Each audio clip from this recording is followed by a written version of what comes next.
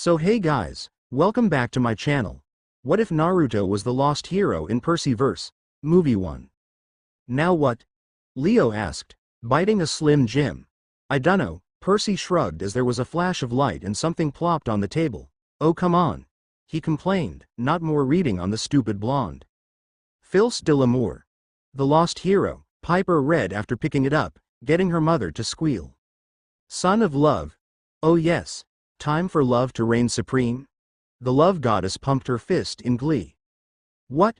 Apollo said, looking at the title again and groaned. Aw man, no more of my awesome kid, he complained. Seems so, Artemis frowned. So, who wants to read?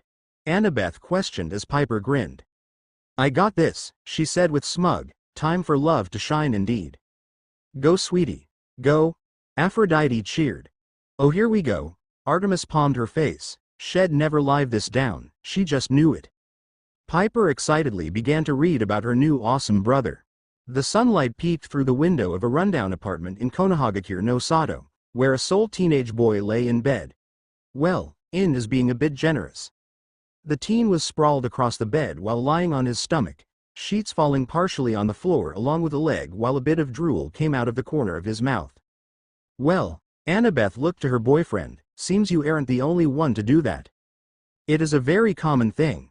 Percy defended himself, getting Annabeth to just smirk at him in amusement. His head was covered by short messy blonde hair, spiking uncontrollably in several places, and on both of his cheeks were 3 thin marks, looking akin to whiskers. Which makes him adorable and handsome, the proud mother said. The teen's arms suddenly wrapped around the pillow his head rested on and he smiled in his dreaming state. He giggled sleepily and addressed his dream in mumbles, speaking to the pillow softly. Do we even want to know? Leo asked the question, getting many headshakes of no. Whatever he was dreaming of was interrupted by the loud buzzing of his alarm clock, startling the blonde from his sleep with jolt. Blearily, he looked around for the source of his current state of consciousness and found it. Raising a clenched fist, the sleeping teen then dropped it on the device, shattering it with ease. He must go through a dozen of those if that's his reaction, Apollo said, glad his invention was making profit. Who keeps buying those stupid things? And setting them for so early? Asked the blonde with a growl. He closed he deserved to sleep, damn it. Wasn't saving the world from a madman trying to become a god enough for that at least? Wait what? Percy asked Piper as she read in the side text. Yep, some guy was trying to become a god, freaky weird, Piper said. It had only been 3 months since the end of the 4th Shinobi World War. Woo! Ares cheered, 4th World War. Damn, where was I? He demanded, upset he missed it. The Cold War between the 5 great shinobi nations now over. Boo! Ares jeered with a thumbs down. The nations were separate but allied and peace was reigning supreme over the small continent known as the Elemental Nations. Now that's just bullshit. Ares, Aphrodite frowned, my son brought peace to a warring continent, that's something amazing. But it puts me out of a job. The war god whined childishly. The chakra entities known as the Biju were mostly gone, hiding away from humanity to protect the world from another would-be revival of their original form. The Shinju, a primordial entity that was partially responsible for the emergence of the shinobi that dominated the continent. The gods shifted uncomfortably at the mention of a primordial entity. Its defeat would go down in history as one of the hardest battles known to shinobi. And Naruto was right there on the front lines. He still had the occasional nightmare about it coming back, about this piece just being a dream. With another groan at being unable to go back to sleep, the blonde pushed himself up and got off of the bed. Groggily, the blonde stumbled from his bedroom to the small kitchen in only his boxers. He walked past an amused-looking red-headed woman, her violet eyes twinkling as she watched him wave at her tiredly. Isn't that Kushina? Apollo questioned. Yep, Hermes grinned, but since Dite is his mom. Oh, this is going to be weird, yet amazingly funny, Apollo snickered. Exposing a small circle in the palm of his right hand. Morning mom, said the blonde. Good morning, Naruto, the woman said with a small giggle. He doesn't even realize it. Hazel giggled. Give him a minute, Piper said, defending her awesome brother, he just woke up. The blonde, Naruto, nodded tiredly in acceptance of her and continued his trek to the kitchen. He opened his fridge when it hit him. His mother, Kushina Uzumaki, had been dead since he was a baby. "We all aren't the brightest after just waking up," Jason said as Percy nodded. He knew that all too well. So that meant one of two things. Either he just said hello to the worst assassin on this side of the planet. That would be seemingly terrible, Nico admitted with a nod of interest. Or he was still dreaming. Sad fact is no, sweetie. Aphrodite smirked, wondering how her other was going to tease him. Finding the first option to be ludicrous, hell, it was downright laughable, Naruto just decided to go with the dream and continued to pull out his morning serving of milk for his cereal. Good for him. Oh, be quiet. Hades grumbled to his wheat for brains sister. So which dream is this? You guys are alive again? Naruto asked as he grabbed a bowl for his morning breakfast. Your father is still very much dead, said Kushina informatively. She had a small smile on her face as she watched her son prepare his breakfast nonchalantly. Well, Minato in this one is mortal, but still so handsome, the love goddess blushed. Oh, she wondered how they met. Was it the same how Kushina met Apollo? Never had a dream with just you alive, said Naruto, with a thoughtful hum. He poured his milk into the dry cereal waiting in the bowl and then put the milk back into the fridge. He walked out of the kitchen to look at his mother still sitting on the couch patiently with a small smile on her face. Never had a dream with just dad alive either for that matter. Am I Hokage yet? No, the demigods answered as one. No, said Kushina, another giggle escaping her lips as her son pouted with a spoon in his mouth. Damn, seriously? Naruto asked. He dropped his spoon back into his cereal into his bowl. Lamest dream ever. I know the feeling, bro. Leo nodded solemnly, all those hot chicks never being real. It would be if this was a dream, Naruto, said Kushina with a small titter of laughter at his confused face. But it has to be, said Naruto with a frown. He pointed at her with his spoon in hand. I mean, you're supposed to be, you know. Awkward death remark, Hades said as he got some looks that he shrugged too. What, I can be funny. Kushina's smile dimmed a little at the reminder of that night 16 years ago. Curse the frailty of mortal bodies, making her leave such a brilliant baby alone as her then husband died alongside her. Splitting a small portion of herself off into a mortal shell was no problem, considering her flexible and constantly growing domain. She was rather powerful and often overlooked. I know, the Lady of Doves nodded. It is so true. She glanced at Artemis. Isn't that right, Artemis? The huntress just scowled at her with crossed arms. Yes, well, I may have died in that body, but I live on in my main form, said Kushina. Naruto arched a brow and set his bowl of cereal down. Because that isn't going to confuse him, Athena told her eyes. Main form. Are you a chakra entity? Naruto asked. But you feel like a civilian? Finally became a bit more observant, haven't you? Kushina said. A smile tugged at her lips. In a way, I am a projection, a clone of sorts. I need you, your family needs you. I would have come sooner, but you were needed here. Road trip. Leo joked, getting some laughs. Why yeah, whatever you want, Mom, said Naruto, a bit taken aback. Where do I need to go? I will take you as far as I can, said Kushina, standing with a smile on her face at his acceptance. Then you must find Camp Half-Blood. Ah, there we go. Athena said, but looked to the goddess, not even going to explain it to him? Aphrodite shrugged, figuring it would be better if he was found. Plus she had faith he would do fine. Half-Blood. It will become clear to you when you arrive, sweetheart, said Kushina, taking a step towards him. He took a step back. Afraid of mother? Artemis tauntingly asked the love goddess, smirking at the scowl she got. All right, but can I say goodbye? He asked. See, Aphrodite told her rival, he just wants to say goodbye to his friends. Artemis huffed, yes yes. She waved off. Kushina bit her lip, she didn't have a lot of time here before they noticed her absence from North America. Yes, notice. Zeus said, glancing at the love goddess, who in turn had a sheepish smile on her face. An idea hit her. The clone technique. Use your clones to say goodbye. You know the secret about them, don't you? Yeah, I retain you're a genius, Mom, said Naruto, making his mother smile back at him. Aphrodite sent a smug glance to Artemis and Athena. Hear that? The godly daughters of Zeus just rolled their eyes. I try, she said. Hurry, we haven't much time. Naruto nodded and stood straight up, holding his hands out in front of him. His index and middle fingers formed a cross in front of him. There was a flux of energy before the room became filled with duplicates as Naruto named his signature technique. Taju Kage Bunshin no Jutsu, Multi-Shadow Clone Technique. Best move ever. Annabeth pouted, it was like they were taunting her. Alright guys, you know what to do, said Naruto to his clones, making each of them nod before they vanished in small explosions of chakra-infused smoke, similar to their dismissals. The blonde smiled proudly back at his mother. Ready to go. Good, said Kushina. She walked over to her son and put her hand on his shoulder. This could get a bit bumpy. You are actually teleporting him? Zeus asked the love goddess. Said goddess rolled her eyes. Well yes, Zeus, it seems I am. Her tone held uncaring of his accusing tone. Why? I am not exactly supposed to be doing this, but it's necessary for what's to come, she said. See, necessary.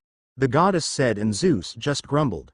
He tried to ask her more about it, but before he could the air folded around them and the smell of lavender filled his nose. Their bodies became translucent and slowly faded away. He didn't feel anything for a second, and then they re-emerged, and he felt it. The burning, the pain in all of his body. Saying it hurt a lot was an understatement. It felt like he was regrowing skin that had been torn off one bit at a time. He heard himself cry out, felt his legs give and could feel gravity taking its hold on him. Naruto hit the ground unconscious, his body perfectly fine and intact, though his clothes had been changed to more appropriate jeans and a solid white t-shirt. So, Piper said slowly, after nearly killing him from sheer pain, you still changed his clothes. Well, yes, he needs to blend in sweetie and those pajamas weren't going to cut it for my child. Okay mom, just checking. Kushina knelt down next to him, her form flickering lightly. She cupped Naruto's face with both of her hands, kissing him softly on the forehead to give him a bit of a helping hand in this new world, before pulling back. Her time was up, she succeeded in her goal and was being called back to be questioned by Zeus. She smiled sadly, rubbing her thumb along Naruto's cheek one last time before returning to Olympus to explain herself. Oh like hell do anything about it.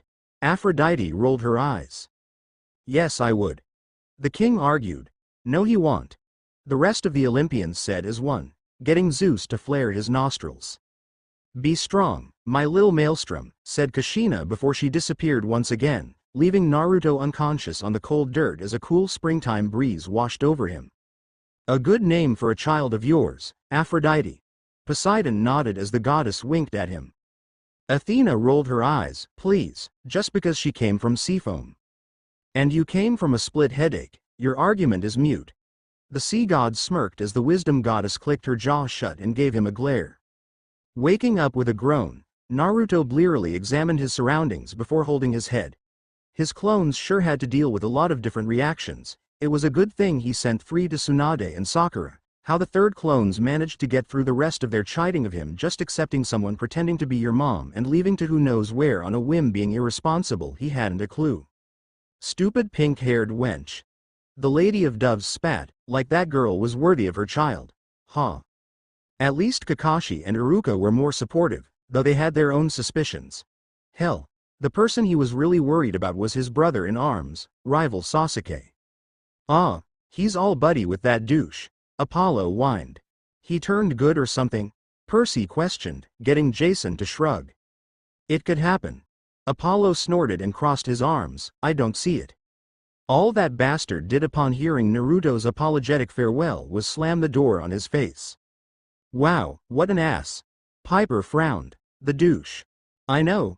Apollo agreed with his not son. Man, it sucked that Naruto wasn't his kid in this story.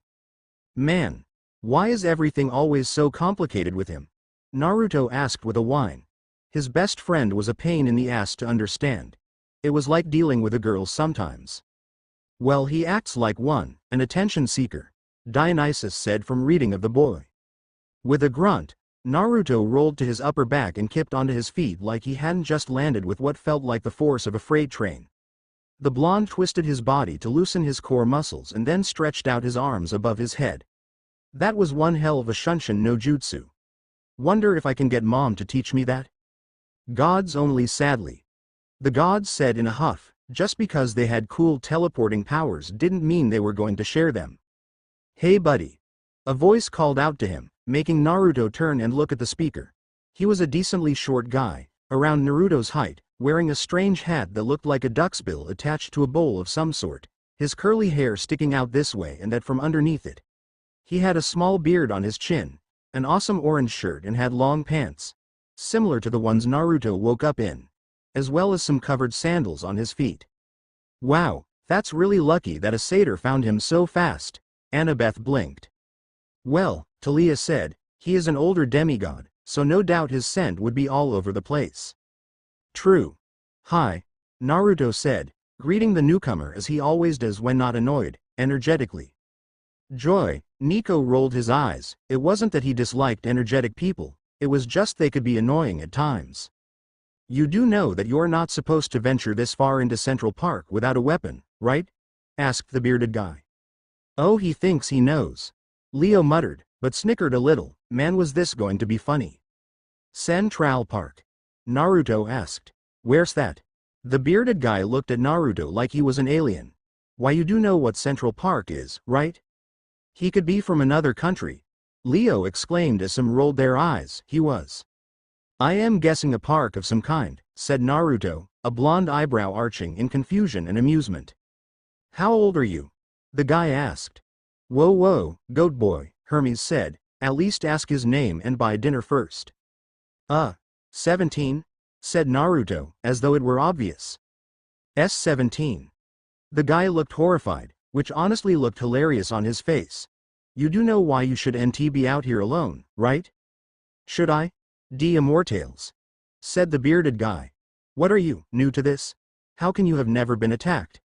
Now that isn't true, Apollo said, he's been attacked by ninjas. Still not monsters. Artemis pointed out. Are they Arte? Are they? I've been attacked tons of times, said Naruto with a frown. What? Really? So you know about the camp, then? Camp? I feel sorry for the goat. Demeter frowned, it sounded frustrating. Why does this always happen to me? The bearded guy said, moaning as he rubbed his face with both hands. Dropping his hands to the side, he sighed and then looked at Naruto with what could be called a serious glare. Alright, look, we don't normally get greens your age, but there's a camp for kids like you. That's not a very encouraging start, Hazel winced. I highly doubt that, said Naruto as he tensed a bit and got ready for a fight. This guy's anxiety was going off the charts. And then there was the feeling in the air. Like that the natural chakra here was poisoned. Or like something very important was missing. Like Pan. Hermes frowned, sigh, such a good kid. Haven't you ever wondered who your parent was? Asked the bearded guy. I know who my parents are, Naruto said hotly, his eyes narrowing and his pupils became small slits. I think you should have the satyrs go through PR training, Hermes pointed out.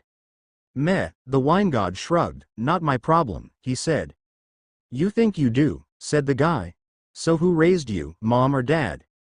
For your information, neither of them did. And point one goes to Goatboy, Nico said, really tact man. Oh man, buddy, look I save it, said Naruto brushing past the guy with a frown on his face. I don't want to talk to you anymore. I am sure we can find some good PR programs. Oh stuff it Hermes. Mr. D snipped. Wait, I said leave me alone, said Naruto as he walked away. He may have accepted that he had awesome parents, but that didn't mean he wanted to remember them not being there. Especially after how his father's reanimated corpse sacrificed himself to save the blonde. It was like losing the third all over again. Okay, Hades groaned, feeling a headache coming along. Who raised the dead? I doesn't say, Piper informed the god, Griat. The guy with the beard and the strange hat followed him as he wandered through the woods. Wait. Stop following me. No means no, Leo cried out. Stanger Dranger. Nico followed up as they laughed. I will if you just stop and wait, let me finish what I was saying. Reminding me of what I didn't have. Ouch, Hazel winced, really, bad fooiness. Okay, usually with kids like you we're the same age. If you would just listen pass. This is important.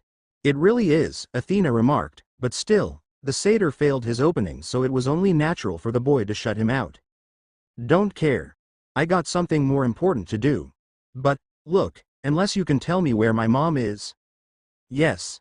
Naruto stopped to look at the guy. Well, maybe. You need to find your mom? Yes, and no lying or you get ninja knifed. Ares laughed. She brought me here to help the rest of my family, said Naruto with a firm nod. He promised to help his mom, and Naruto Uzumaki never went back on his word. Has the almost same attitude, though he seems less of a smartass, Talia commented with a quirked lip. Ah, Leo pouted, he liked smartass Naruto, he was funny as hell. Least he isn't going to be messing with me, Percy said. Yet, said the demigods as one, getting the son of the sea to pout. Okay. Well, as I was saying earlier, wait, no, this is related to your mom, I promise. Naruto rolled his eyes and stopped walking, turning to face the bearded guy. Well? Look, there's a camp for kids like you, who need to find their parents, so to speak. Just come with me and we can sort this all out with the head counselor's help. It sounds so creepy the way he says that. Annabeth complained, seriously, where was Grover when you needed him? Naruto looked at the guy, his blue eyes searching the guy's brown. Empathetically, he knew that the guy wasn't lying. Logically, he's given no reason to be lying. Still, he had to be careful. Naruto didn't know where he was and what the reason behind his mother's sudden arrival was, so he had to play it carefully. The war had made him realize that sometimes not all was what it seemed. War is good like that. Ares gave a stern nod, it was a cold hard truth. All right, you've got my attention, said Naruto. Awesome, I wonder if this is how Underwood felt when he met Percy Jackson, said the bearded guy with a smile on his face. I highly doubt that, Percy said in a dry tone. Agreed, said Talia and Annabeth, no way was it like how they met the goat boy either. He held his hand out, name's Billy, Billy G. Overtree. Why do satyrs have last names like that? I mean, Underwood, Hedge, and now Overtree, Leo questioned. Nature spirits. Dionysus answered. Weird name, said Naruto as he took the hand and shook it. Naruto Uzumaki. And you say my name is weird? Billy asked, taking his hand back. He's from Japan. Apollo countered, and it isn't weird. Poseidon argued, it was an amazing name. So, you ready to do some hardcore walking? Walking? Naruto asked, smiling in amusement. Yeah, unless you know how to drive, Billy asked. He was a bit hopeful in that aspect. What like a cart? They really are barbarians, Leo said aghast. Billy's hopeful expression turned into one of horror once again. Please tell me you're joking. Are you talking about one of those train things? You have those here? Immortales, you're not joking. Billy dragged a hand down his face. Okay, Naruto. I guess it's a good thing you and me are going to have a long walk. Ah, the explanations of modern civilization. Athena smiled, this was going to be amusing. Billy led Naruto out of Central Park, explaining the advancement of technology and summarizing the history of the United States as best he could. Naruto, as soon as he made it to West 59th Street, gaped at the lights and sounds of the cars. Billy smirked at it. If the blonde thought that was impressive, wait until he got to Times Square. Oh man, that was a fast lesson. Annabeth snickered, you think he understood it? He's smart, I am sure he did. Nico supported the blonde ninja, still liking him even if Bianca was gone in this dimension. It sucked, but hey, at least he saw one where she was alive and that made all the difference. They had to hurry, though. Billy could smell the monsters gathering. Whoever this kid's parent was, they were strong. Artemis snorted at that as Aphrodite glared at her, I am. Yes, of course. I am right here. Piper frowned at the moon goddess. Forgive me, Piper. I meant nothing by you. Artemis smiled at the girl. I just really hope it's not one of those three and that it is his mother, Billy thought. Well, the oath is no more. Zeus pointed out as Hera glared at him, know that I would indulge ye. Bullshit. Said Hades and Poseidon, getting the king to glare at them for cutting him off. He watched as Naruto looked around, swiveling his head this way and that in childlike wonder. It was interesting to see how this guy acted. One moment he was reminded of Cabin 6. The glare that was set on him was that damned Athena glare, he was sure of it. Oh, Athena asked in amusement. What's this? She asked as Annabeth perked up at that tidbit. But something told him that wasn't the case. There was something about this guy that reminded him of Grover, too. That would be the sage thing, very cool by the way, Jason noted. Wow, this is amazing, Naruto said as he and Billy walked down 7th Street. He was in awe at how large this city was. Konoha had nothing on it. And you're saying that this is one city of many states? Yep. Get the boy on a computer, Leo suggested with a twinkle in his eye. Wow. Naruto whistled as he turned around while walking, his eyes on the towers that just continued to rise. He nearly walked right into the street, again, only to be saved by Billy, who pulled him back from the road just as a car raced by. Thanks. Talia snorted with a snicker. Oh man, that is just plain funny. Piper frowned. No it isn't. He could have gotten hurt. Your dad hit him and he was just fine. Shut up. No problem, said Billy, shaking his head in disbelief. This kid is too much. At one moment he looks like he's going to kill me, but at another he's carefree as can be. There's only one Olympian I know that matches that description, but he doesn't give off the dreamy vibe and I haven't felt compelled to do anything he says yet. Not all my children have it. Aphrodite said. Yeah, just me and Drew, good call on the latter mom. Now, no talk back young lady. What's all that light up ahead? Naruto asked, curious of the blinding light that stood out even among the bright headlights of the cars that drove past. Billy smirked, knowing what would come soon. His smirk fell as the horrid smell of underground hit his nose. It isn't horrid. Hades scowled. Poseidon rolled his eyes, just because you can't smell it. It isn't that bad, is it? Hades asked and not no answer. His eyes were wide, his breathing sped up, and the young satyr kicked his shoes off so he could run better, revealing his hooves. We need to move, now, Billy said, shoving the blonde forward into traffic. Don't get hit by a car and keep running. Why? Naruto asked as he easily kept pace with the satyr. Wow, that's kinda hard, Percy said. Grover was a speedy goat when he wanted to be. A horn blared, making Naruto look to the left and see a car coming at him and Billy. The driver looked irate that someone dared to run across the street when he had an obvious red light. His irate look turned to shock when the crazy blonde that chose to run across the street grabbed the other teen and cleared the rest of the 55 feet in one jump. Wow, Spider-Man leap. Apollo whistled, good on him. He just jumped 55 feet in Times Square. Annabeth said in a slow tone, trying to let it sink in. The mortals are going to flip, I just know it, Percy said with a smirk since he had that kind of lucky and so had Naruto. It was a universal truth. Thanks, said Billy, a bit shocked from the sudden jump. Naruto grabbed him by the back of his shirt and helped him back to his feet as they continued to run towards the brightly lit portion of the city. Naruto spared a glance behind him and saw a large cloud of shadow, several red lights coming from it. A horde of hellhounds, nice way to start the morning, Percy said sarcastically. I think that's cool. They wouldn't bother you Nico, so of course. His eyebrows narrowed in thought before returning his attention ahead of him. So, we running from the giant black cloud?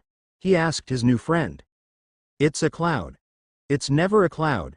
Immortals, why is it a cloud? Curse you cloud. Leo proclaimed, but a cough from Zeus, along with a pointed glare, shut the Latino up. I take it that's not normal, then? Naruto asked as they ran. All he got were more concerned whimpers from the satyr. They broke into the small square of blindingly bright lights, which made Naruto pause from culture shock and awe. Noise was all he heard and the lights were so distracting, he barely heard Billy telling him to hurry up. He did hear Billy cry out his name in warning as the cloud engulfed the blonde foreigner. Ah, dead in 5 minutes, sucks for him, just like last time for Apollo's version. Ares. Aphrodite cried out at her boyfriend. Was being honest.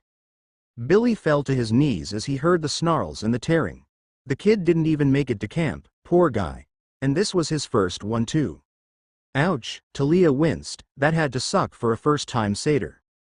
Hopefully it got easier like Grover said it would. Guess not everyone can be like Grover Underwood, getting the son of Poseidon to camp alive with ease. Ease? Percy asked questioningly. Last I checked, I pulled him over the property line. He also got a son of Hades and found the daughters of Hades and Zeus also. Nico pointed that tersely. Still, there was a small part of Billy G. Overtree that hoped the new guy would make it. He will. Piper said knowingly, a smirk coming onto her face at the coming lines. There was sudden yelping and Billy had to drop to the ground to avoid being hit by a flying giant black mastiff, a hellhound. Billy looked back at the cloud with wide eyes, seeing it grow up and the yelps increasing. I said. Get off, Naruto said, standing abruptly with one of the hellhounds held above his head. "'Cause he's her see you less." Leo sang out jokingly from the old show, getting some laughs since it looked like something from the opening sequence. Hera scowled. Be silent, Leo Valdez. Yes, Grandma. The other hellhounds were forced to tumble back as he stood, quickly recovering and snarling at the blonde. Naruto glared back at the few in front of him. Don't forget your friend. The hellhound in his hands learned to fly before being reunited with two members of its pack, and taking out a streetlight with the distance they got. And it's good. Hermes cheered with a little flag. A hellhound tried to take Naruto by surprise, leaping at him from behind. Naruto turned and punched it square in the nose, stopping it midair and making it fly back. When another tried the same tactic, he spun on the ball of his foot and brought his heel across the side of the monster dog's face, sending it flying. Seeing that these simple attacks were doing nothing, the hellhounds rushed him once again. Must be masochist hound. Percy, Annabeth said, scandalized. What? It's true. Billy watched as the blonde punched, kicked, and in one instance bit the hellhounds like they were as light as a feather and their teeth were made of clouds. Who bits a hellhound? Frank said in bewilderment. It's to prove dominance. Ares said sternly, show him who's in charge. This was insane, what he was seeing. What he heard next kicked his adrenaline into overdrive. Sirens, mortals had invented them to alert, and alert they did. The hellhounds' assault continued as the white and blue vehicles of the New York Police Department swarmed Times Square. Oh joy, Zeus groaned, and they just cleaned up Manhattan for order's sake. The sounds of a helicopter were heard and a light was shined down on the fight between what Billy knew were hellhounds and Naruto Uzumaki. A few more helicopters joined the scene and a couple of the mega screens in Times Square changed to the news, showing the fight as it happened. See, he's already so popular, Piper. Aphrodite smiled. Great to have a famous big brother, right? I don't think that is the best kind of famous, Mom. Nonsense. Apollo said, no such thing a bad press I say. Says you. Hades grumbled. There was another yelp that got Billy's attention and he dove to the side to avoid being flattened by the flying hellhound. Amazing how good his aim is for almost hitting the satyr every time, Hermes said dryly. I think it's funny. Ares argued, and that says a lot about you. The hellhound in question dissolved as soon as its back hit the ground, revealing that Naruto had given enough internal damage, possibly a collapsed lung or something of the sort, to kill it. The news cameras zoomed in when a blue light appeared in the center of the mound of lions that the cameras saw. Lions? Really? Mortals see what they want, Percy, Hazel told the boy. But lions? We released one in Vegas, Annabeth brought up. That's Vegas. Rasenrengen, Naruto's voice cried out as the hellhounds were sent flying from the pile they were in, dissolving into gold dust that scattered in the wind. Naruto drove what appeared to be a blue ball right into the face of the last hellhound, grinding it into golden dust and leaving him alone with two blue spheres glowing in his hands. Who else wants some chakra? Leo asked in a rocky voice. High above the Empire State Building, the Olympians watched through Hephaestus' massive televised screen, a holographic image that duplicated the effects of a television, acting like a sort of one-way iris messaging. One Olympian in particular smiled proudly at the image of the blonde with a glowing ball of energy eviscerating the hellhounds sent after him. Of course you're all watching this. Talia muttered, why not watch a demigod fight for his life, though Naruto looked like he was just exercising to be honest. Damn, said a man with light blonde hair, dressed like a work-first businessman with the Bluetooth device in his ear.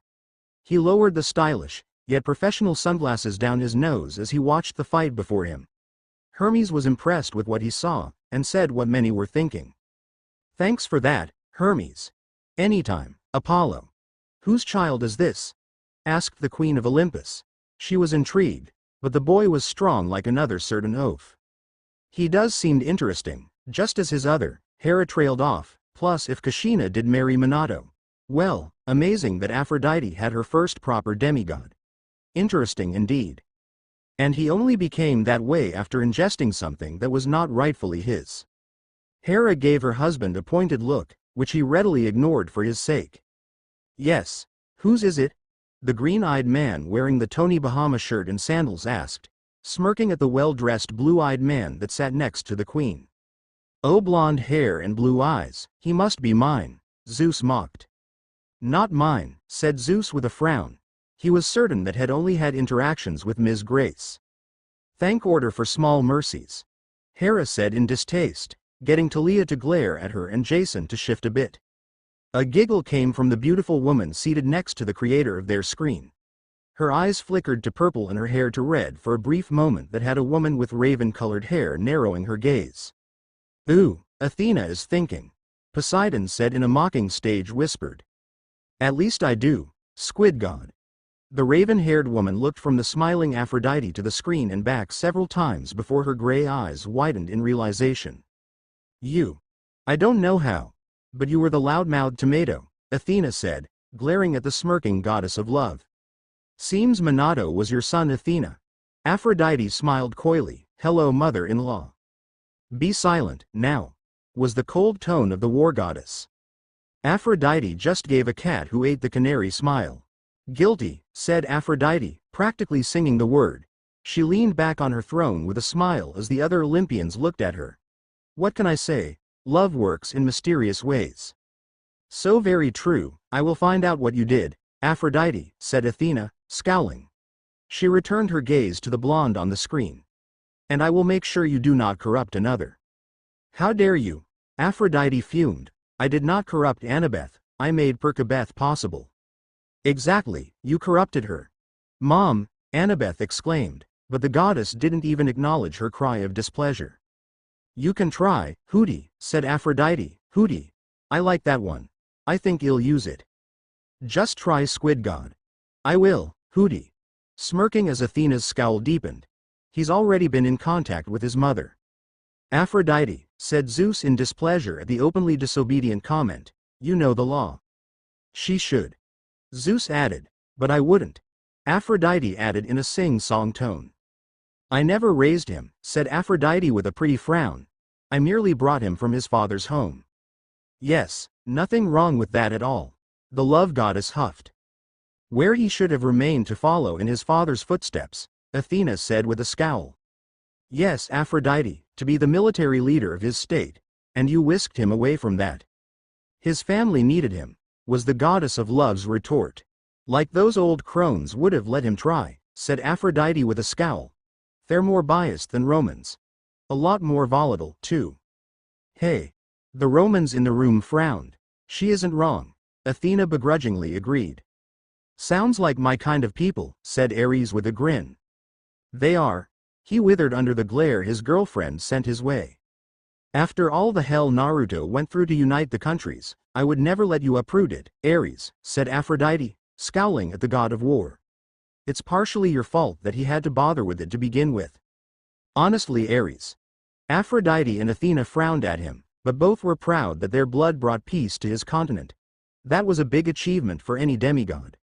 Oh, you're talking about the moving continent, Apollo said, snapping his fingers when he caught on.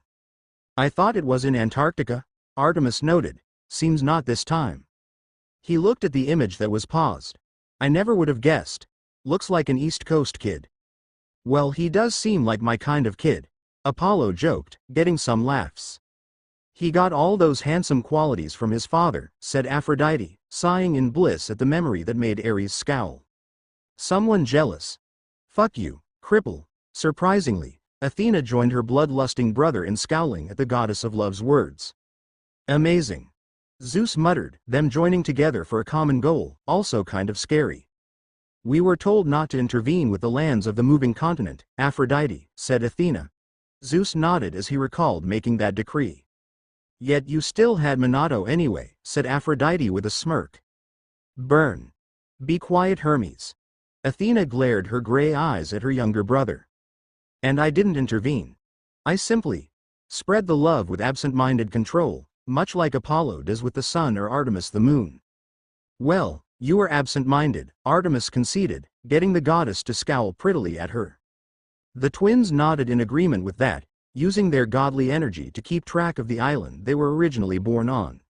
Whoa whoa, Apollo halted Piper, now it's on the island we were born on? He questioned as his sister was smirking, such nostalgia. Seems so. Athena said in intrigue, it must jump around in each dimension or something. It was probably why that land was so potent with strange energy that mimicked their own coursing through their veins. Of course, the titan that enlarged it to the size of a small continent was sleeping and wouldn't reveal the reasons behind why she had. Wonder who she is? Percy wondered. Probably Mom. Apollo answered the boy. Still, you disobeyed that decree when you brought the boy here, said Zeus, looking at the blonde as he looked around at the mortal authorities. While I am sure the mortals could handle him, I believe a final test is in order. Oh, here we go. Poseidon groaned. Pa, the boy can surely handle it. The god king waved off. I think Zeus just wants to see the wind attack. Hades mocked, getting Zeus red in embarrassment at the accurate statement. Is that really necessary? Poseidon asked his brother. Uncle P, you can't play favorites because he's named after stuff that happens in your domain, said Apollo, getting strange looks. What? Naruto Uzumaki. It's Japanese, I know this stuff. Poseidon brooded at that. It was the same reason he liked the boy, plus he was from Aphrodite, Seafoam. The kid had his support unlike Apollo's version, Squid God, little brat. While Poseidon brooded at being called out on why he was so intrigued in the boy, Zeus looked back at the blonde. Naruto was looking around with wide eyes at the flashing lights and the screens with his face on it from different angles. Underneath him was the headline Superheroes Exist. Team destroys lions in Times Square. Zeus scratched his beard in thought before nodding. They do, and the dude gets the spotlight. Where's our spotlight? Leo demanded. We get it in our little community, Hazel told him. So not the same, Hazel. The boy will be tested, Zeus said, confirming his decision while Aphrodite scowled and Athena frowned. Send in a hydra. Father. Athena frowned as Ares laughed giddily. It sounds fair. Zeus shrugged. Of course you would agree with yourself. The sea god rolled his eyes. Message sent, said Hermes, finishing the request to Hades for a monster. Yeah, more work for me, Hades said in a sarcastic tone. He looked at his father. You sure he should be doing this in Times Square? I know. Hermes nodded. Seriously, Times Square was a bustle for business, and to destroy it? It was one of New York's best sights. The mortals will forget by tomorrow, said Zeus. Hecate and Hypnos will ensure that. Of course you would say that. Hera rolled her eyes, but was intrigued to see what was to come. Hey Billy? Naruto asked his friend as the NYPD trained weapons on him. Why yeah? Said the stunned satyr. Had never seen anything like that, even during the war, no demigod had survived a swarm. Alone. No, Annabeth nodded, but looked to her boyfriend, except a certain Mr. Impervious. I try. The sea child smiled brightly. What are they doing? Naruto asked, gesturing to the cops setting up a perimeter. Well, kids like you aren't exactly normal, said Billy, who was rapidly trying to think of reasons why this was happening. Man, if it was his fault the mortals rediscovered the Olympians, he was so going to get it. Still looking into how to torture satyrs after they die, Hades helpfully added. Good. Zeus nodded. Seriously, if this wet behind-the-ears satyr let the secret out, he was going to get it. But what are they doing? With their hands? Naruto asked, seeing all the small objects in the uniformed men's hands. Kids about to find out about guns the hard way. Ares snickered, but cowed when his girlfriend glared at him. Great. He couldn't joke as much since he was Deit's kid now.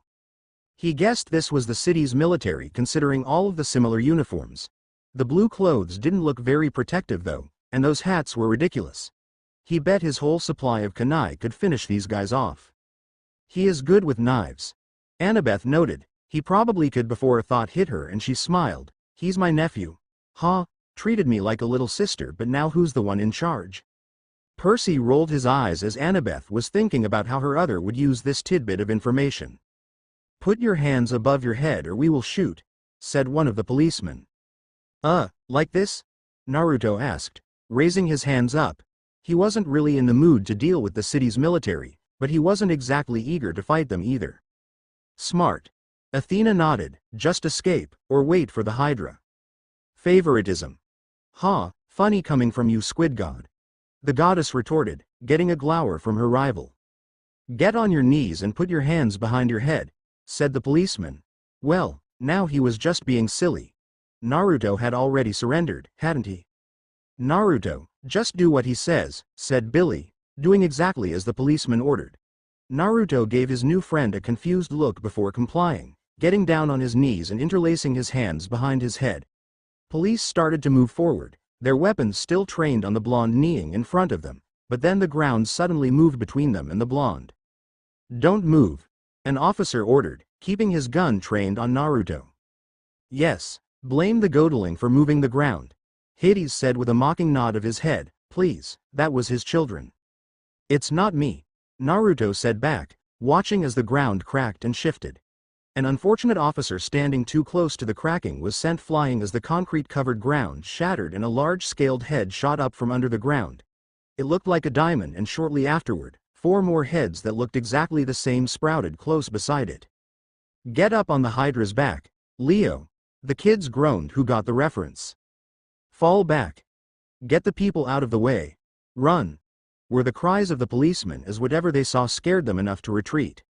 "Least they know what's important," Percy mumbled, "still, never on your side until you really needed them." But it was dead," Billy said, falling to his butt and scooting back in fear of what stood before him.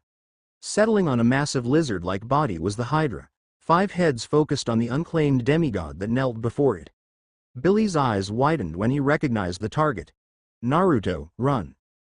Naruto didn't need to be told to move, because he rolled out of the way as soon as one head dove at him with its mouth open wide. Avoiding being bitten by razor-sharp teeth was at the top of Naruto's to-do list at the moment. He dodged again, this time avoiding another head, before deciding to make some distractions. He crossed his fingers in front of him and focused the chakra. The cannon fodder move. Ares rubbed his chin, best move ever for a mini-army. "Kage Bunshin no Jutsu," Naruto said, making 8 clones appear next to him. They rushed at the monster while Naruto went to help the now bulging-eyed Billy up from his seat. "What how but you I?" Billy failed to find words, stumbling over himself as Naruto got him to his fey hooves. "Yeah, bet the goat didn't see that coming," Jason laughed. "I bet I was surprised too with Apollo Naruto," Annabeth added with a quirked lip, still, seeing that as a child would have been exciting. "Explain later." "What is it and how do I kill it?" Naruto asked, pulling Billy with him when a clone was dispelled due to a ball of acid sent from one of the Hydra's mouths. Well, that just replaced the razor-like teeth at the top of Naruto's to-do list. "Acid or teeth, pick your way to die," Nico instructed in a smooth voice. Hydra," said Billy, pulling himself together. "Every head you cut off, 2 replace it. Sharp claws and teeth, acid spit and reported to have fire breath." A textbook analysis, good for a satyr. Athena nodded, impressed by the on-the-feet analysis. "Good, thanks. So how do I kill it if I can't cut the heads off?" Naruto asked. So much for being good under pressure." Piper winced. Hedge was more on his feet. "Hooves, whatever." "Well, I am working on it, all right. I am working on it," Billy said. "Geez, I am not a member of Cabin 6, cut me some slack." "Like he's supposed to know what that means, even if Naruto is a legacy," Annabeth said. "What am I supposed to do until then?" Naruto asked. Billy shrugged haplessly before pulling the blonde with him out of the way of another shot of acid. "Avoid dying," Billy said as they both got up from the ground. "Well," Hermes said, "that is the general idea, most of the time anyway." "So improvising," said Naruto. He nodded with a grin. "I am good at that." "Like any skilled tactician," Athena nodded with pride. "Boss," a clone shouted, making Naruto turn to look at it. Making eye contact with the clone that signaled him, it dispelled and Naruto got its idea, now technically his idea, and he beamed. You said don't cut off the head, right? Naruto asked. Unless you can cauterize the neck before it regrows 2 more heads, said Billy. I got an inkling that Blondie is going to do more than that. Leo snickered. Remembering that tidbit from the legends. That's how Heracles killed it. Who Achilles? Hera smirked at that. Explain later, duck. The two dropped as a stream of fire was shot from one of the now 6 heads. Apparently, the clone that had dispelled used a Rasengan on one head, and Naruto winced as another clone was forcibly dispelled. Those tails were something to watch for, too. Still, a befitting technique for a legacy of mine. The war goddess beamed. She wondered who invented it. So close range is no go for me, said Naruto. He put 2 fingers in his mouth and whistled, signaling 2 of his clones, before waving them over. When they managed to break away and join him, he pointed at the Coca-Cola sign not too far away. Go gather natural chakra, we're going to shuriken that thing. Yeah, he is going to do what we think he is. Jason grinned, wanting to see it firsthand. Sure he can get enough nature chakra from where he is? Frank asked. New York isn't exactly a nature place, he pointed out. The boy is good at getting things done, Hades said, actually rooting for the boy. All right. You're the boss, boss. The clones leapt over the police barricade, running for the building they were told to go to at top speed and then, much to the onlookers' surprise, up the side of said building. Because he's the amazing Spider-Man. Apollo whistled as Aphrodite sighed in content. Oh, I hope he gets that many girls to fall for him, she squealed at the very thought giddily. Naruto watched them go, creating more clones to buy him some time. Now with the knowledge of his plan, the clones knew just to keep the Hydra's attention instead of trying to kill it. He waited and stalled for a good 15 minutes, before sending another clone up to the 2 meditating ones. When both were dispelled, Naruto's eyes dilated, becoming toad-like and golden as he felt the area's nature chakra fill him, an orange pigment appearing over his eyelids. So that's the proper form of it, Demeter said with a muse of interest. It looks stunning, Aphrodite said, beaming at her son's makeup. It wasn't a lot, but it was enough. Wonder why? Hermes frowned with another sad sigh. With his permanent chakra batteries sleeping off the after effects of the war, Naruto would have to make do with his minor sage mode. Glaring at the Hydra with his fist clenched, the blonde was sure it would be. His hand was lifted above him and another Rasengan started to form, but a clone was created beside him, holding both hands up at the small blue ball of energy. The Rasengan changed, becoming larger and more like a throwing star, a shuriken. Zeus and his demigod children had eager looks on their faces.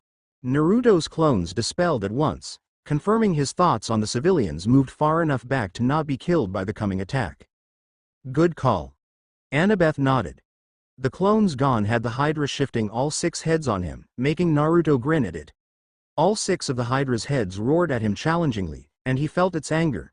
Not at him specifically, but what he was. So he's empathic, Artemis said in interest. Seems so, my children are good at feeling emotions after all. Aphrodite commented. A word floated between Naruto's empathic link with the Hydra. Godling. Well that was something to ask Billy about. Oh yeah, it really was. Percy smirked, it was weird for him too. For now, Naruto reared his hand back and then launched the attack forward. Fuuten. Rasen Shuriken, Naruto said as he threw the ball of energy at the Hydra. And cue our reactions, Apollo shouted like a director. Olympus watched the attack connect and their eyes widened as the intensity of it eradicated the Hydra's body. Not even golden dust remained, or the trophy fang that was expected of it. Dude. Leo whistled, Wind One was better than the Light One, hands down. Amazing. Zeus appraised and felt cheated that his grandson lost such an amazing move, stupid Hades. A pity he lost the spoil, Artemis commented, it was well earned after that feat. He may be a child of Aphrodite, but credit where credit is due. At least he was a legacy of Athena, so it made it easier. Zeus in particular was in awe, having felt all the thousands upon thousands of winds descending on the monster, and felt them shift just appropriately to stay within the dome it created. It must have felt like a poke between the eyes. The god commented, but still, thousands upon thousands of winds, quite the number. Dibs on fighting him first, Ares said, his fiery eyes burning with bloodlust. Of course he would say that. Aphrodite said in a dry tone, did he not just see that move? Hermes and Apollo burst into laughter at his exclamation, making him scowl. What?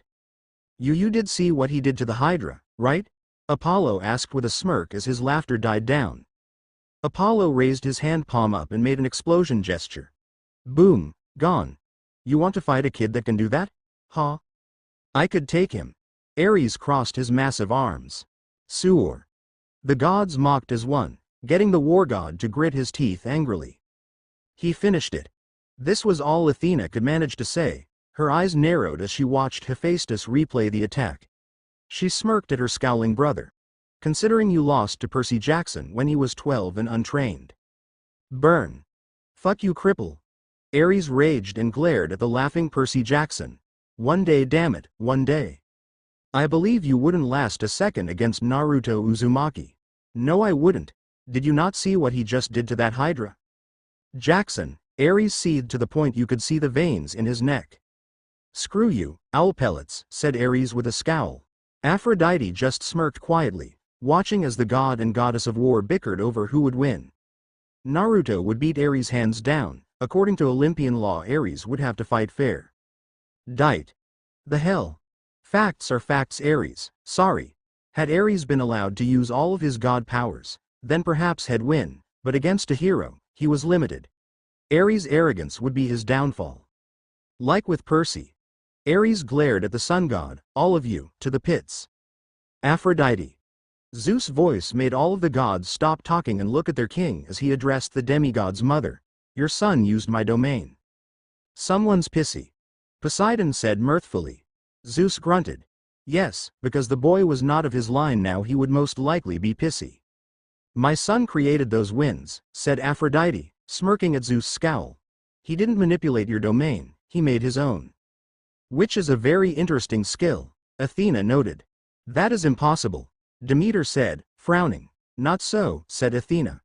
The people from the moving continent have done similar for centuries. It is expected of a child born there to be able to create their own element from their life force.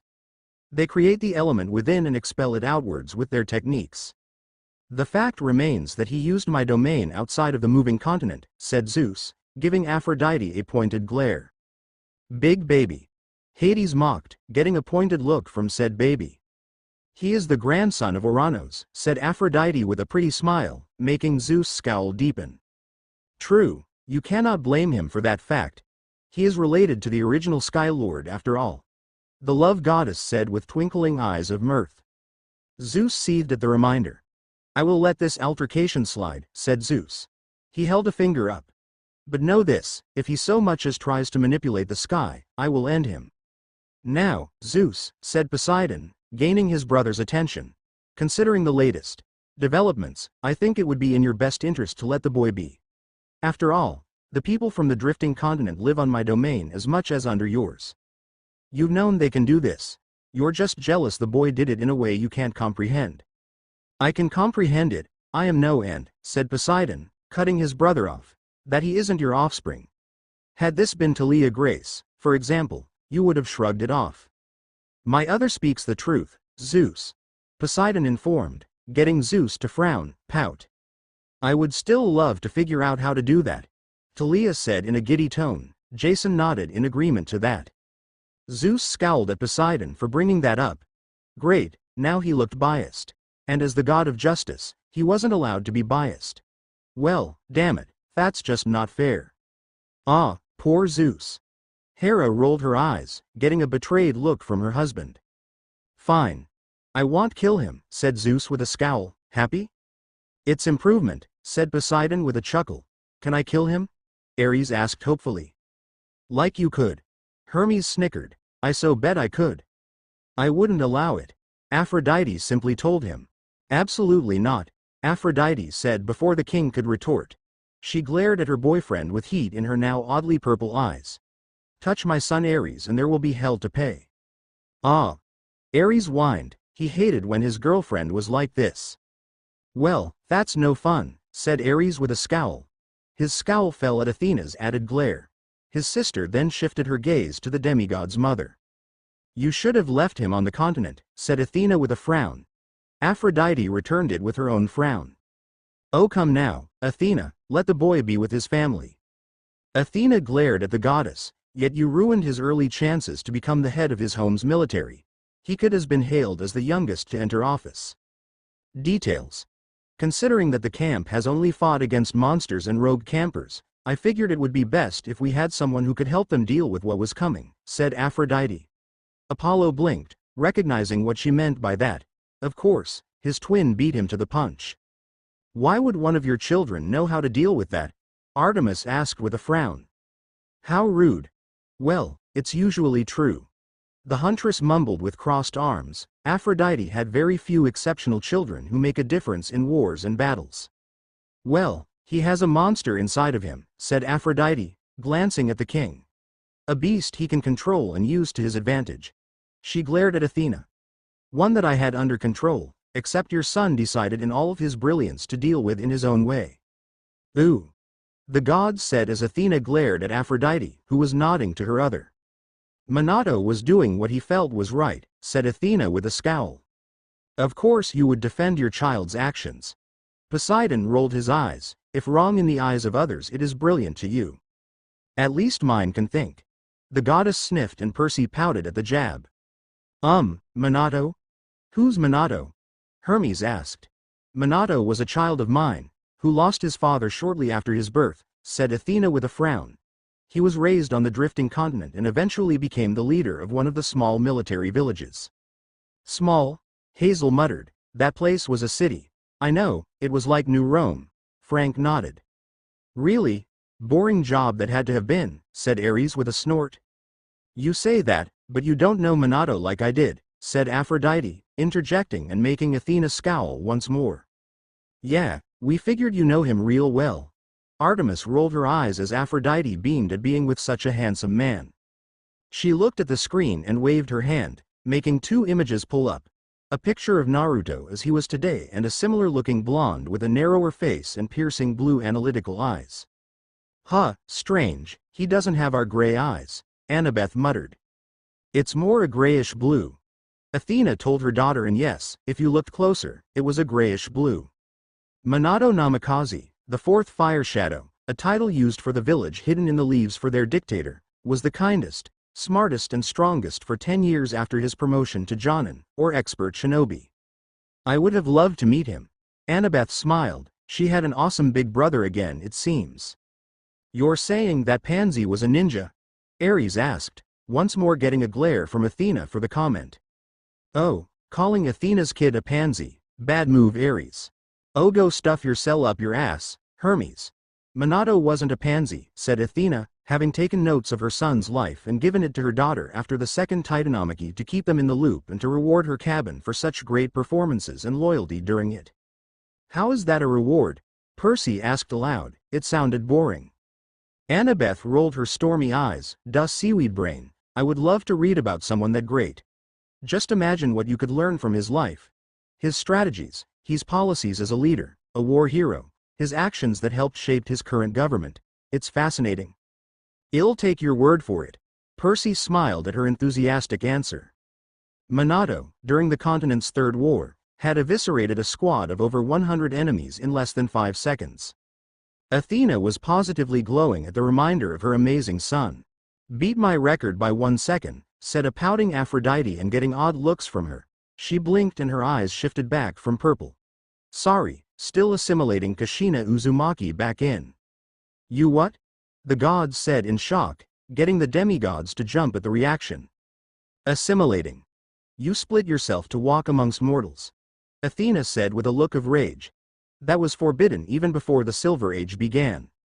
Whoa, Piper whistled. Go mom. I try, but you should NT, Athena scolded. It was forbidden for minor gods and other deities, said Aphrodite with a scowl. Not for Olympians. I am surprised none of you have ever tried it. It's quite refreshing. She has a point. Hera said and had a smirk on her face. That also meant you married this Minato like Apollo had married Kushina. Again, a proper siring of a demigod. The boy really is something special.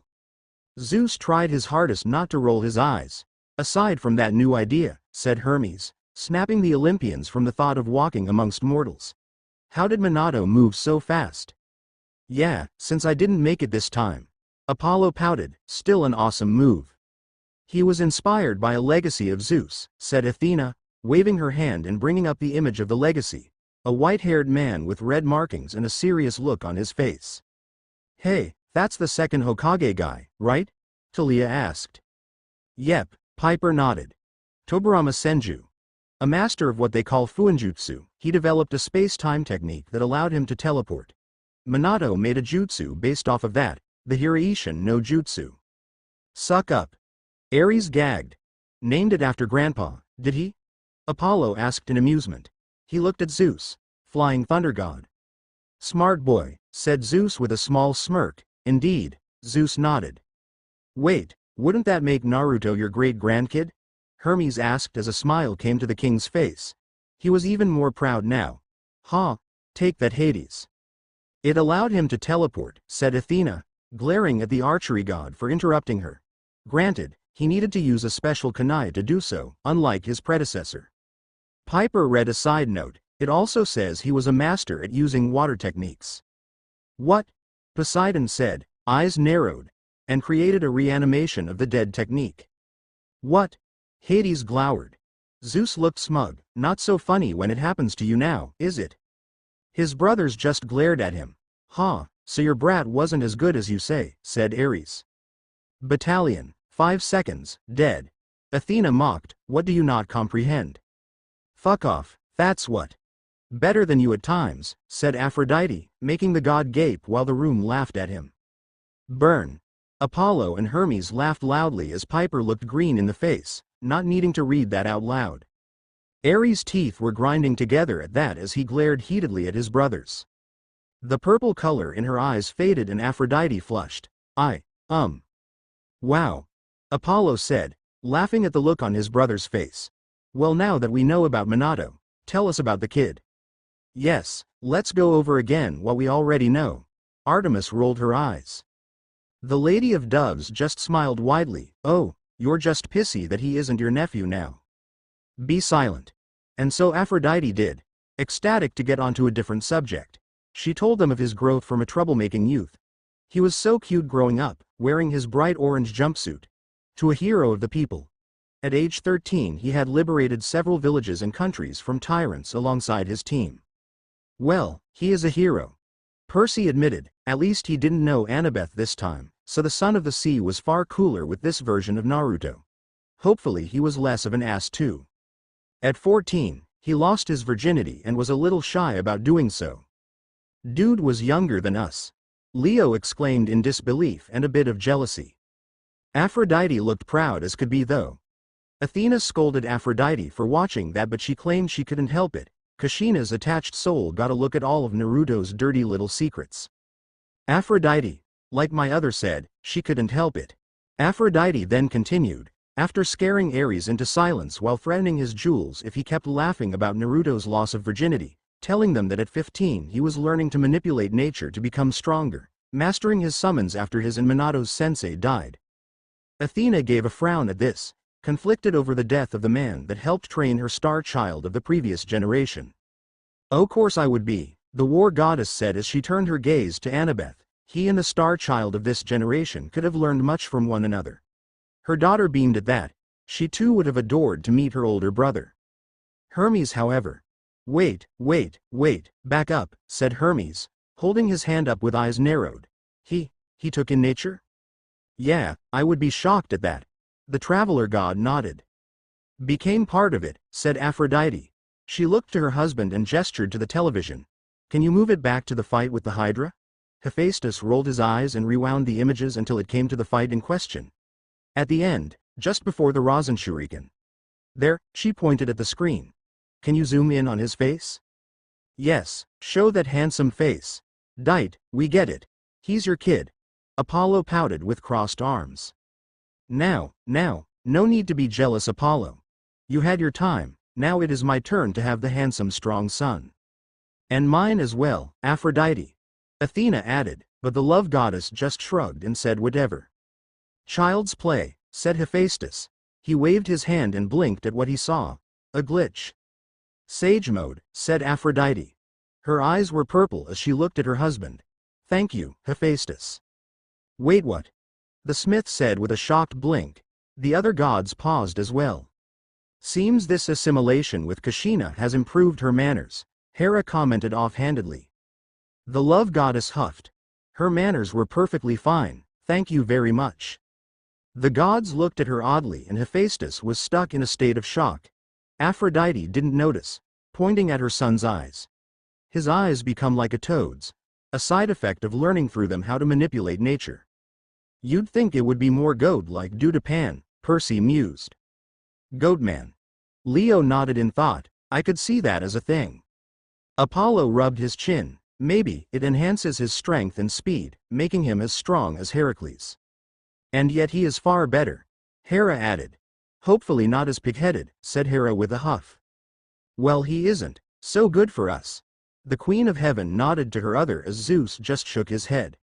"Not even," said Aphrodite with a titter. "It also makes him extremely empathic." "Really?" Artemis asked, intrigued. Empathy was a rare trait, even among Aphrodite's children. "Indeed." The Lady of Love nodded, "so rare and both a blessing and curse at times." "He's particularly connected to negative emotions," said Aphrodite with a sigh. "My poor baby. Such a happy boy shouldn't he have to worry about these things." "Would he like a bottle of warm milk with that?" Ares mocked, but grunted under the glare sent his way. Aphrodite. "Focus, please," asked Demeter. "Well, aside from the mastery of Sage Mode and the war, he was the primary reason the Fourth War in the Moving Continent was won," said Aphrodite. Athena smirked when Aphrodite looked at her. "He seems to take after his father in that aspect." "As he should." The Weaver smirked. "Of course." The gods mumbled, "Seriously, just because her kids were some of the best generals in history." "War heroes runs in the family," said Apollo, stroking his chin. "Great story. Anything else?" "The beast, for instance," said Zeus, insistently. Aphrodite sighed as all eyes went to her. This could take a while. "Yes, talking about a powerful demon in his gut could take a bit of chatting," Hermes nodded.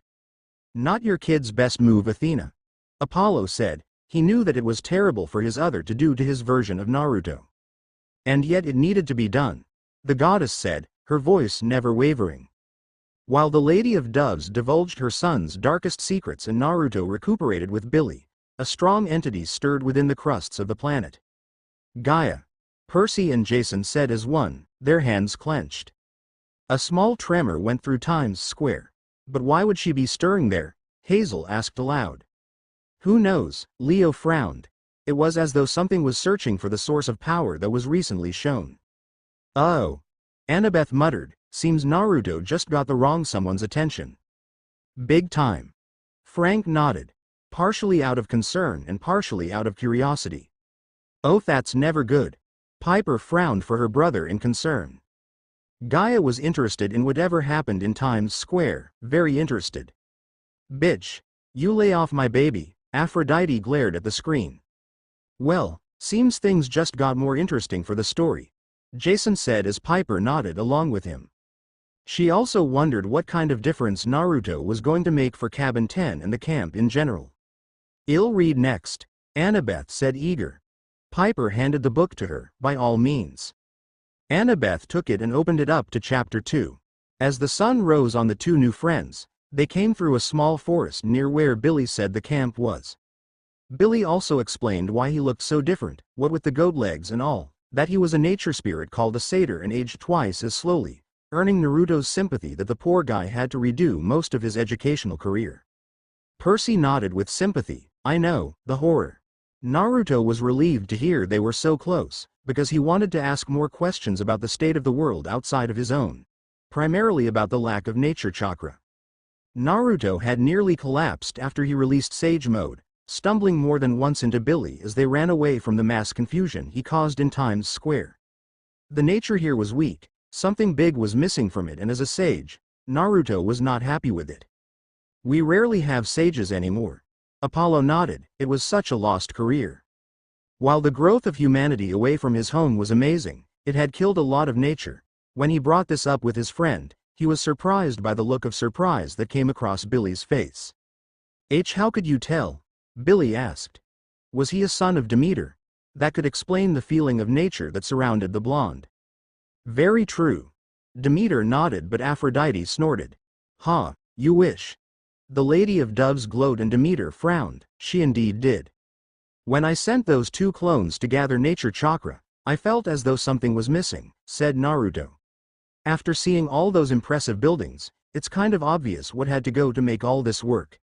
I mean, the last trees I saw that were thriving were in Central Park. A sad and cruel truth. Artemis said in a defeated tone. How much longer will nature thrive with how mortals tear things down? She didn't know, but she hated it so much. Central Park, said Billy, a bit wide-eyed. You really care about this, don't you? Most demigods nowadays don't. Demeter sniffed, only mine and maybe Dionysus. Yes. Naruto said, a bit confused at Billy's response. I am a sage, why wouldn't I? A sage? Billy's heart nearly stopped. Sure, he's met demigods that were vegetarian, but they usually turned out to be not all that interested in environmentalism or were far too interested in the case of an extremist that came from Demeter's cabin. Demeter stiffened at that as Hades laughed aloud. Oh yes, you hate when that is brought up. Be silent, you bag of bones. And Hades complied, but that didn't take away the smile on his face that made the goddess of wheat simmer. But a sage. Billy heard stories about sages, the career dying out long ago as Apollo's domain became more science-oriented. I am sorry for the advancements of the mortals. Apollo sighed out, times change, it's happened to all the gods. Hardly any of Hermes' kids nowadays picked herbs anymore, and most of Apollo's kids preferred focusing on their archery, well except for the cabin counselor whose mother was a doctor. Good on Will. The god of medicine beamed. Heck, the only modern sages today were the hunters of Artemis, and even that was stretching it. Well, they know enough and far more than most, Artemis pouted.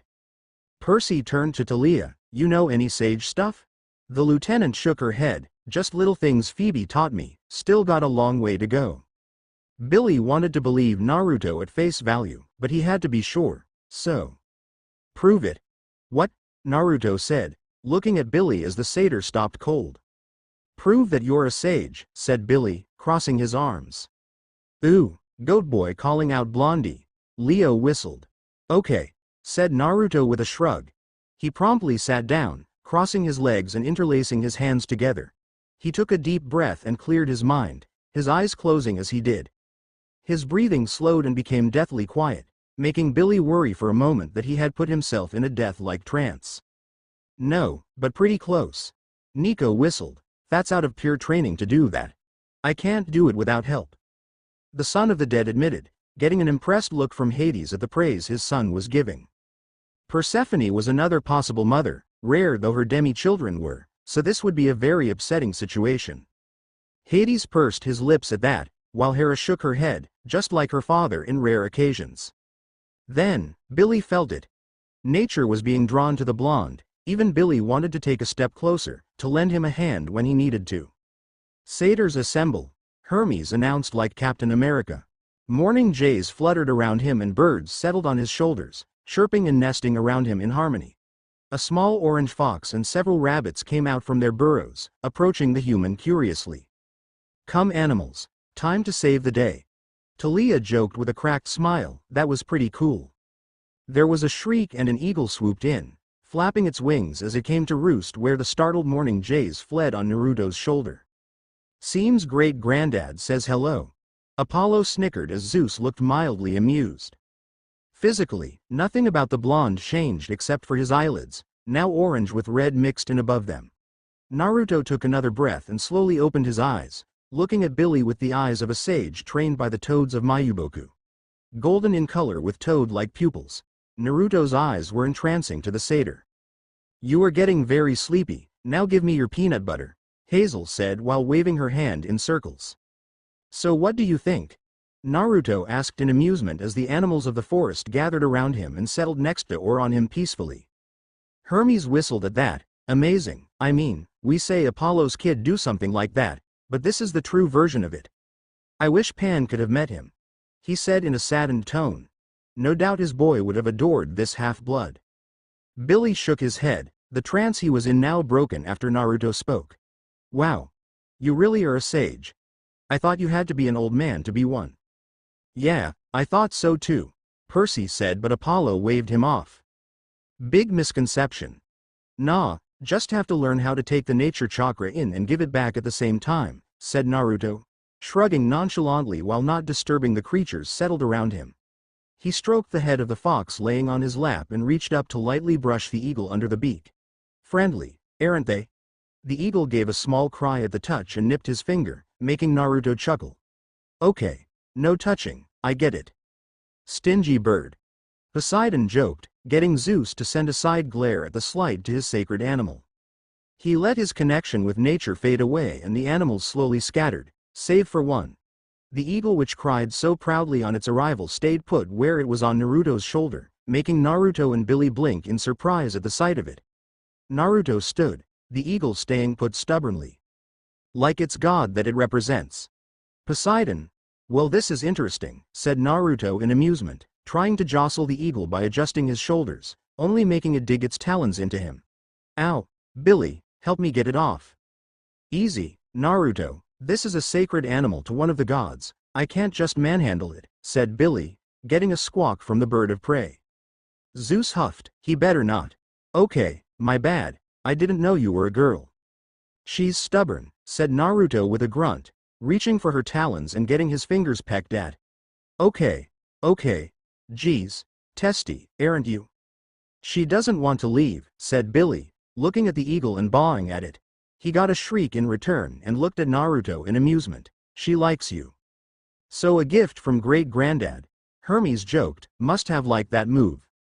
Zeus nodded, it was impressive and deserved a reward. What? She likes you. She can't explain it, and quite frankly, once an eagle has their mind set on something, let me guess, they stick to it? Pretty much. Think you can have her relax, then?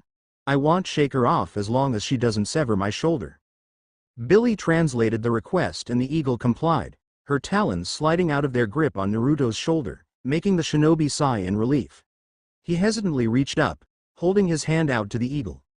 A wide smile spread across his face as the eagle nuzzled itself into his hand. Ah, how's a good bird? Talia said with a snicker, poor Naruto.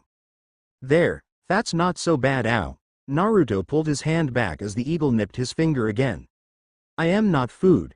He glared at Billy, who was snickering while the eagle released another loud cry. And just what is so funny? Yes, enlighten us, Billy. Frank asked eagerly. She's insulted that you haven't given her a name yet and try to touch her, said the amused satyr. Eagles are a proud bird, Naruto. Poseidon just looked at Zeus in amusement. The king huffed, already knowing what Poseidon was pointing to, and refused to play his game. She doesn't have a name? Naruto asked, arching a brow. She does, it's just not translatable to human tongue, said Billy with a shrug. The eagle shrieked loudly, her wings spreading in pride as she did, making Billy roll his eyes. Okay. Well, according to her, the closest translation would be the chick born in harmony of the nest made with the king's feather. That is seriously long-winded. Leo shook his head, she looks more like a Cindy. Yeesh, and I thought your name was weird, said Naruto, looking at the eagle and ignoring the deadpan stare he got from the satyr. All right, your name is Mew, which stands for beautiful feather. How does that sound? Perfect for a beautiful creature. Hestia nodded, it was a wonderful one her youngest brother nodded to as well. After Billy translated for him, the newly named Mew cried out, taking to the sky and looping before coming back to the demigod's shoulder. She nuzzled her head against the blonde's and allowed him to pet her, much to his and Billy's amusement. Ah, she likes it. A boy and his bird. Talia snickered as Jason rubbed his chin. Maybe he should get an eagle. I'll take that as a yes, said a snickering Naruto. He dropped his hand and looked back at the satyr. So, Billy, now what? We could go over the Olympians, I suppose, said Billy, scratching his fuzzy chin while Naruto and Mew looked at him curiously. There's the big three. Zeus, Poseidon and Hades. Zeus is the king of Olympus and the god of the sky and all in its domain. Which could be why Mew is so attached to you. He could be your father. It would be possible with the oath revoked. No, he isn't, said all the gods minus Zeus, who frowned actually. He wouldn't mind a son as powerful as Naruto. He was certainly noble and heroic enough along with using wind. One could easily make that mistake him as a son of the sky. My father is not a god, said Naruto with a frown. My mom said he was still dead. Okay. So that rules out a good portion of Olympians, said Billy, frowning in confusion at that. Was it just Naruto's connection with nature that brought Mew to him, or was it something else? A little of both, it seems. Artemis attested. The two continued to discuss the Olympians as they made their way to Camp Half-Blood, a name that slightly put Naruto off. Oh yeah, Annabeth nodded. He was treated less than human when growing up. That got winces all around. Billy started out by naming the primary 12 and their domains. Naruto felt that Hestia got gypped when it came to Dionysus' seat being offered, but he admired her for the sacrifice she made. Mr. D huffed at that but conceded to the boy's point while Hestia beamed.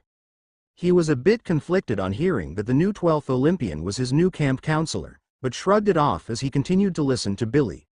To Naruto, the gods weren't as interesting as the goddesses, since there were not as many stories about them unless it concerned punishment that Naruto felt was a bit much. I.e. Artemis and the idiot that peeped on her. He deserved it. Oh, it was an accident. Aphrodite rolled her eyes. Says you. The huntress glared. He'd have to write home about that one to Tsunade. She would probably claim Artemis as her new patron or matron or whatever it was, then drink to Ero Sennin's memory. If only she was younger, Artemis pursed her lips. A super strong medically smart hunter? Who wouldn't want that? And Athena and the spider thing. Annabeth shivered. Come to think of it, didn't his resurrected dad kind of hesitate against the Jubi in its incomplete form, which looked like a spider? I would assume so. Poseidon said with mirth as Athena glared at him for mocking her amazing son. Naruto shook those thoughts off as Billy started to talk about Hera, Zeus' wife and sister, something that hardly made Naruto blink, considering his homeland was full of incest and he was sure that there was an Uzumaki who shacked up with his sister, but more importantly, also the queen of Olympus. They finished with Hera and Amphitrite, the wife of Poseidon, coming to a close on Hades' wife, niece Persephone, as they came across a sign that said Delphi Strawberry Fields, no trespassing. Unless you're a demigod, Percy said with a smirk. Then trespass all you want. Hermes cheered with a good laugh. Ah, trespassing, good times. She could totally be your mother, said Billy. He pointed up at Mew, who was flying high above them to stretch her wings. It could explain why Mew likes you. Not really, she's been down there for a while. Hades stated sternly, getting a glare from his sister that made the dead god roll his black eyes. You said Persephone took mostly from her mother in abilities and is the wife of Hades. I'd say after she ate one of those fruits she probably lost a lot of contact with the sky, said Naruto. He looked behind him in amusement. And I don't see any black flowers popping up behind me while I walk. See, the boy agrees. The rich one nodded, a good head on his shoulders. Amazing where he came from, Artemis joked, and Aphrodite, along with Athena, glared at her. He comes from me as well, sister. Apologies, Athena. Artemis said sincerely, and Aphrodite coughed. Well, you might want to get the tickle in your throat checked on. The maiden goddess smirked, getting the love goddess to huff and cross her arms. I told you that was one case, Billy said with a frown. He sighed. Well, that leaves Aphrodite, goddess of love, lust, beauty and pleasure. Her kids know how to speak French like we, which means yes, or their favorite pas très impressionnant, not very impressive. Yeah, talking about mommy. The love goddess cheered happily. Really? Naruto blinked in confusion. Why do they like to say that? Aphrodite's daughters are expected to break boys' hearts to win her favor, said Billy, shaking his head. True. Mom. I am just being honest, sweetie. A lot of guys at camp try to get their attention. I pity the bastard that actually falls in love with one. Hey. Jason frowned as Piper had narrowed eyes. They weren't all that bad. All previous attempts have been disastrous, well, except for one guy. He got lucky, though. Yeah, he died. Hephaestus said gruffly, and Percy winced at the reminded. He missed Beck. And her sons? Naruto asked, intrigued. Who knows, maybe she doesn't favor them because she compares them all to the Trojan Aeneas. No, I don't. The Lady of Doves pouted. Though the Romans were letting out whistles and cheers for the founder of Rome, but to Athena's annoyance. If they have some special right, The camp doesn't know about it, said Billy with a shrug. Oh. What does she usually look like? Naruto asked, knowing that while the goddesses could change their appearance, they had certain forms they liked to take. Anything, the goddess giggled. She appears as the one you love the most times 10, said Billy. He shuddered and rubbed his arms. If I ever met her. I'd feel so bad for doing that to Bibi. The love goddess cooed. How sweet, Bibi? Naruto asked in amusement. My girlfriend. She's a dryad, a land nymph. She lives inside a willow. So you're dating a tree? Oh, Blondie just schooled Goat Boy. Leo laughed out. No. The spirit in the tree. I am not judging you. But it's not like that. Hey, you don't have to lie to me, Billy. You suck, Naruto. The chamber was filled with laughter as Hermes wiped a stray tear. Oh man, that kid is good. I've been told that a lot, said the snickering blonde while his satyr friend glowered at him. He looked up at his happily soaring eagle and called to her. Mew, come down, I think we're almost there. What makes you oh? Billy's words died on his lips as Naruto pointed at the tree at the top of the hill. Talia gave a sad smile upon seeing her tree. You remembered that, did you? I am not an idiot. I am just a slow learner, said Naruto, pouting at the unintentional insult. Athena squawked at that while Annabeth gasped. Poseidon let out a chuckle. Amazing for a legacy of yours to say that. Be silent, squid god. I never, but, I. Billy groaned when he saw Naruto crack a smile as Mew landed on Naruto's shoulder. I hate you, Naruto. Oh, don't say that, otherwise I'll have to try to get on your good side, said Naruto with a chuckle while he gave Mew's beak a small gentle stroke with the side of his finger. She crooned at the attention he gave her while they walked up the hill. Naruto grinned at his new friend. Say, didn't you say something about me being the first demigod you retrieved? Wow, lucky him. Annabeth nodded, that was impressive for a satyr's first run. To be fair, Naruto is super tough, Percy added, getting a nod from his girlfriend. Yeah. Hey, yeah. Billy perked up. Holy crap, you're the first demigod I've ever brought back to camp. I live to serve, said Naruto with a smile. Thanks, Billy. Anytime, Naruto, said Billy, grinning back at his new friend. Reminds me of another demigod powerhouse and a satyr. Nico smirked to Percy, getting the son of the sea to smile at that. Yeah, hopefully they saw more of Billy, he was cool for a new guy. They continued their slow peaceful march up what was called Half-Blood Hill. Once again, Naruto frowned slightly at the name. And near the pine tree, Naruto saw a dragon, something he thought was only in legends. After Naruto pointed it out, Billy waved him off and they kept walking. Don't mind him. That's Peleus, the guardian of the Golden Fleece. As long as you don't try to touch it, he won't bother you. Oh, claims so fast? Artemis asked her fellow goddess. Aphrodite smirked, but of course, he's earned it. Very true. Athena nodded as Artemis nodded as well. He defeated the Hydra in a single blow. Now even Heracles could boast that. Billy had stopped, staring at Naruto as soon as he stepped past the invisible boundary, making the blonde arch his brow. Then his vision was engulfed in a red haze, making Naruto go wide-eyed. Makeover, hopefully better than mine. Piper muttered, but her mother hid her and pouted at that. Kei Kurama, is that you? He thought just a bit hopefully. There was no response, making Naruto's hopes sink until he felt something change. Ah, he misses his fox buddy. Nico pouted, that guy was funny. He looked at his arms, which looked a bit larger than before.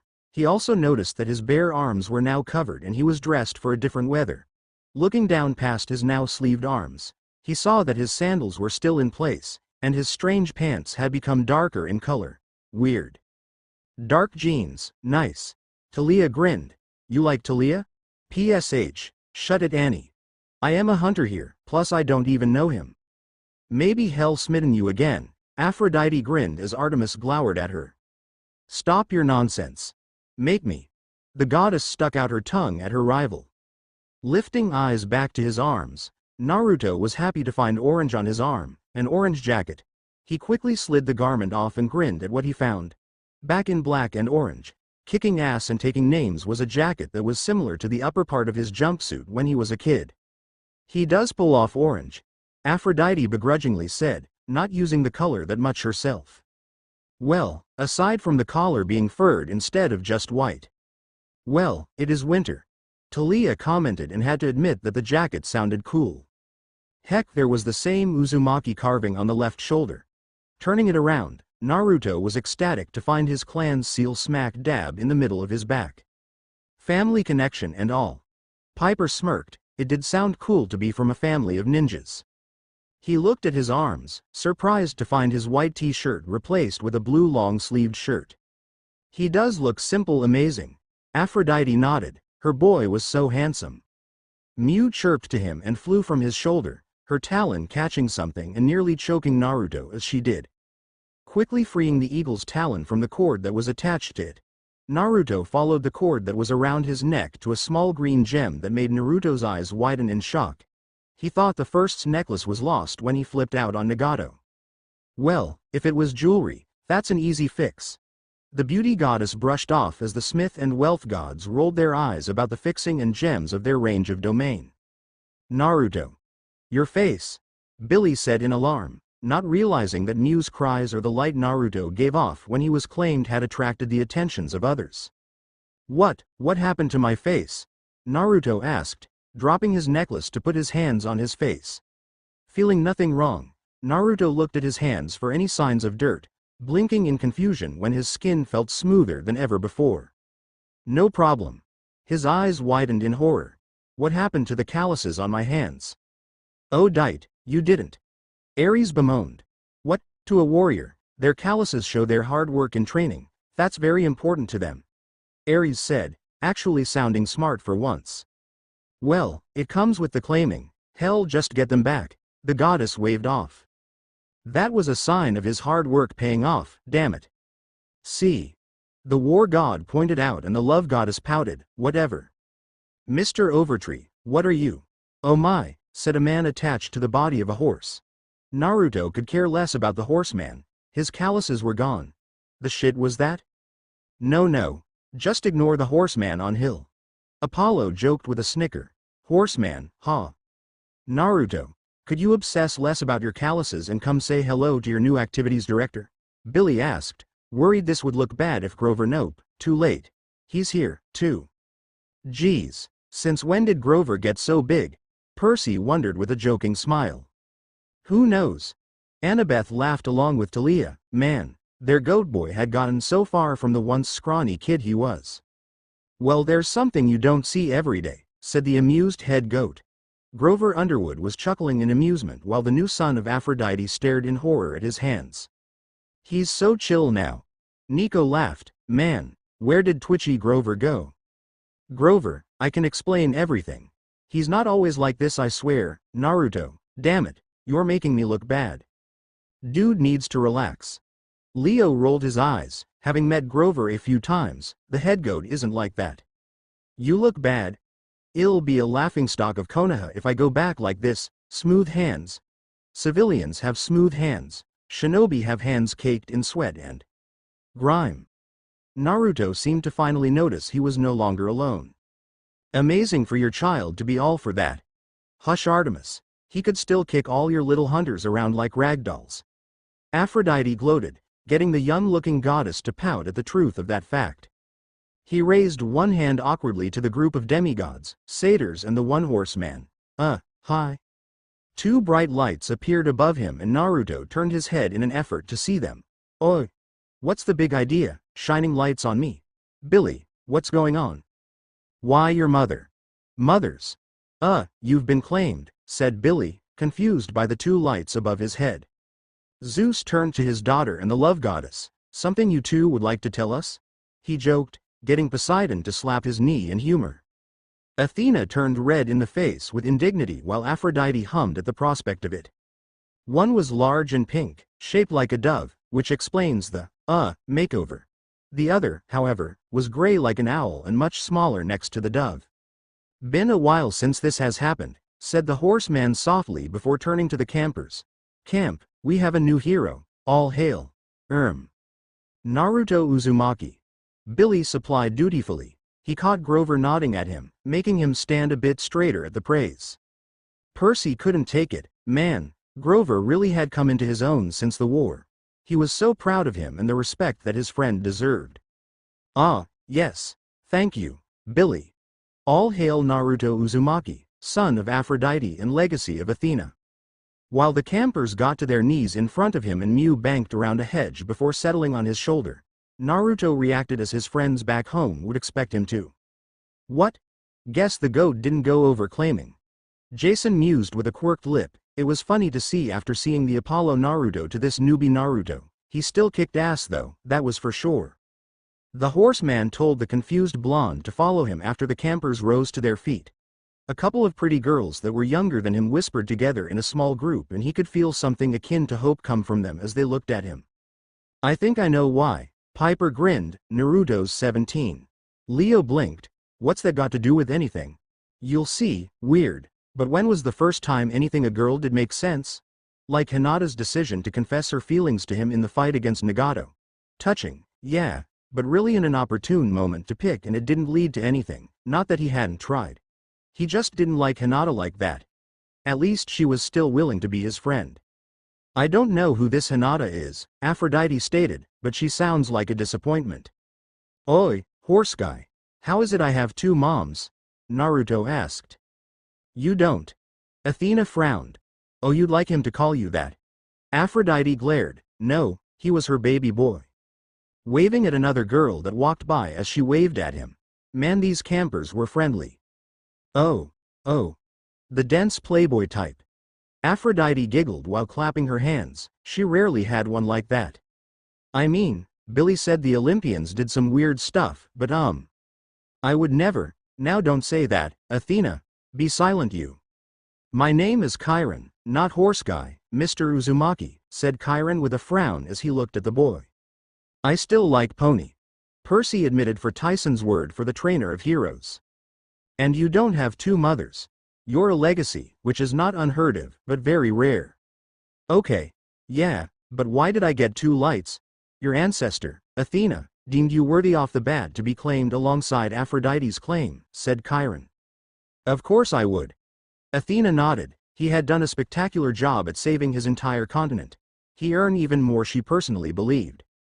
He looked at the farmhouse, which he told Naruto was called the Big House. Stupid and obvious, how could anyone forget that name? Nervously. Things have been tense since the second Titanomachy. The war against the Titans, said Naruto recalling Billy telling him about it. That reminded Naruto, he wanted to meet this Percy kid. He seemed like an okay guy. Percy threw his hands in the air, and I like this Naruto, like, 100 times better already, he proclaimed. You just don't like Apollo Naruto since we're so close. Annabeth rolled her eyes at her bow. Shut it, wise girl. The son of the sea with a red cheeks and a broody pout on his face. Quite. Now, I've been informed you would arrive shortly. The head counselor told me to keep an eye out for you. I don't think he knew that you'd be so easy to spot, said Chiron, amused while Naruto flushed slightly at being put under two spotlights earlier. Well, Mr. D said, after seeing his loud and obnoxious display from Olympus, it was hard not to. I didn't ask for that. Or for these clothes. By the way, where did these come from, anyway? Naruto asked, a brow arched. Aphrodite deems it fit to show off her children during a claiming, said Chiron in amusement. She perfects you. I am surprised she didn't get rid of the marks on your cheeks. Oh, but they make him so cute. They're not removable, said Naruto to the centaur. I see. Your cabin is cabin 10, and, how old are you, Mr. Uzumaki? 16. 17 last month, said Naruto with a grin. Boy, was that a party. After he helped rebuild the Ichiraku stand, he was treated to a night out by the village funds. Many higher-ups in the Shinobi Alliance thanking him for his help. Got even wilder after Lee had some of the sake he wasn't supposed to have. Sounds fun, Dionysus admitted, but the pointed look from his father made him pout. Really? Oh dear, said Chiron, cupping his chin in thought. Drew won't like hearing that. Suck it, Piper McLean. Sorry Lady Hestia, but you could hear she didn't mean it at all. Who? Naruto asked, tilting his head up and looking at Mew as she came in from her survey of the camp. Hey Mew, is it big enough for you? He got a small croon while he stroked her beak, making Chiron look at him. Interesting. That eagle, Mew was her name, yes? It's just an eagle. Percy said. Zeus humph, just an eagle, say that to Dios, he mocked.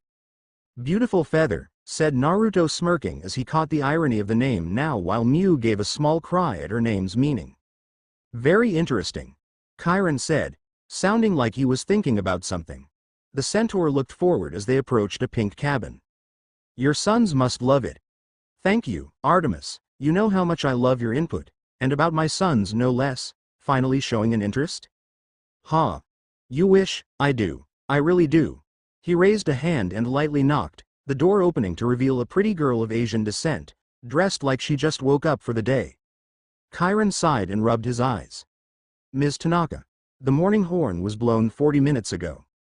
Ah, sorry Chiron, I must have slept through it, the girl said sweetly. Brat. Artemis sniffed. Piper groaned, oh you have no idea Lady Artemis. I pity you child. Thank you, I mean it. She noticed Naruto and smiled at him before frowning as she realized what his presence meant. Another one. Your new older brother, said Chiron, making the girl's eyes widen. Piper snickered, oh Drew was going to get it now. Chiron turned to Naruto, who had his brows furrowed in confusion. Naruto, as the eldest of your cabin, you are now the cabin counselor. It's different for each cabin, but for Aphrodite, who has so many children like Apollo, she has the oldest take charge. True. The gods nodded to this, each had their own little reasons on who should lead the rest of their children. Why?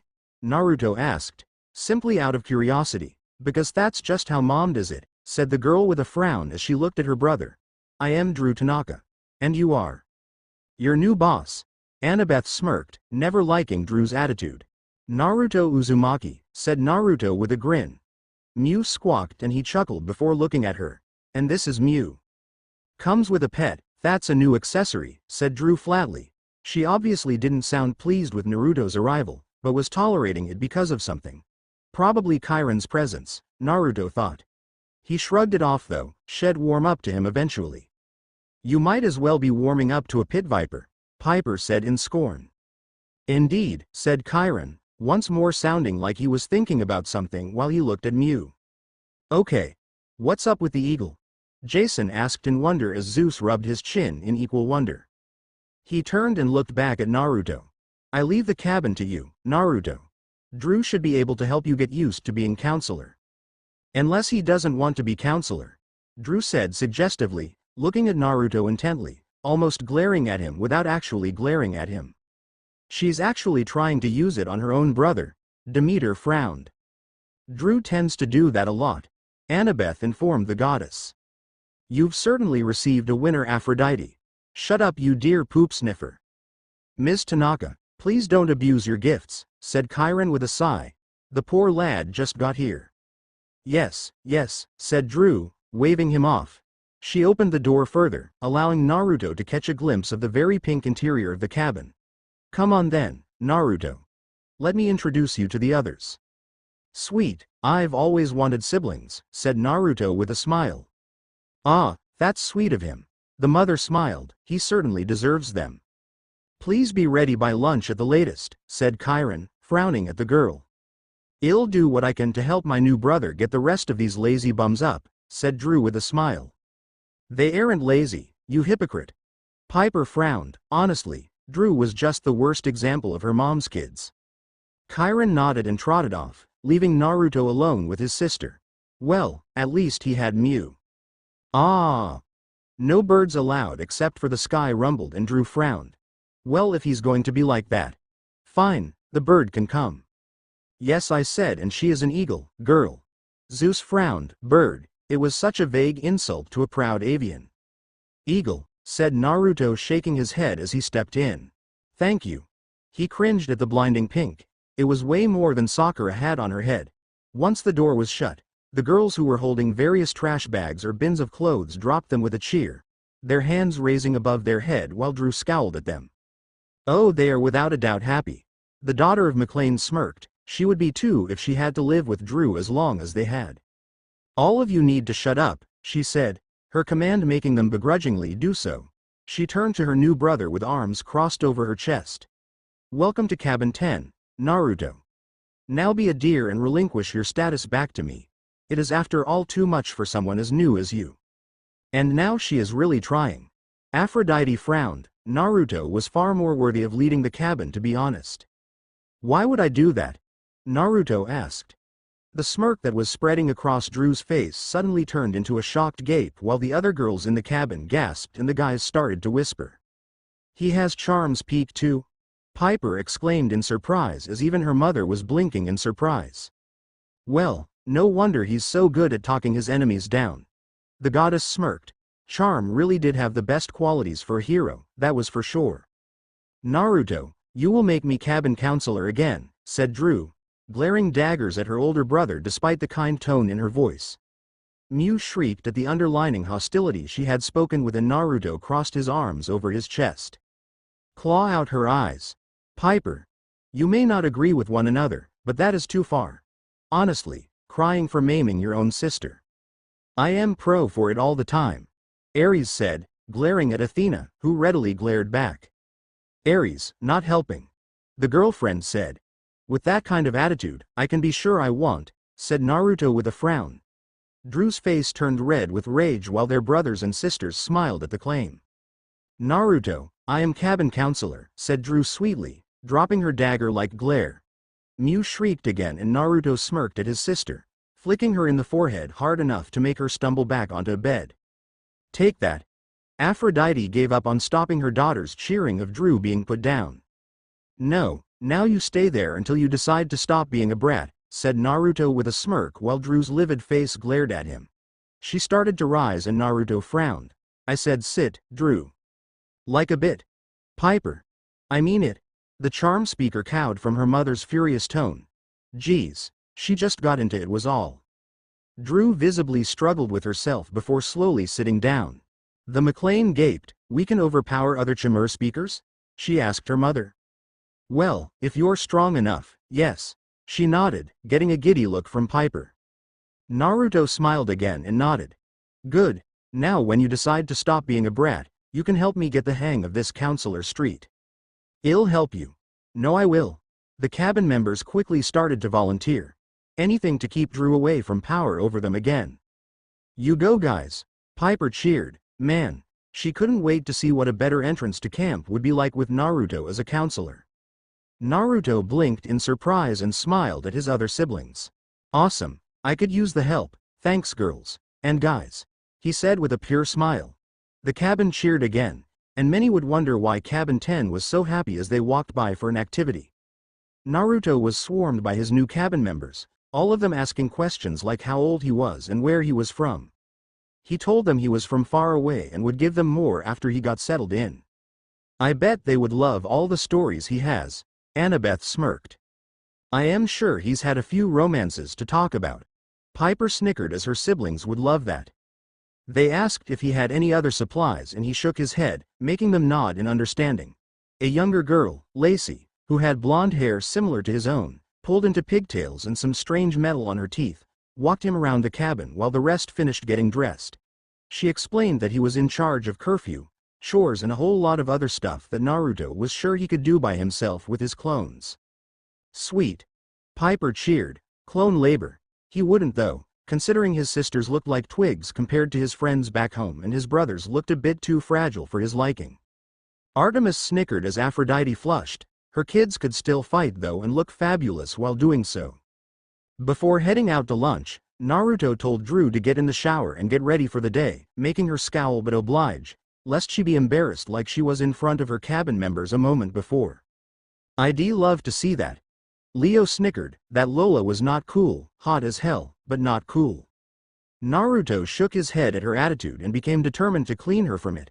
Shunting that concern aside for now, he continued to listen to Lacey as she rambled on and on about what Drew used to do when she was cabin dictator. And just before Chiron knocked on the door, she was having me pull out clothes for her to choose from and then put in a pile just so I'd have to wash them and put them away, said Lacey with a frown, looking far too cute for a 14-year-old. Wow, what a bitch. Talia said at that. Seriously, that was a bit much.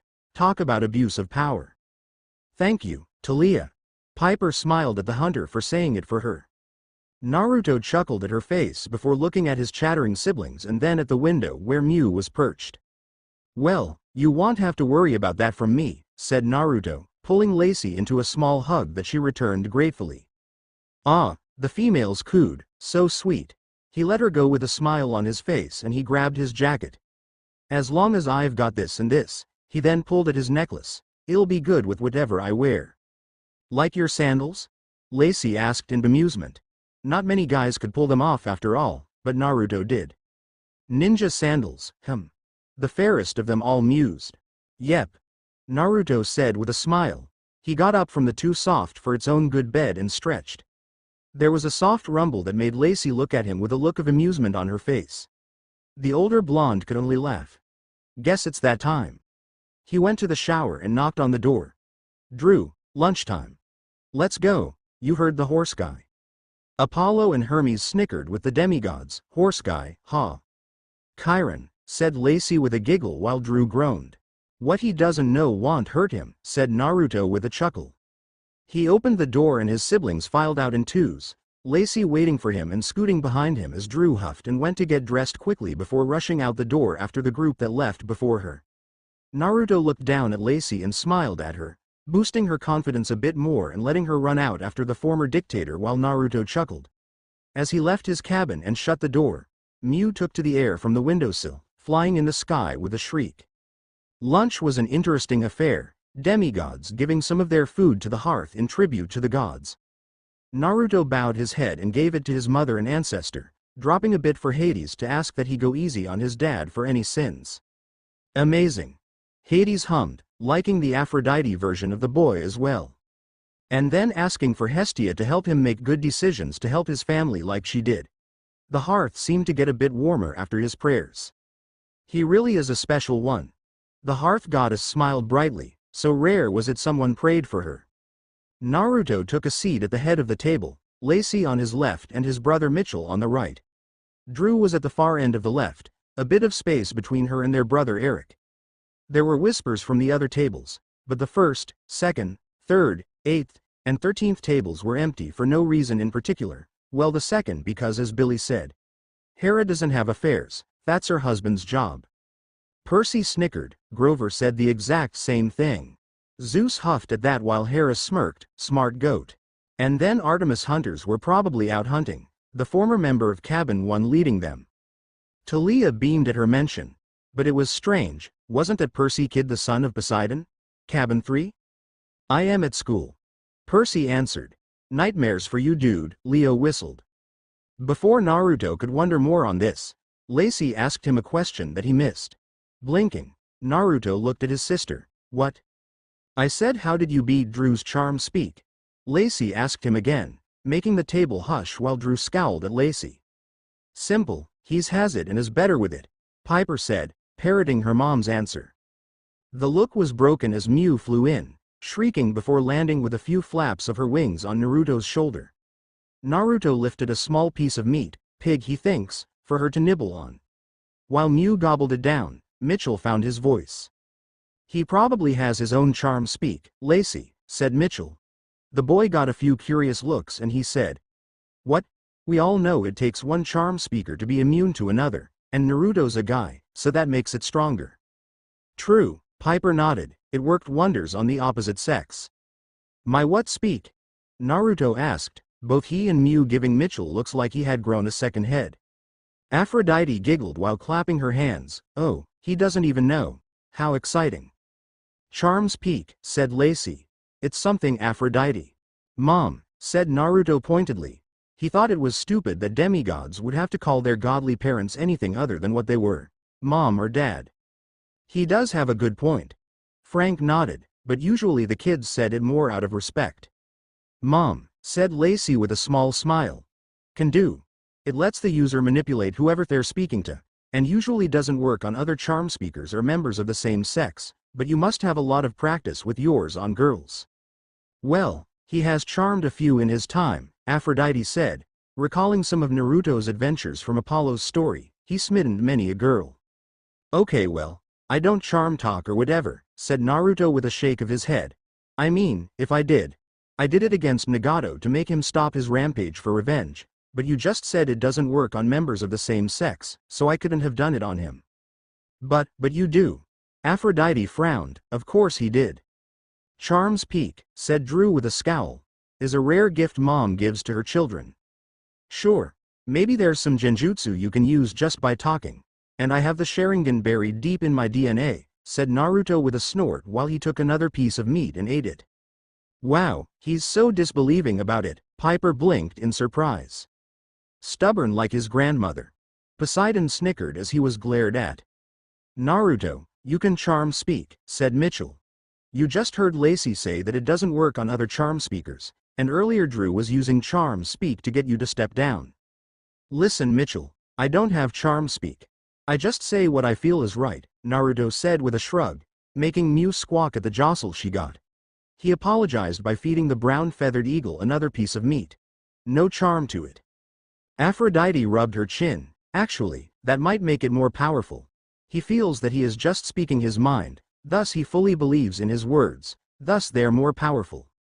Interesting.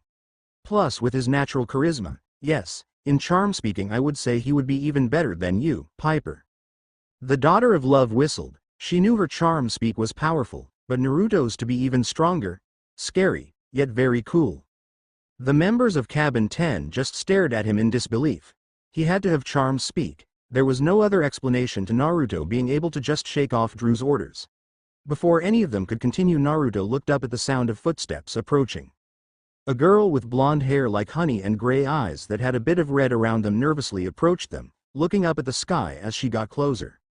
Percy frowned along with Annabeth. Did you? The girl trailed off. Get kidnapped earlier. The son of the sea frowned. I think so. Annabeth gave a side glare to the Queen of Heaven, who in turn didn't look bothered by it at all. Naruto saw the girl mouth the word please, making him furrow his brow in confusion. When she stood right next to him, the girl swallowed before she spoke. Your name is Naruto, right? She asked, looking as professional as she could. Naruto nodded, but she pressed on. Naruto Uzumaki? And boy meets girl, Aphrodite sung out as Percy blanched along with Annabeth. He's my nephew. When has that ever stopped any of us? The love goddess asked, referring to the gods. The daughter of wisdom groaned while Percy had a frown on his face. This Naruto didn't know Annabeth. He knew they would just be friends, he was sure of that with no doubt. Yeah, that's me, said Naruto with a grin. He scratched the underside of Mew's beak. This is Mew, and I am sure you know my cabin by now. Hi Annabeth, said most of the members of Cabin 10. Annabeth waved at them with a small smile before looking back at him. Naruto. See, can you tell me if you've met a boy named Percy Jackson? Annabeth asked, her breath hitching at saying his name. So I am missing. Percy frowned. Earlier, Annabeth noted, her voice tight as Percy hugged, knowing she was upset. I've heard of him, but I haven't seen him yet, said Naruto, a bit miffed at not meeting the hero of Olympus yet. Seriously, the guy sounded really cool. Thank you, Percy chirped, glad to have at least one Naruto on his side. But now Naruto was starting to think he was one of those guys that thought they were too cool, like Sasuke. Percy then blanched. I am nothing like that duck-butt traitor. The boy cried out as Annabeth rubbed his arm. We know, seaweed brain, just Naruto hasn't met you yet. Still, the sea child pouted. He could accept Sasuke's dick-like attitude, having grown up with it, but he really didn't like other guys who acted like him. Oh, Annabeth said, her head falling and her feelings of depression washing over Naruto like a bucket of cold water. Naruto shuddered minutely from the feeling and looked at his sad siblings while Annabeth walked away. Being in empathy must suck at times. Hazel winced, all that negativity. Poor thing, said his sister Alexandra. Since Percy went missing, she's barely able to keep it together. Too proud to show weakness. Talia stated in amusement, getting a mock glare from her friend. Percy is missing? Naruto asked, going over the conversation he and Billy had about the boy in his head. Naruto's eyes widened as he recalled the past tense Billy used. He looked back at Annabeth and saw her sit down at Cabin 6's table. She was a daughter of his ancestor. Family bonding time soon, I can feel it. Hestia smiled brightly. Oh, Naruto would get the young daughter of wisdom buck up. Been missing for a few days, said Mitchell with a shake of his head. Just up and vanished one day after going to bed the day before. We searched the whole camp, but no such luck. Here one day, gone the next. Been driving poor Annabeth up the walls. Your mom was beside herself. The blonde told her beau, getting the boy to sigh out at that, poor mom. Mew crooned and Naruto consoled her by stroking the underside of her beak, knowing that she as an animal was affected by the dark emotions filling his table. He looked at his meal, feeling bad for comparing Percy to Sasuke when he was actually missing. I forgive you. Percy forgave. Naruto excused himself and dumped the rest of his meal in the hearth, apologizing for ending the meal so rudely and thanking them for hosting him. Those ninja classes on manners were useful after all, before you went over to Cabin 6's table, where you would be welcomed with open arms, Athena stated.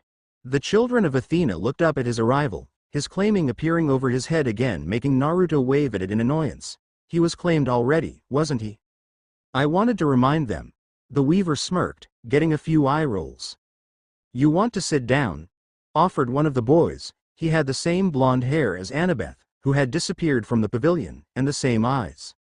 No thanks, said Naruto with a shrug. Can you tell me where Annabeth went? I want to ask her something. Ask her out? Leo? Annabeth glared as Percy joined her. The Latino held up his hands. Joke, seriously, chill you too. The glares didn't lessen. She probably went back to the cabin, said the boy. I am Malcolm, I was there when you got claimed earlier. Oh yeah, that. So Aphrodite's cabin, huh? What about it? Nothing. Just be grateful you're not Butch's brother. He's a nice guy, but the crap he gets for his mom. Ponies and rainbows. Leo snickered. Dude, Frank frowned. He like Iris, she was very sweet once you met her. Sorry, Leo snickered, not sounding very sorry. Who's his mom? Iris, goddess of rainbows. Ouch. Yeah, but like I said, he's a nice guy. Well, thanks Malcolm, I am gonna go see if I can get Annabeth to talk to me, said Naruto with a nod of his head while Malcolm shrugged. Good luck. Without her, I am in charge and quite frankly it kind of sucks. That and seeing her sulk is really weird after seeing her so happy for so long. Annabeth flushed, sorry Malcolm. She amended, but at least he was happy she was happy. He was a good second in command. Naruto stood on the steps of Cabin 6, looking up at the owl that was over the doorway and then back at Mew. I dunno if Athena will let you go in, Mew, said Naruto apologetically. The eagle caught the drift and flew off towards Cabin 10, where she was oddly welcomed with open arms. Naruto felt bad that he had to send her away, but he really wanted to talk to Annabeth. Something was telling him to help her out, and doing so he would be rewarded with more than just gratitude, but something of equal reward. That grand wisdom insight? Percy asked his girlfriend. Probably. Annabeth nodded. I mean, I have notes on his dad, so something might come up and he gets it. So yes, wisdom insight. She nodded proudly of her nephew. Curious about what that inkling meant, Naruto raised his hand and knocked on the door of the cabin.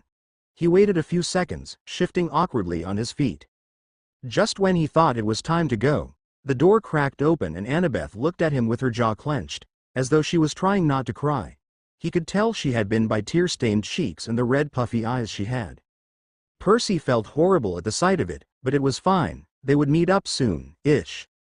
Naruto felt bad that Annabeth felt this way, not knowing how she was feeling personally, but empathetically. Hi Annabeth, said Naruto, smiling sheepishly. Look, I know now isn't exactly the best time, but, I am sort of. You're a legacy of Athena, said Annabeth with a nod. Malcolm told me. It's all the cabin can talk about at lunch. Curious about the boy no doubt. Hera stated, always liking her stepdaughter's children due to their unique birth. She was really strong for not letting her emotions get the best of her, but sometimes you had to let go. Let it go, Apollo sang out, let it go. He hummed and wrote that down, that is a keeper, he smiled. Naruto smiled a bit, recalling a similar experience after Jiraiya died. Looks like he was going to be playing Ruka's role this time around. Thanks Naruto. Annabeth smiled, he really was a good guy, no matter which version of him it was. Sorry if that bothers you, said Naruto. I want to know more about Athena. I know she's the goddess of wisdom and honorable warfare, but the second one really doesn't make sense. What is honorable warfare? A good question. Athena smiled, glad the boy wished to know more about her. Annabeth seemed to gain a gleam in her eye, explaining it as best she could to the blonde before her. He kept her talking about her mother and his ancestor, keeping her mind off of Percy for the time being. Good job, the war goddess praised as Percy pouted playfully to Annabeth. The blonde just giggled softly. He was invited in after she talked about weapons, when Naruto remembered he was literally without a kunai, shuriken or anything else. So before he could even finish asking about what the demigods usually fought with, Annabeth pulled him into the weapons shack. So what's he going to go for? Ares wondered with interest. We're the best suited to help a demigod pick their weapon if they don't want to make their own, said Annabeth proudly, her eyes cleared up and back to their normal gray. So, what do you think? Naruto looked over the options. There were a lot of swords, which made him frown. He wasn't a sword guy. That was Sasuke's shtick. A spear? Talia asked. Go for the bow. He already has one with you, Apollo. No, he needs something else. The love goddess informed, getting a pout from the archery god. He liked getting up close and personal, hand to hand was always fun. He used kunai and shuriken to cover his long-range weaknesses, but there wasn't any of those anywhere. Maybe he could make them in arts and crafts like Annabeth said he could. Then something stuck out to him, something that called to him. What? Leo asked eagerly. His feet moved him and his eyes scanned the rack of weapons for what was reaching for him. He found it at the edge of the long-range weapons, leaning against the wall, not even on the rack. It was caked in dust, but still beautiful in Naruto's eyes, unused but full of potential. True, he is an unorthodox fighter. Athena mused, wondering what long-range weapon it was. A simple bow staff, but it was far from being just a staff, something deep within him told him so. Caps that had silver paint chipping off of them covered both ends. The staff itself was a faded bronze and had an obvious gap at the center. Lame, Leo frowned, dude could do so much better. Naruto reached for it, grabbing one half that slid off of the other, revealing a sharp surprise that Naruto was all too familiar with from the war. Not quite, elf, Ares said, things like those always have a surprise in the middle of them. Flashes of fighting against Madara's shadows had him stiffen before he came back at Annabeth's voice calling his name. Oh, so he has experience with it. Perfect. The war goddess nodded, familiarity with a weapon was important after all. I'll take it, said Naruto, grabbing the other end and flipping it expertly in his hand so that the other sharp tip was away from his palm.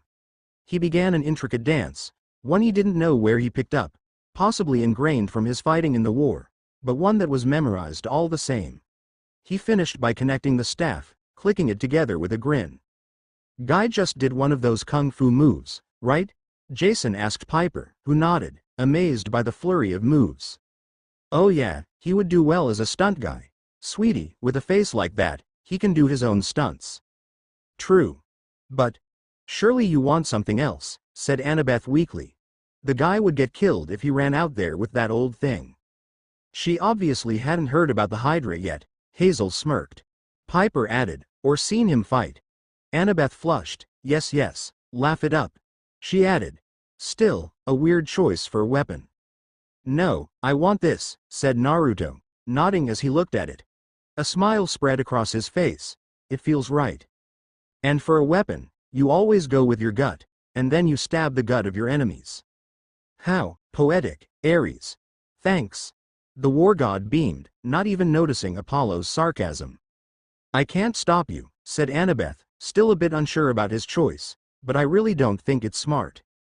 A legacy of Athena, not smart? Poseidon said a mock-shocked tone. Stupid fish face. Love you too, Owlbrat. The smartest thing you can do is to follow your gut, said Naruto with a grin, quoting Jiraiya. His quote made Annabeth's eyes go wide. Ooh, someone's heard that one before, Piper stated with a grin. About to learn how they're related to each other it seems. Jason nodded, good for them.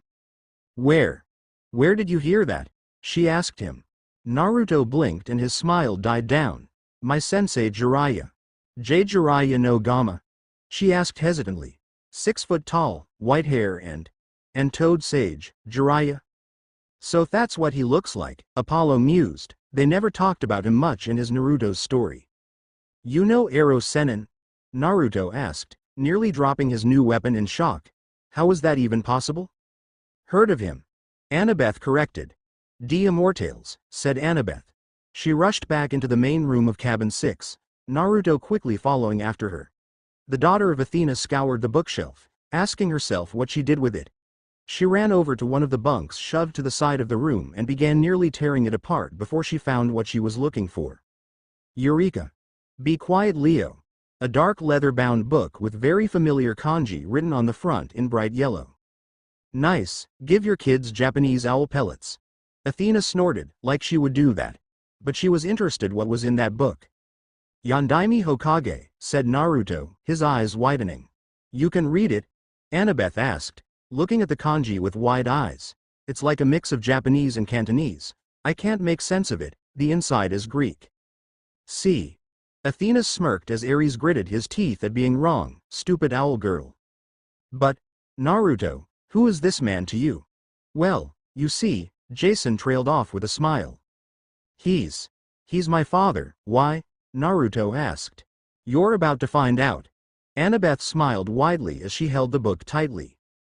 Because Naruto, he's my brother, said Annabeth. Minato Namikaze was a son of Athena. The reveal is out. Hermes smirked, nice ending to a chapter. Annabeth nodded as she closed the book and put it down. Yeah, for sure. Oh man, I can't for the next chapter. Hopefully we come in. Leo smirked, oh man, was that going to be fun? Here you go, Percy. Annabeth smiled to her beau, getting him to roll his eyes. Fine. He said, sounding annoyed, but he still had a small smile on his face. A son of Athena? Naruto said, blinking in confusion before it clicked. Wait, does that mean Athena's my grandmother? I know, I pity you. Poseidon nodded mocking as Athena just gave him a dull glare. Seems that way, said Annabeth with equal surprise. A legacy only one generation away, he's almost eligible to be in her cabin. I'd let him stay, Athena said in an honest tone. Aphrodite glared at her. No, hell, stay in my cabin, thank you very much. Then I pity him for having to stay in that Barbie house, the wisdom goddess sniffed. Does that make you my aunt? Naruto asked, a smile spreading across his face. Yes. Annabeth nodded with a grin. Well, technically yes, Annabeth started to say, only for Naruto to cut her off. Sweet. I am gonna call you Aunt Annabeth, he said with a blinding smile. Annabeth blinked before frowning a bit. The blonde blanched as Percy sniggered at that. Please don't call me that, she said. Okay, Aunt Annie, said Naruto, grinning widely. I like it. Talia laughed openly. Shut up, Talia. Definitely not. Annabeth said flatly. What about Auntie Anne? He asked innocently. Oh, even better. The hunter smirked as Annabeth glowered at her. No please? No please? No, Anna-oba? Not the Japanese nicknames. The gray-eyed girl groaned. You're not going to stop until I say yes, are you? Annabeth asked dryly. Nope. Naruto said with a grin. He was having far too much fun with this. Jerk. Annabeth pouted with crossed arms. Fine. Annabeth said, giving her nephew a stern look. Just not in public. No. Don't agree. Grr. Shut up, Talia. The blonde shouted at the hunter who was holding her sides in laughter.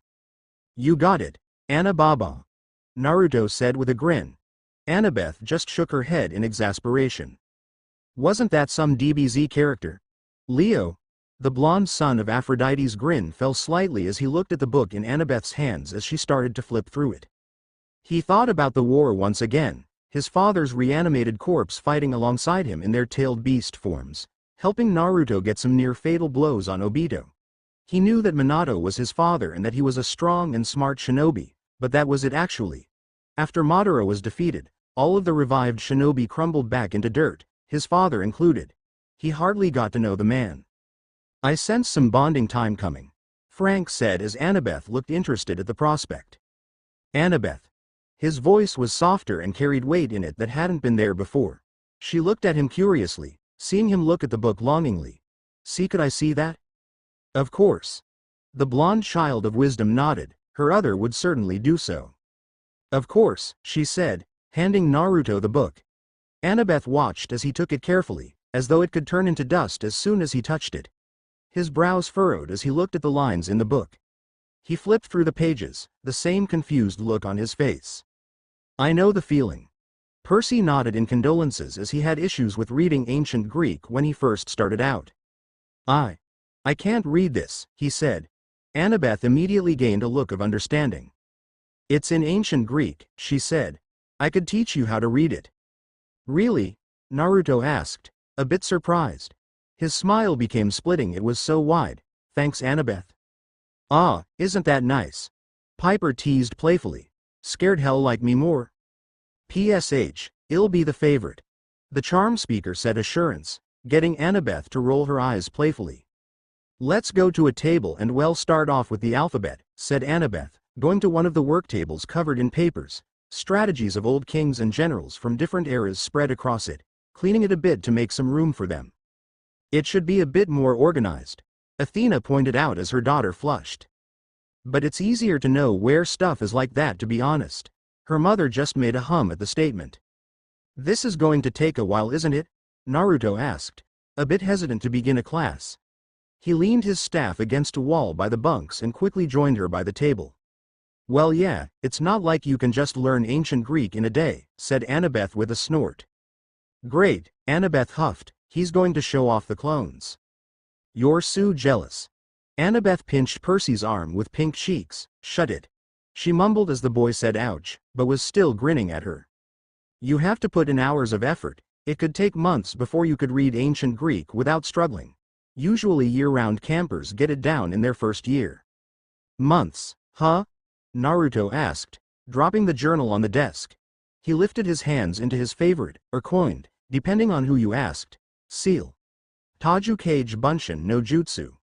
Annabeth covered her face with her arms as smoke suddenly exploded around her, and she cut through it with her knife, getting a popping sound. Knifing your own nephew? It suddenly exploded in my cabin, forgive me for being jumpy to Leah.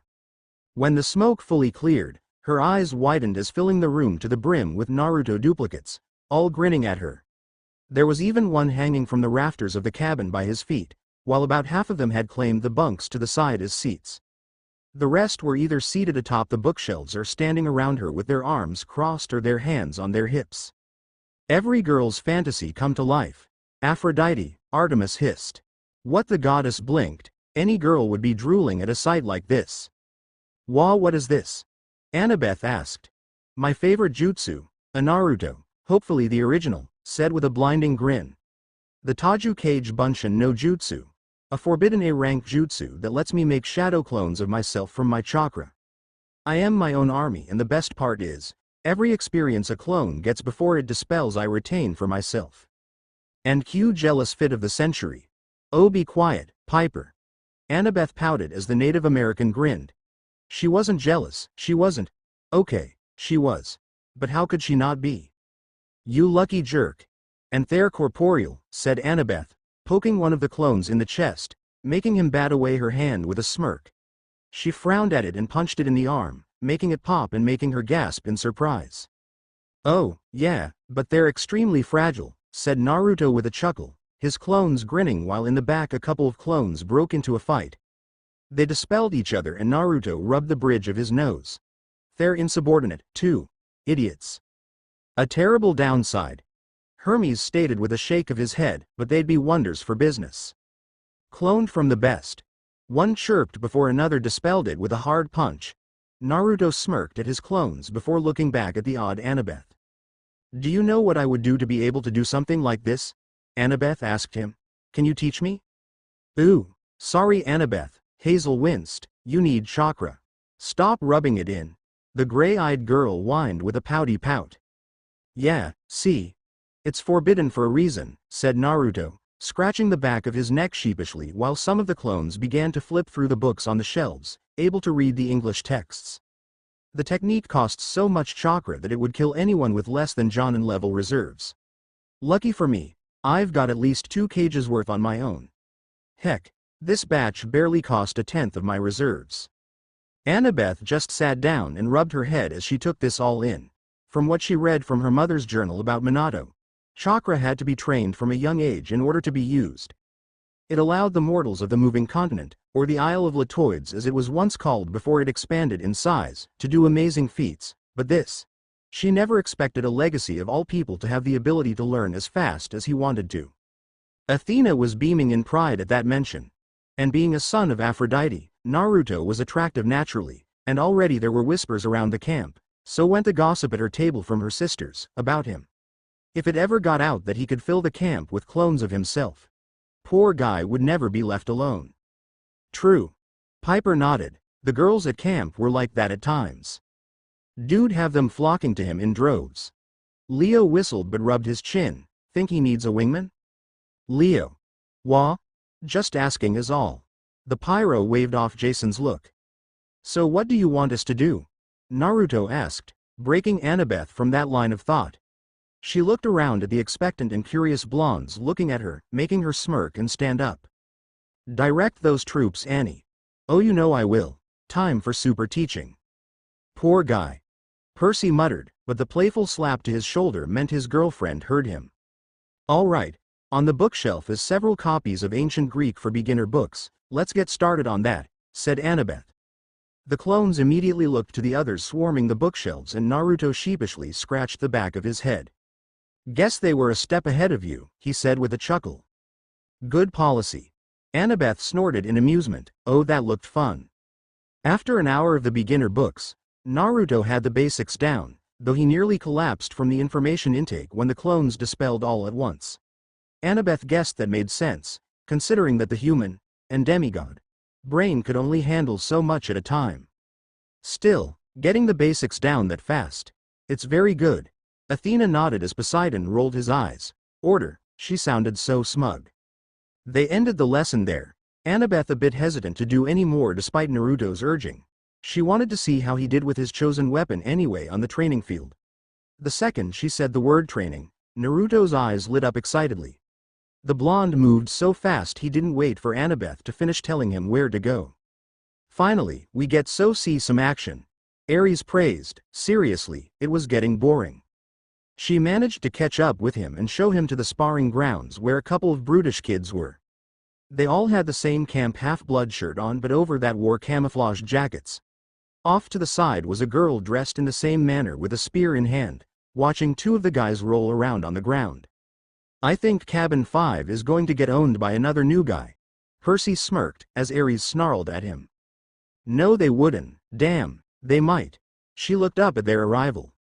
What's up, Owlhead? She said, smirking at Annabeth. Naruto knew it was a derogatory name, but from the smirk in her posture could tell she meant it all in good fun. Reminded him of Sasuke calling him Dobi or himself calling the jerk Teme.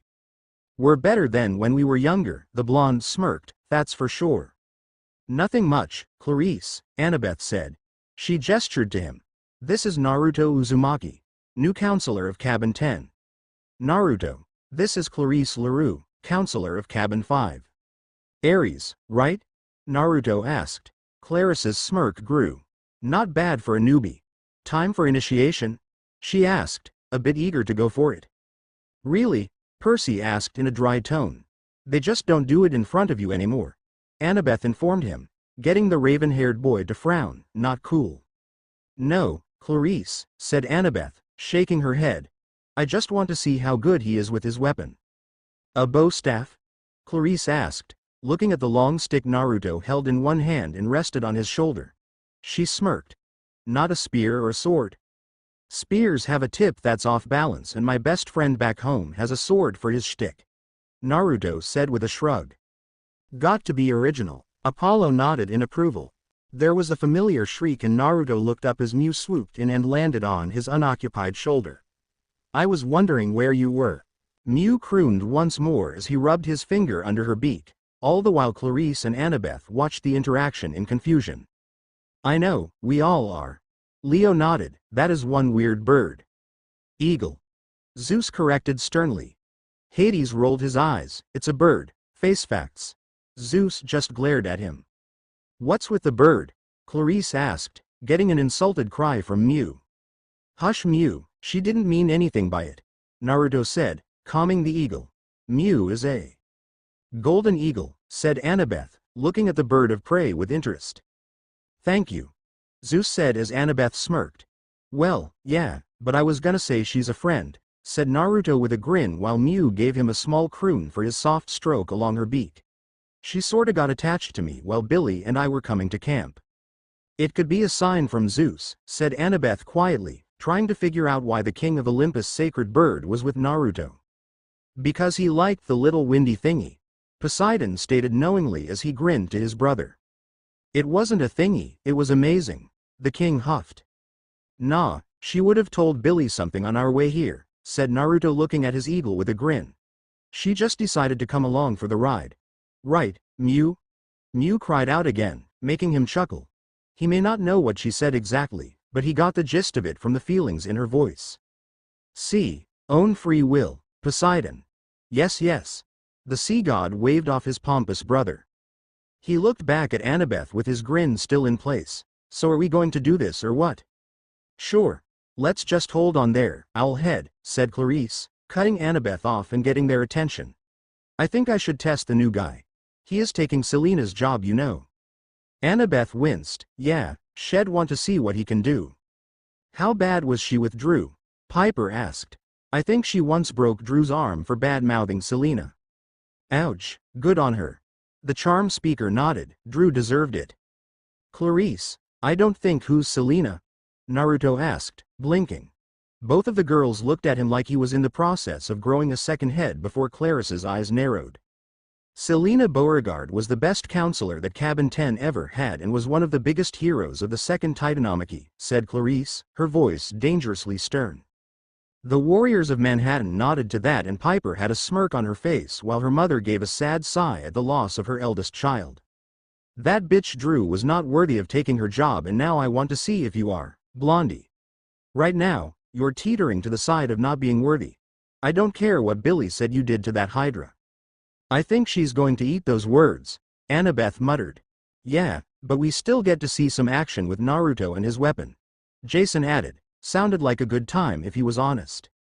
Naruto blinked at that and grinned at the challenge. I'll show you that I am, and when we're done, you can tell me more about Selena. She sounds awesome. And there's that cheerful nature to him. Nico pointed out, he's different from Apollo Naruto. Probably because he didn't die, Thalia said with a frown. You should probably get ready to sweat and bleed, Blondie, said Clarice, gesturing to his jacket and the shirt he was wearing. Naruto looked down at his jacket with conflicting emotions before shrugging. He could always just sew it back together. So gets that from Grandma. Hermes smirked as Athena huffed. It was a useful skill. I am good, he said, taking his necklace off and holding it out to Annabeth. Mind holding this for me though? It's sentimental. Sure, said Annabeth, taking the necklace for him while Mew took to the sky. Clarice is gonna fight the new guy, cried out from a member of Cabin 5. The fighting kids gathered around them on either side of the two, and Annabeth stepped back to join them while Mew landed on the branch of a tree not too far away. There was a bit of chattering and Naruto saw familiar faces from his cabin joining up with members of Clarice's. Malcolm and a few of his siblings joined the circle as the word quickly spread, surprising Naruto at that. Gossip travels fast. Annabeth laughed as everyone was eager to see how this would play out. He also noticed there were a whole lot of other girls gathered around his sisters, making him blink in surprise and wonder whose children they were. To ogle the new meat, no doubt, Aphrodite smirked. Not that I blame them, my boy is amazingly handsome after all. Deciding to put those thoughts aside, Naruto rolled his neck and gripped his bow staff at the center with both hands, twisting and separating it while Clarice pointed her spear at him. Naruto twirled his two baton-like staves in his hand before settling in a stance with one pointed at Clarice while the other was parallel with his head, keeping the pointed edges in from his opponent. There was nothing but the soft chanting of Clarice's name from her cabin mates and a few others. One sounded suspiciously like Drew. Piper just gave a dull blink. Really? Just, really? Drew, your shallowness knows no bounds. Naruto took a deep breath before his eyes hardened and he shot backward to compensate for Clarice's charge. Sidestepping the thrust aimed at his midsection, Naruto used his right baton to knock her spear down into the dirt and his left to deliver a swift strike to her shoulder. Clarice hissed, retreating and rolling her shoulder to relax it while they circled each other. Naruto used his batons to deflect small jabs sent at his head and body, getting a few whispers from the crowd. Decent so far. Ares mused. Didn't he mess with your boy Mark as Apollo's boy? Fuck off, Speedstick. Stop pussyfooting around and someone draw blood already, shouted a guy in the crowd. Yeah. Ares cheered too as Frank shook his head in shame. Clarissa's eyes hardened at that and she once more thrust forward, which Naruto sidestepped again, but he failed to avoid the sudden blow across the face from the other end of her spear. How dare she, Dite, it's a fight. Not the point, Ares. It's the moneymaker, you don't touch that. Naruto rolled with it, quickly getting back to his feet while moving his jaw around to make sure nothing was broken.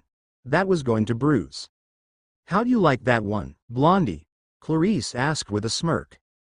My friend Sakura hits harder than you, said Naruto absent-mindedly, though Clarice still took it as an insult considering the feminine name he used.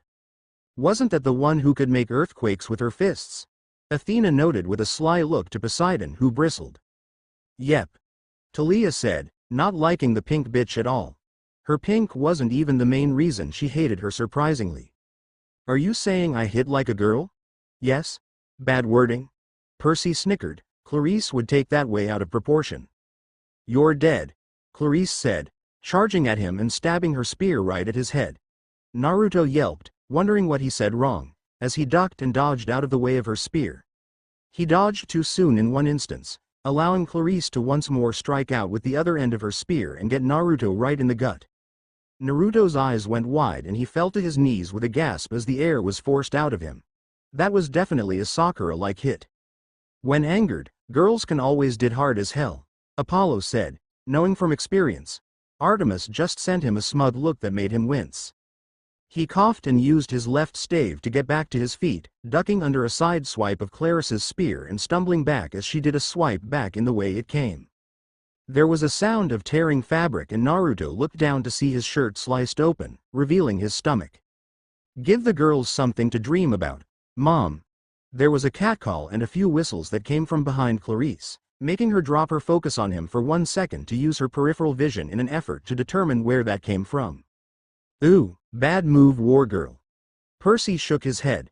Naruto used this distraction to his advantage by getting inside Clarissa's defense.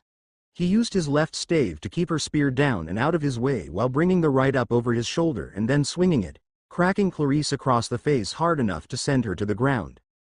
That got a collective of winces from the demigods as Ares gritted his teeth. Oh, the girl better not lose, he was Dite's kid.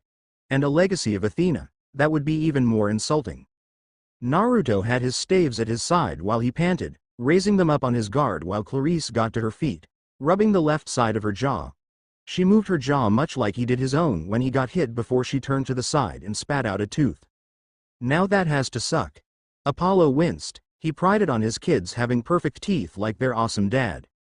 She looked back at the blonde son of Aphrodite, who stepped away from her spear and thus from her while staying in his defensive stance. Not bad, Blondie, Clarice said, picking her spear up with a savage grin on her face while a bit of blood came from the corner of her mouth. She twisted part of the spear and the head crackled to life caked in red electricity. Lamer. Percy snickered as Ares glared at him.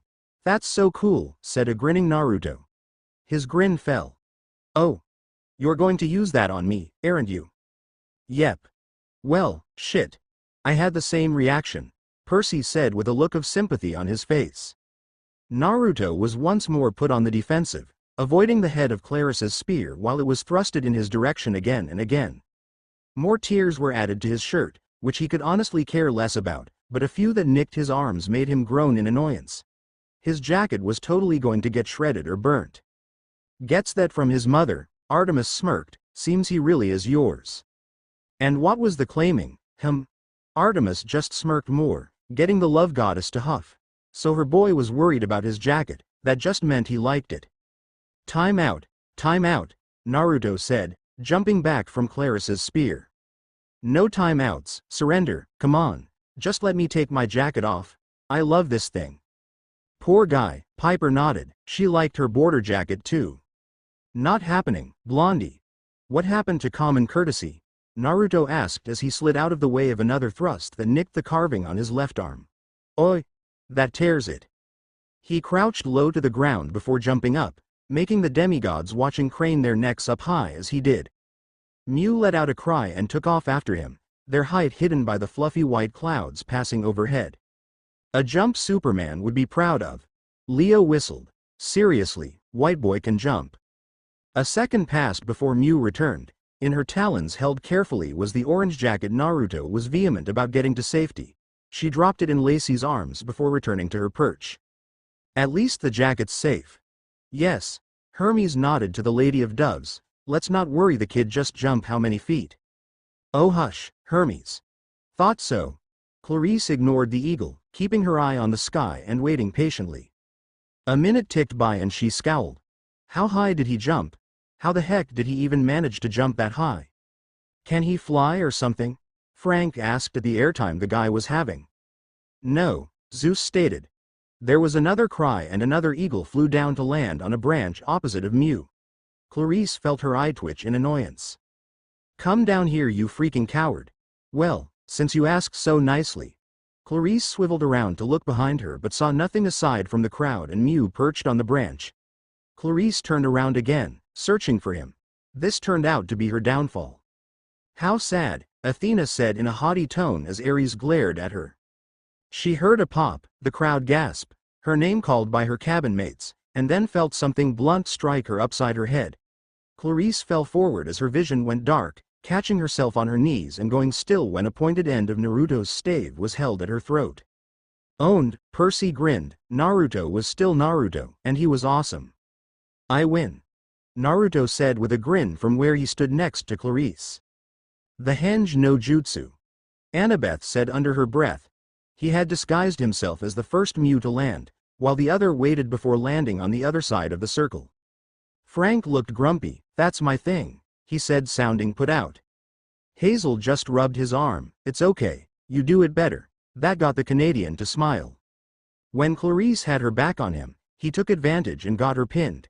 It was truly a strategy worthy of Athena. A simple misdirection, basic, but then again, those are always best at times. Stuff it, owlhead.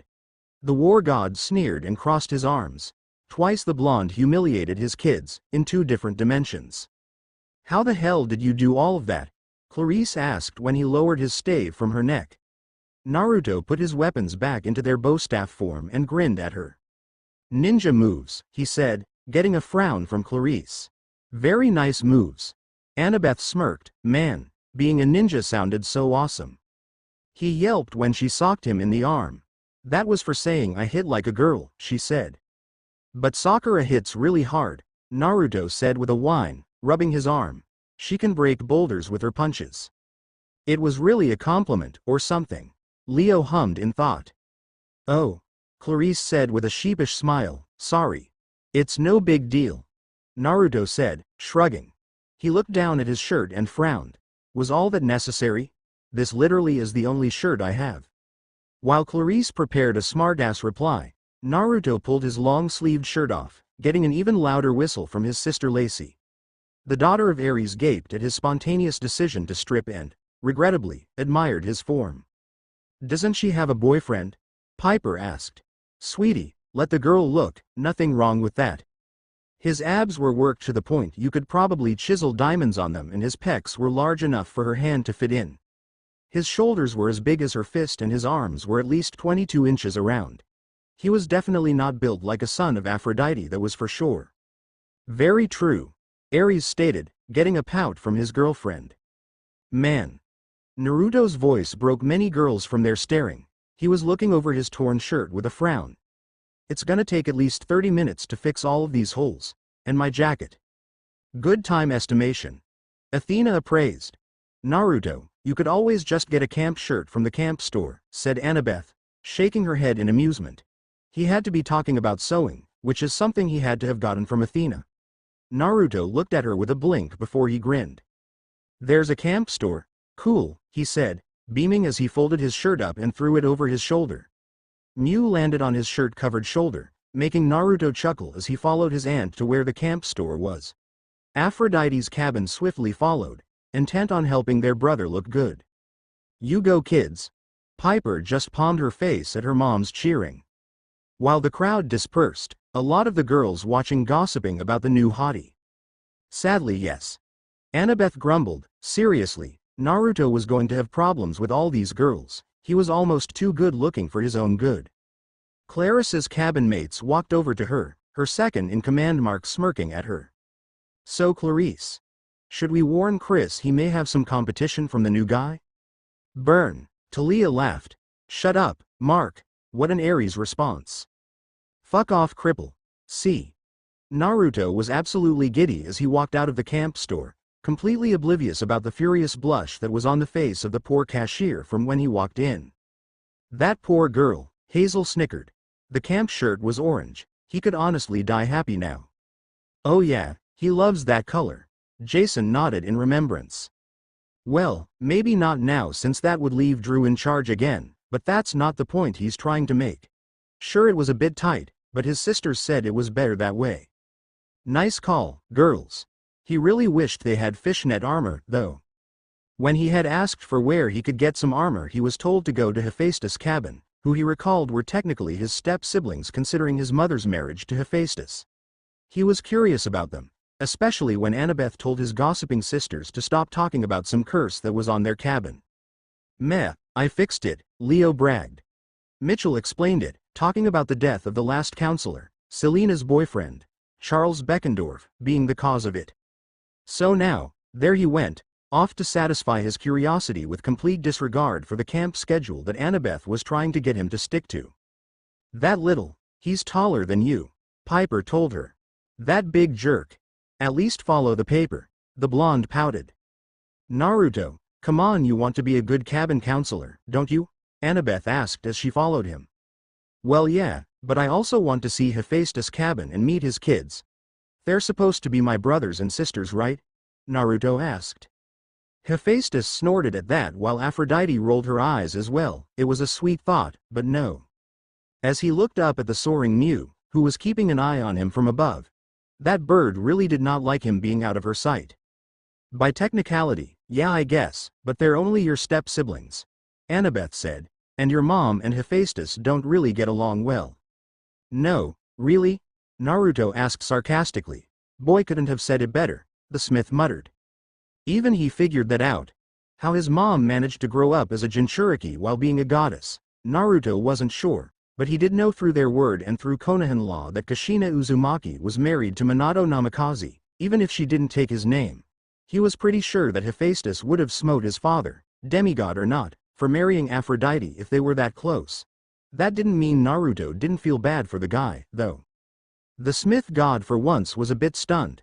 Deit's kid feeling bad for him. Was Kronos coming back? "Hey, watch the sarcasm, buddy. Sorry Anna Baba. What did I say about calling me that?" "Yeah, not in public." Talia sniggered as Athena turned pink and glared at her for the remark. "Something about not in public or something, I dunno." He shrugged and walked up the steps to the machine-oriented cabin. Raising his fist, Naruto banged on the metal door and waited patiently before it creaked and pulled open. The girl that opened it was pretty, a lot like the other girls in the camp, but not in a way like his sisters were. She was more like an experienced kunoichi, like Tenten or Tamari, with a hard face that was accented by soft curves instead of angles. Her skin was mocha-colored and she had dark hair held back by a red bandana. "First person I saw when I went there too," Leo smirked. "Hi," Naruto said with a grin and a raised hand while she stared at him. His eyes shut as he continued to friendly grin at his stepsister, thus making him miss the small lick of her lips while her eyes worked up and down his body. Leo blanched, did not need to hear that. "Why?" Piper grinned, "Too much for you playboy." "Yes." Annabeth cleared her throat, making both of them look at her, in Naruto's case with a confused look while the girl looked annoyed. "Annabeth, you should stop a girl from ogling, it isn't nice." The love goddess Mock scolded as the blonde rolled her eyes. "Hi, Nissa," Annabeth said, an amused smile on her face at the girl, Nissa's annoyed look. "This is Naruto Uzumaki, new counselor of Cabin 10. He wants to meet Jake."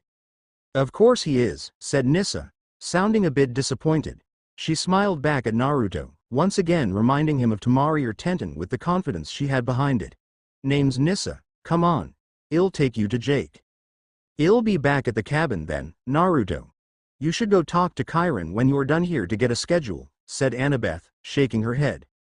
Always with the organization, Nico shook his head. It's important, Annabeth argued. Uh-huh. Okay. Naruto said with a grin as she walked off, before walking in and looking around at the steam pipes that made the cabin sweltering hot.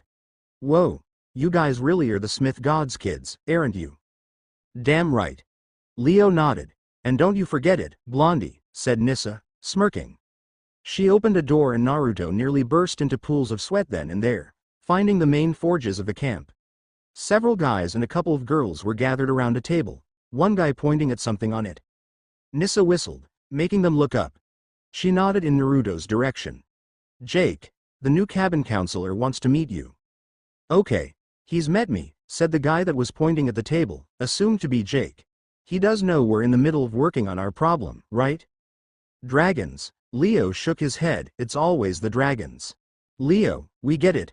Jason rolled his eyes, but Leo just grinned cheekily. Problem? Naruto asked, walking into the room. Nissa lingered behind him a bit.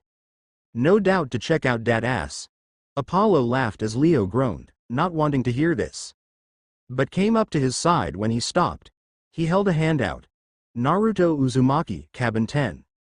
You're the guy that was at the top of the hill, right? Jake asked, taking his hand and shaking it in a firm grip.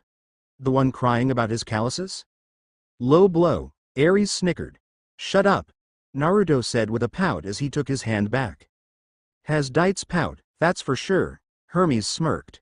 Oh, I think we're going to get along just fine, Jake said with a small laugh. Wish I could talk some more, but we've kind of got a problem to deal with. Can I help? Naruto asked. Jake smirked at him and clapped him on the arm. Not unless you know how a converter connects to a socket, he said. You put a thing in a thing. Jason simplified, getting Leo to glare. Not cool, dude. Didn't stop Jason from smirking though. Don't worry about it, said Jake. It's the thought that counts. We really need to get back to work on this though. Alright. Well, if you need help let me know, said Naruto. He put his hands in his pockets and shrugged. I guess I'll go talk to Chiron and get a schedule. Hey, while you're there, can you tell him we'll probably be in the forest again? Jake asked. Dude is into self-inflicting pain. Leo, Hephaestus rumbled, not all are immune to fire. Festus fire still hurt though, the boy mumbled. Naruto nodded, making the counselor grin. Thanks. No problem, Naruto said with a smile. Nissa led him back out of the cabin and inviting him back whenever he needed some work done. Naruto just grinned as he left cabin 9, looking at Mew as she landed on her perch on his shoulder. Cabin 9 is awesome, Mew. Especially Nissa. She's pretty cool for someone who deals with so much heat. Aphrodite rubbed her chin with a smirk. Mom, stop plotting. Ah, the goddess whined for being called out by her daughter. I was just thinking. Please don't. Piper shivered, feeling sorry for Naruto already. Naruto enjoyed a calm walk to the big house, shaking his head in amusement at the ridiculous name the building had. He really hoped one of the kids of an older generation called it that, because the last thing Naruto needed was some god getting on his back about laughing at their building's name. Mew seemed to really enjoy the camp from what Naruto could feel through his empathy. What kind of bummed Naruto out though was his lack of interaction with Billy. Seriously, he felt ditched. Wow, dude ditched him. Harsh. Dionysus snorted at the pyro. Please, he has to talk to Grover, business before fun lion-o. Brushing off the feeling of being ditched, Naruto took his surroundings in, watching the campers as they trained. Now, Naruto wasn't Rock Lee or made a guy, but he did way more than the campers did. This felt like, well, it felt like it was aptly named. A camp. We like to have fun too. Percy frowned. Maybe Naruto could introduce these guys to some real training. He wondered what the hand-to-hand was like and if it could keep up with his Gamma Ken. So Naruto swoops in and begins training the brats once more. Good. Ares nodded. The kid does good work. Naruto. Well, if it wasn't the goat that ditched him. Burn the goat. Naruto grinned as Billy came up alongside him, a grin on his face while he wore the same orange shirt. Mew squawked at him and Billy chuckled. No, I didn't forget you, Mew. You guys liking camp so far?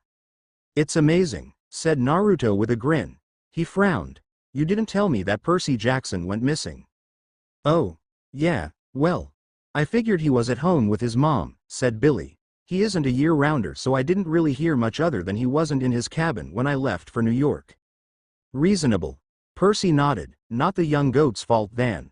You also didn't tell me about Selena Beauregard or Charles Beckendorf. Okay, that was my bad. Yes it was. Piper and Leo nodded. I was more concerned with the fact that you're a sage, Billy said. For a satyr that's like meeting a demigod of Pan. May he rest in peace. Really? Percy asked as Apollo and Hermes nodded. So true Wethead, that is big stuff. Sage is a dead career in today's world. Sad fact. Hermes nodded to his brother's words. Naruto nodded in agreement, recalling the tale of Pan and his unfortunate death. He would have liked to meet the original sage.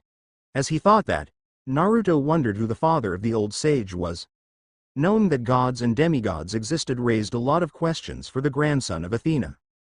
Come on, Grover and Chiron want to talk to you, Billy said, making Naruto arch a brow and follow the young satyr up into the large farmhouse. Billy led Naruto through the building to the back porch where the other satyr from before and Chiron were playing a game of cards. Without me? Mr. D actually pouted. Not fair. Grover, if you try to eat your hand again, I am going to pull out the pinnacle chips. Honestly, the one good thing that came from the recall was the freedom to play whatever game I wanted, said Chiron, giving a stern look to the dark-haired satyr. Why that cheeky centaur? Sorry, Grover said sheepishly, looking up with the board creaked under Billy's hoof. Oh hey Billy. Hi Grover, said Billy, beaming a grin at his hero. Just your average goat superhero. Talia smirked, glad that her favorite goat was so well respected now. He nodded respectfully at Chiron. Chiron. William, said Chiron, getting a groan from the satyr. The centaur noticed the blonde behind him and smiled. Ah, Mr. Uzumaki. Welcome to the big house. Annabeth told me you'd be coming by, something about not going by a schedule. Shame on you, Percy mocked. Hee, take that Naruto. Well, you know, being new and all, said Naruto with a sheepish chuckle. True, I may have rushed that. I planned to catch you after lunch, but you rushed off before I could, said Chiron. He then nodded to the eagle still on Naruto's shoulder. I see your friend hasn't left yet. Yeah, Mew's a real sweetie. Right Mew? Naruto asked with a smile to the bird as he stroked under her beak, getting a croon. She really likes you, said Grover in a mumble, lifting a card up to his mouth and dropping it at Chiron's clearing throat. Honestly, hell eat anything. Annabeth laughed. Ah, good times. The satyr flushed and set his hand down before he ate it. He looked at Billy, who nodded, and then at Naruto again. You know, Billy said you were a sage. Telling secrets behind my back. I wondered why I sneezed earlier, Naruto said with a smirk. Oh come on, they of all people deserve to know, said Billy with a roll of his eyes. True, Hermes nodded. Are you? Grover asked seriously. Wow, G-man's serious, he isn't even faking it. Percy commented, man, he's come a long way. As the Lord of the Wild and the chosen one of Pan, Grover had to be sure that all things related to nature aside from gods were, well, naturally right. Billy had told him that Naruto, while awed at the advances of humanity, felt sad that so much nature had to be sacrificed for these advances, making Grover skeptical. Not even Percy was that sympathetic with the satyr's cause. Yes I am. Really? Nico asked in sarcastic disbelief. I happen to recycle. Annabeth patted Percy's cheek. Stop talking seaweed brain. She told him in a pitying tone. Percy brooded at that. I am, said Naruto. He grinned. Let me guess, you want me to show you. If you wouldn't mind. Chiron asked, admittedly a bit curious. It had been a while since he met a sage, and that was at least 1500 years ago. Okay. Percy nodded to Apollo's earlier statement, that is a long time ago. Sure. Naruto said with a shrug. It wasn't like he had anything better to do, and it was always refreshing to meditate. He moved to the railing of the big house and took a seat on it. Like so many times before, Naruto crossed his legs and let his hands fall into his lap. Good balance. Piper smirked, it was like he was just floating on the railing. Within seconds, being so close to the Lord of the Wild had its benefits. Naruto was in sage mode, getting wide eyes from Grover and Chiron. Mew cried out again, settling onto her roost on Naruto's shoulder as nature embraced him. Behind him satyrs, dryads and animals came out of the woods to look at the blonde. Now watch as the nature spirits follow the blonde as he shows his epicness, Apollo said in a documentary tone. I don't believe it, said Chiron, not as affected by Naruto's presence as the rest of the nature spirits in camp. The campers soon gathered as well, wondering why the dryads and satyrs were gathered around the blonde. Because my boy is amazing, the love goddess bragged proudly. Demeter's children soon became a part of the group, their own connection with trees and crops letting them get a taste for what the spirits felt. Only a sliver, but enough, the children's mother commented, happy that one outside her children had a strong connection with nature. Pollux, the only son of Dionysus, also stepped forward, absent-mindedly making strawberries grow around planks that made up the deck of the big house. Dionysus palmed, that was going to be a mess to deal with. Wonderful, but still, to have that kind of effect on his child, interesting. Naruto finally exhaled, breaking the spell he didn't mean to have over the ones most affected by nature, opening his eyes and smiling at the squirrels that curled up in his hands. He looked at Grover, Billy and then Chiron before releasing his connection with nature, causing the animals to scatter, getting some surprised sounds from the campers as they moved out of the way of the retreating horde of forest critters. It's a stampede. Hazel cried out. Run, Frank proclaimed, be free. His once again blue eyes landed on Grover again when the satyr started to speak. That was amazing, said Grover, smiling at the blonde and wiping away a tear. Whoa, Sea Child whistled, moved Grover to tears. Like we said, Hermes pointed out, this is big. I never thought that a human could understand what satyrs do. Don't get me wrong, the campers try, but they're still humans, thanks Naruto. True, the campers did try since it was the satyrs that found them and would try to thank them by understanding their lifestyle. So this is what they wanted, huh? No problem, said Naruto with a grin as he hopped down from his seat. Didn't I tell you? Billy asked with a grin, a real sage. Well, perhaps power-wise, but there is more to being a sage than just power, said Chiron. Really? Jason asked as Apollo nodded. Yep, Chiron is one of the very few and selected sages left, and those are the immortal ones. What? Naruto asked. The toad said he was a sage. He ate all the bugs and everything that Ma cooked. They made my baby eat bugs, well, in certain cultures. Be silent, Apollo. Bugs. My boy, how dare they? Well, okay, maybe he didn't eat that stink bug, but could you really blame him? A sage also needs knowledge, wisdom to guide others to follow their teachings. Chiron said. Knowledge is one of the most important tools a sage has at his disposal. Athena nodded to this, but she had little doubt that Naruto could easily learn, especially with those clones of his. She never had a sage of her blood before. The weaver liked the sound of this. But he's a legacy of Athena, no brainer there, Chiron.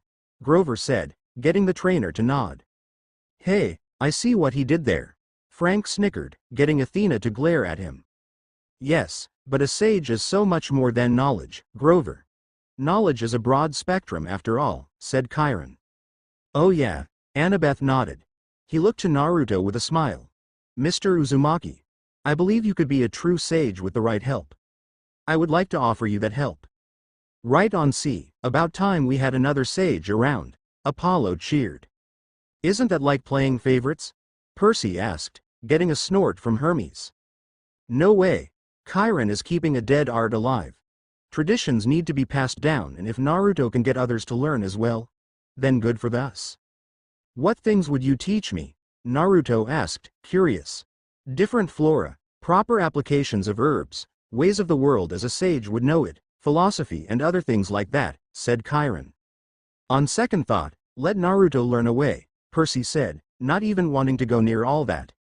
I don't know about philosophy, but the satyrs can help with herbs, flora and fauna, said Grover, Billy nodding in agreement where he stood. Naruto looked behind him at the gathered satyrs, dryads and campers and then looked at Mew, who remained settled in her roost on his shoulder. All so eager.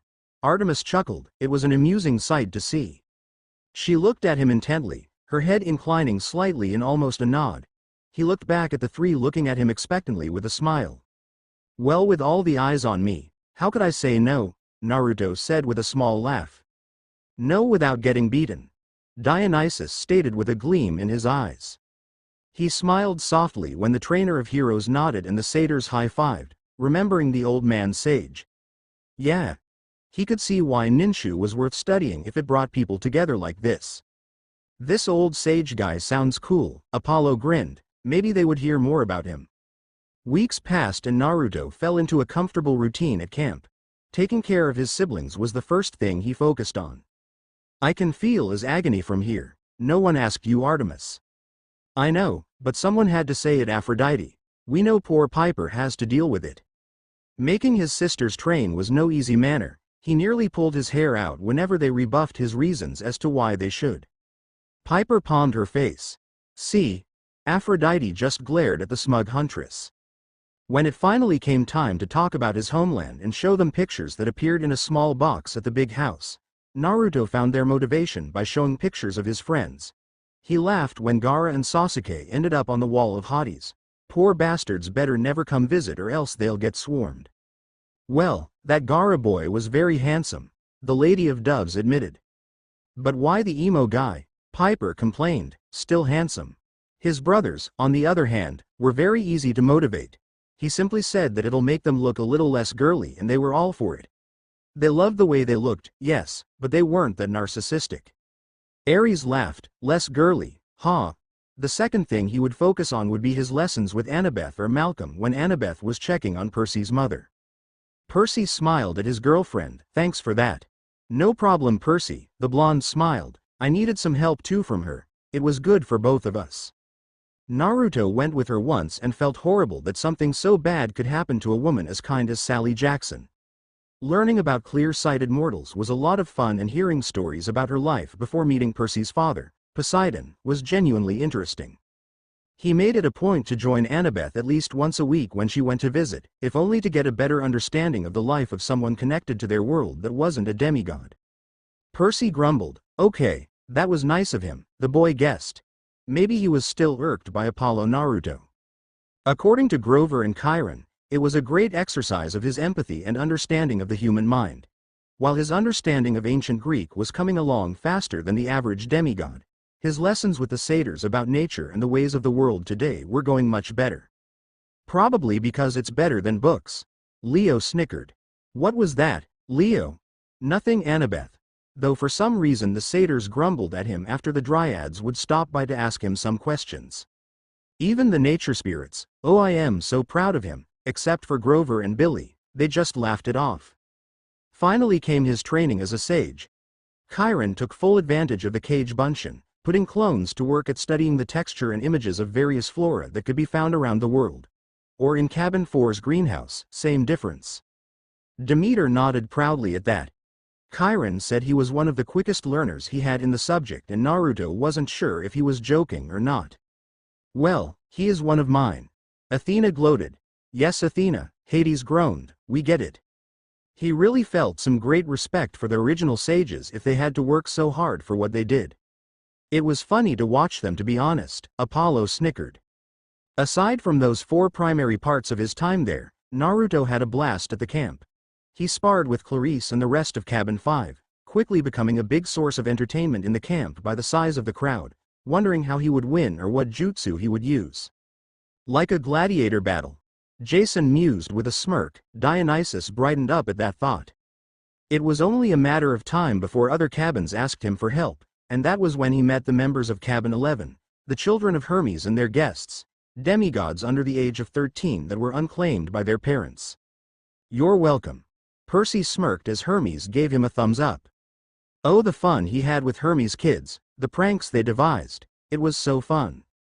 Great, Annabeth rubbed her temples, feeling the headache of her other from cross dimensions. Mew quickly became a big mascot of the camp, as she should. Oh, give it a rest, Zeus. Oh, is someone sad that a horse isn't a mascot? Pegasi are on the camp shirts, mascot. Poseidon seemed to simmer at that while Zeus looked smug. Despite sticking to him every day, even going as far as to make a nest on the window closest to his bed. At least she didn't bite the other members of his cabin, unless they were being particularly rude. She also helped Naruto claim the win for the Capture the Flag game between Cabin 10 and Cabin 9. Though they were quickly rushed out of the forest for some reason after the game ended, particularly after there was a rusty-sounding roar coming from the forest. "You still played with that in there?" Leo asked Annabeth, who just nodded. "Of course. It was the 16th of December according to the modern calendar and Naruto was basking in the warm summer heat, relaxing on the beach after another rather routine day." Oh, Leo smiled. "We come in on that day, niece." Piper nodded. Her welcome into Cabin 10 would no doubt be better with Naruto in charge. Well, it was routine without Annabeth, who had been extremely jumpy for the past 3 days. She just up and left one day with Cabin 7's chariot and Butch in tow, since he was one of the best Pegasi riders they had. Leo snickered at that. "Ha, stupid Butch." Let it be known that Naruto never felt more bad for another man when he discovered that. Being the son of the goddess of rainbows and being the best Pegasus riders. That was pretty much the exact opposite of masculine. Ares gave a cruel laugh. Though Naruto did his best to hide the pity he felt whenever he and Butch talked, trying to sympathize as a fellow sufferer. No matter what he did, he could never get a unanimous vote to paint the interior of the cabin. "Ha, it's more girls than boys Naruto, pink will reign supreme in my cabin." Aphrodite smirked in victory, "Good girls." Piper on the other hand gagged. At least he got himself and his brothers some regular sheets to sleep in. Even Drew agreed to that vote, so that said quite a bit of the impact he had there. She had even started to stop using her charm speak on their siblings, so progress was being made. "Amazing. I didn't think rehabilitation was possible for her," Piper said in shock, getting her mother to pout. "Piper, she wasn't that bad." Annabeth and Piper snorted at that. That was a good thing, considering Naruto was getting tired of stopping her charmed victims from doing whatever chore she had told them to do for her. "Know my pain." Piper groaned. He would retaliate by making Drew take the garbage out and wear the shoes of shame or whatever the hell they were called. It was stupid, but effective. Piper broke out into fits of laughter along with Annabeth as Aphrodite ashened at the notion. Oh, her poor child. So there he was, playing fetch with Mew on the beach that was within the camp borders. It was a spur-of-the-moment decision to teach Mew to play fetch, and it was even easier than Naruto anticipated. It quickly became Mew's favorite game, catching whatever Naruto threw and bringing it back in her talons, dropping it in his hand and then landing on his shoulder or at his side. A boy and his eagle. Talia mock wept. Zeus gave her a look. "It was a beautiful scene, thank you very much." Considering how he was lounging on the beach, she decided to land next to him, which he was grateful for. Mew's talons were sharp. "All right. Catch it before it hits the water, Mew, and you get a treat," said Naruto, holding up a stick and tossing it to the side as hard as he could, making the stick go flying. Mew released a cry and flapped her wings to get off of the ground before shooting after it. She snatched it seconds before it touched the water, but dropped it and swiftly returned to Naruto's shoulder as he sat up. His eyes were on the falling object heading for the beach. Apollo gave Annabeth a look. "Seriously, you kids." "Sorry." The blonde amended. "Tell my kids that." He grabbed his staff buried in the ground next to him and got to his feet, separating it and preparing himself for a fight while Cabin 7 came to the beach with their bows at the ready. The object turned out to be Butch and Annabeth in Cabin 7's now destroyed chariot, their Pegasi already galloping for the stables while Butch chased after them. Will Solace, the counselor of Cabin 7 and a very good medic Naruto met after inquiring about modern medicine. "Good ol Will," Apollo grinned. Considering all he knew about was medical jutsu, and that was limited, lowered his bow as Annabeth walked forward with 3 other teens around her age. "Annabeth, come on, I said you could borrow the chariot, not destroy it." "Yeah, Annabeth." "Shut up, Leo." "Well, I am sorry, but it was an emergency. I'll get it fixed." Naruto ignored their conversation, looking over the newcomers with interest as he locked his staff back into place. One was a teen nearly as tall and as built as he was, blonde much like himself, but with electric blue eyes that had a look of confusion and worry in them. "This is Jason," Leo said in a deep voice. "I am in enemy territory." Jason smacked him in the arm, but had an amused smile on his face. Next to him was a girl of what he was told to be Native American descent. She was pretty, arguably as pretty as his sisters, making Naruto wonder if she was one. I am, and I have an awesome brother. Sweet, Piper smirked. Oh man, her other was so lucky. And finally came the short teen, and there was sympathy from Naruto, being the runt of the class himself. Thanks bro. With tanned skin, and features much like Naruto's friends in Cabin 11, aside from the curly dark hair. Wrong guess, wait for it. Leo smirked and laughed. And the fiery hammer above his head, there it is, thanks dad. Meh, no problem. Huh, so he had a new step-brother. Cool. No, it's hot. Lame, Leo. Shush Jason, you're ruining my moment. Ill read. Jason volunteered as Percy gladly handed it to him. Eager to see what you do. Piper teased. You know it. The son of Rome smiled to her. Naruto watched in amusement as the short demigod tried to avoid being set on fire by his claiming, moving his head around while his symbol followed with ease. The poor kid thought his head was on fire by the light. Not like I could be set on fire, Leo bragged with an elfish grin. Admittedly, that's a better reaction than Naruto's. He still doesn't have his calluses back, damn it. Like his mother is purposely keeping him from getting them. Not cool, Mom. Really dite. Apollo shook his head, so not cool. The Lady of Doves huffed, her babies needed smooth skin, not rough calluses. The symbol of Vulcan, said the new blonde guy distractedly. Vulcan? What, like Star Trek? Dude, one hate that show. Still hate that joke, Leo pouted as those who knew it snickered. You mean Hephaestus, said Annabeth to the blonde. She nodded to Naruto, who nodded back as he stepped forward. His movement gained the newcomer's attention, prompting him to smile at them welcomingly. Hi there, he said, raising his left hand since Mew was perched on his right shoulder and his staff was in the adjacent hand. In case Annabeth hasn't already done so, welcome to Camp Half-Blood. Well, aren't you chipper? Will someone kill the light already? The claimed boy asked. No, his father mockingly said, getting a mock glare from the young mechanic. It'll fade away in a bit, said Naruto with a smile. My name is Naruto Uzumaki. Mew shrieked and he looked at her apologetically. Sorry. And this is my friend Mew. She's been with me ever since I came to camp. To the newcomers, the eagle seemed to puff her chest out in pride at that claim. She looked over each of them like her species should, as a predator. Think she's judging how to eat us? Leo whispered to Piper, who jokingly shrugged. Her gaze met the blonde boy across from her before looking to the girl standing next to him. She then waved the new member of Cabin 9 with a gaze. Mew cocked her head slightly before shrieking again and flying off, making Naruto hum in curiosity of what she was doing. We just got sized up by a bird. Eagle. Jason corrected his friend. Whatever. Leo blinked. I feel insulted. He laughed when she flew over his head and dropped the stick he had thrown in front of him. She landed on his shoulder and he smiled at her. I did promise you a treat and you did catch it before they showed up. Will, it's good that you're here, said Annabeth, capturing the newcomer's attentions once more. She put a hand on the blonde's shoulder. This is Jason. He's got some kind of amnesia. I need you to take him to Chiron for me. I wonder how? Talia mockingly asked as Hera scowled at her. I'll do it. Naruto looked over at Drew as he gave Mew a small piece of meat he kept in a pouch hanging from his jeans belt loop. She had eyes for Jason, and that really upset the other girl, from what Naruto could tell of how she felt. Piper bit back a growl at the start of Drew trying to get with Jason. Drew.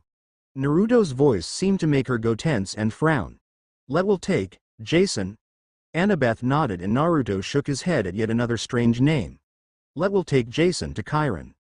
But Naruto, Drew. Naruto was stern as he addressed the charm speaker of his cabin. Take that, Drew. Piper smirked, oh yeah, in her face. He was very lenient at times, like when it came to lights out, but when it came to the health of others he didn't take any chances. Naruto nodded at her backing down while giving him a small scowl, returning his attention to the blonde just a bit shorter than himself. Go with Will. He and Chiron should be able to help you with your problem. Not really, Jason muttered to himself. The guy was more likely to go into panic mode like he did in this dimension. Thanks. Jason said, getting a nod from the sage in training. The girl that was standing next to him looked like she wanted to follow him, but stayed where she was with a glare locked on Drew, one that was returned full force. "We sure she isn't a daughter of Zeus?" Percy jokingly asked. "I think I see some sparks." He got a glare from Talia for that line. "Catfight. Leo? Wah? Legit time to call for it." The Latino shrugged off the glare from Piper. Naruto sighed at that before meeting Annabeth's gaze. "I'll take Piper," she said, nodding to the girl exchanging glares with Drew. "All right. Then I'll take the new son of Hephaestus. Come on, kid," Naruto said, turning on his heel and walking from the beach to the south, in the opposite direction that Will and Jason had gone. As he passed her, Naruto put his hand on Drew's shoulder. "Don't start anything, Drew. Please." "Fine," Drew said with a frown. "Wow, she really has changed," Piper begrudgingly admitted, though it tasted sour to her. Naruto nodded and turned back to the new son of Hephaestus, waving him to come along. They left the beach behind, Naruto using his staff as a walking stick though he didn't need to. "Rafiki," Apollo pointed out with a laugh as Every blinked and saw it too. He was a sage in training after all. "The name's Leo Valdez," the newcomer said as soon as he caught up to the blonde sage in training. "Not kid." "Yeah, not cool blondie." Leo crossed his arms, he was no kid. "Well, you weren't forthcoming with your name. It was better than saying hey you," Naruto said with a chuckle. "Yeah, okay," Leo said, rolling his eyes. He looked at the taller blonde with an arched brow. "So what was with the light show?" "Ah, the annoying basics," Annabeth chimed as Leo pouted. "Not like you explained in great detail. You only needed the basics at the time." "Touché. Acclaiming," said Naruto. "I assume Annabeth told you about demigods and stuff like that." "Yeah, but I thought she was kidding," said Leo. He shook his head. "Man, what government agency is keeping this top secret?" "Not any," Naruto said. "The camp is protected by the gods. There is a boundary and a safeguard against mortal eyes called the Mist, controlled by the goddess Hecate." "Uh-huh. What next? There are magical fairies." Leo's voice died in his throat as a girl around his age came out of the tree just ahead of them, walking up to Naruto with a smile on her face. "So, Leo, shut up Frank, just, shut up, hey." "Naruto, Grover wanted me to tell you that he'll be at the big house to help Chiron." Naruto smiled back at her. "Thanks Juniper. Oh, and thanks for the extra rations for Mew today." "Not a problem," she said, looking at the eagle as it crooned at her. "Such a sweetie deserves a treat." "Okay. Note to self, get an animal. Chicks dig animals, mainly a puppy." Leo noted to himself aloud, getting some eye rolls. "Oh, don't say that. She'll get fat in two places. Her head and her belly," Naruto said, getting Juniper to laugh. Leo just continued to stare at them, catching Juniper's attention. Naruto gestured to him. "This is Leo Valdez, new arrival and a member of Cabin 9. "Really?" Juniper asked, giving him a small sad smile. Hey, no pity tree girl." The pyro frowned. Leo was trying to come to terms with the girl that just waltzed out of the tree still, so he couldn't say anything. How new is he?" "Nymph got your tongue." "Dude," Leo went red at Jason's smirking comment. "Seriously, bro code. Literally just got here 5 minutes ago." "Wow," Juniper said with a smile before looking back at Naruto. "I'll see you later for tree treating?" "Of course, and tell Grover if he needs to call me just to send a rabbit or something," said Naruto with a chuckle. "Seems the satyrs are replacing you, Herm." "Ha ha, Apollo, ha ha, though if it eases my job." "Hermes," Artemis cut him off with a glare, "you are not using rabbits for postal labor." The messenger god just snapped his fingers at that. She left back into the tree and Naruto looked at Leo. "So how's that skepticism going for you?" Naruto asked with a smile. "She was hot. And she's taken Leo." Talia frowned. She was proud of Grover's relationship, the goat deserved it. "How am I supposed to know that, Talia?" "Fine, newbie you gets off, this time." "Yeah, Juniper is pretty, but she's taken." "I am pretty sure Grover would pelt you with tin cans if you tried anything," said Naruto with a laugh that shook Leo from his stupor. "How'd she do that?" Leo asked. "Walk in and out of the tree." "Juniper is a dryad, a tree spirit," Naruto said. He turned to the campers walking around to their next activity and gestured at them with his staff. Camp Half-Blood is one of the last sanctuaries for them and satyrs. They help us train and grow as heroes, and in the satyrs' cases, go out into the world to find more like us. And amen to that, Percy grinned, good on them. So, there are more like her? Leo asked, watching a lot of pretty girls walk by and wave in their direction. He looked at Naruto, who was waving back with a small smile, and his eyes narrowed in thought. What are you plotting? Piper asked the boy, who had an innocent look on his face. Why would my other be plotting? That's your plotting face, Jason pointed out, seeing it a few times. Who knows? Was the grinning retort. Oh man, his other was a genius. There are, but the satyrs, who are faster than demigods at times, can't catch them, so you know. Good luck catching a tree. Naruto said with a smirk. He loved that joke. Trust me, I know. Dionysus bemoaned as his father gave him a stern glare that the wine god waved off. What's with the different buildings? Leo asked after they resumed walking. Cabins for each of the gods. From Zeus, Naruto said, pointing at the larger of the two large cabins at the edge of the camp, to Hades. He pointed to a cabin in the opposite direction. They're the homes to the demigods who stay here. What is this place, a summer camp? Leo asked. Well, it is called a camp, Percy grinned to Leo, who frowned. Camp can be misleading. Look at Camp Jupiter, more like military school. True. Percy nodded, getting a frown from Jason. It wasn't that bad. Naruto laughed. On the nose with that one, Leo. Yes, there are others like us who spend most of the year with their mortal parents, but for kids with nowhere else to go, they stay here year-round. You mean I could live here year-round? Leo asked, grinning as another pretty girl walked by. Stay in an awesome place, with tons of pretty girls. Leo shrugged with a grin. Sure, why not? Hi Naruto, she said with a small wave and a smile. Hi Liane, Naruto said in return, making her smile widen.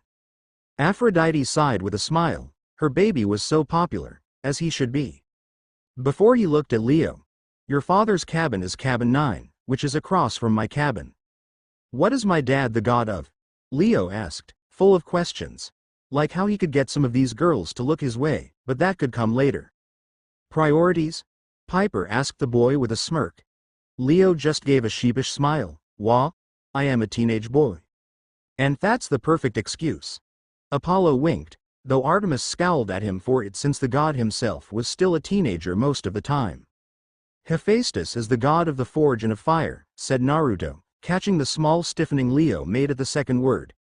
His children can make amazing things from weapons to vehicles and are experts with machines. Though I still don't know where my staff came from. Leo looked at the staff curiously. It's made of bronze? Celestial bronze, said Naruto. The only material in camp that can fight off monsters, which I am sure are aware of that exist.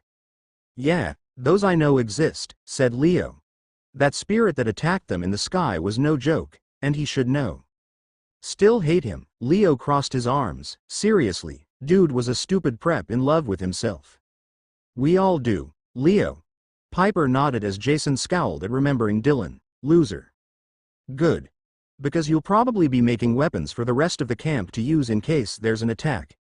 If you can, that is, said Naruto, frowning as he thought about the problem afflicting Cabin 9. Like I said, I got this handled. Leo said with his arms behind his head with an easy grin on his face. Why wouldn't I be able to? Leo asked. I'll let your cabin counselor fill you in, Naruto said with a smirk. He looked to the eagle perched on his shoulder. Mew. Go back to the cabin and wait for me, will you? Last thing we need is you to be attacked by another anti-air trap.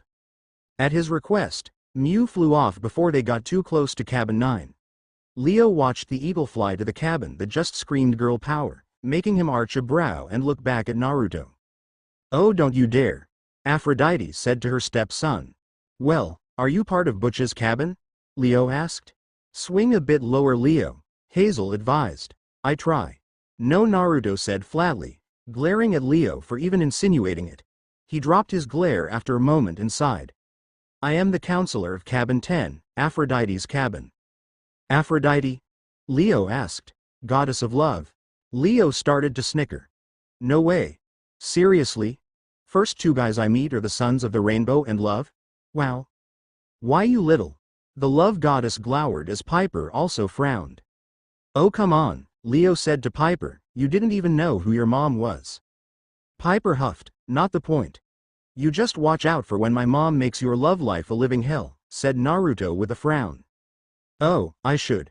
Please don't, Leo begged, I was younger and stupid. Very stupid, he nodded swiftly.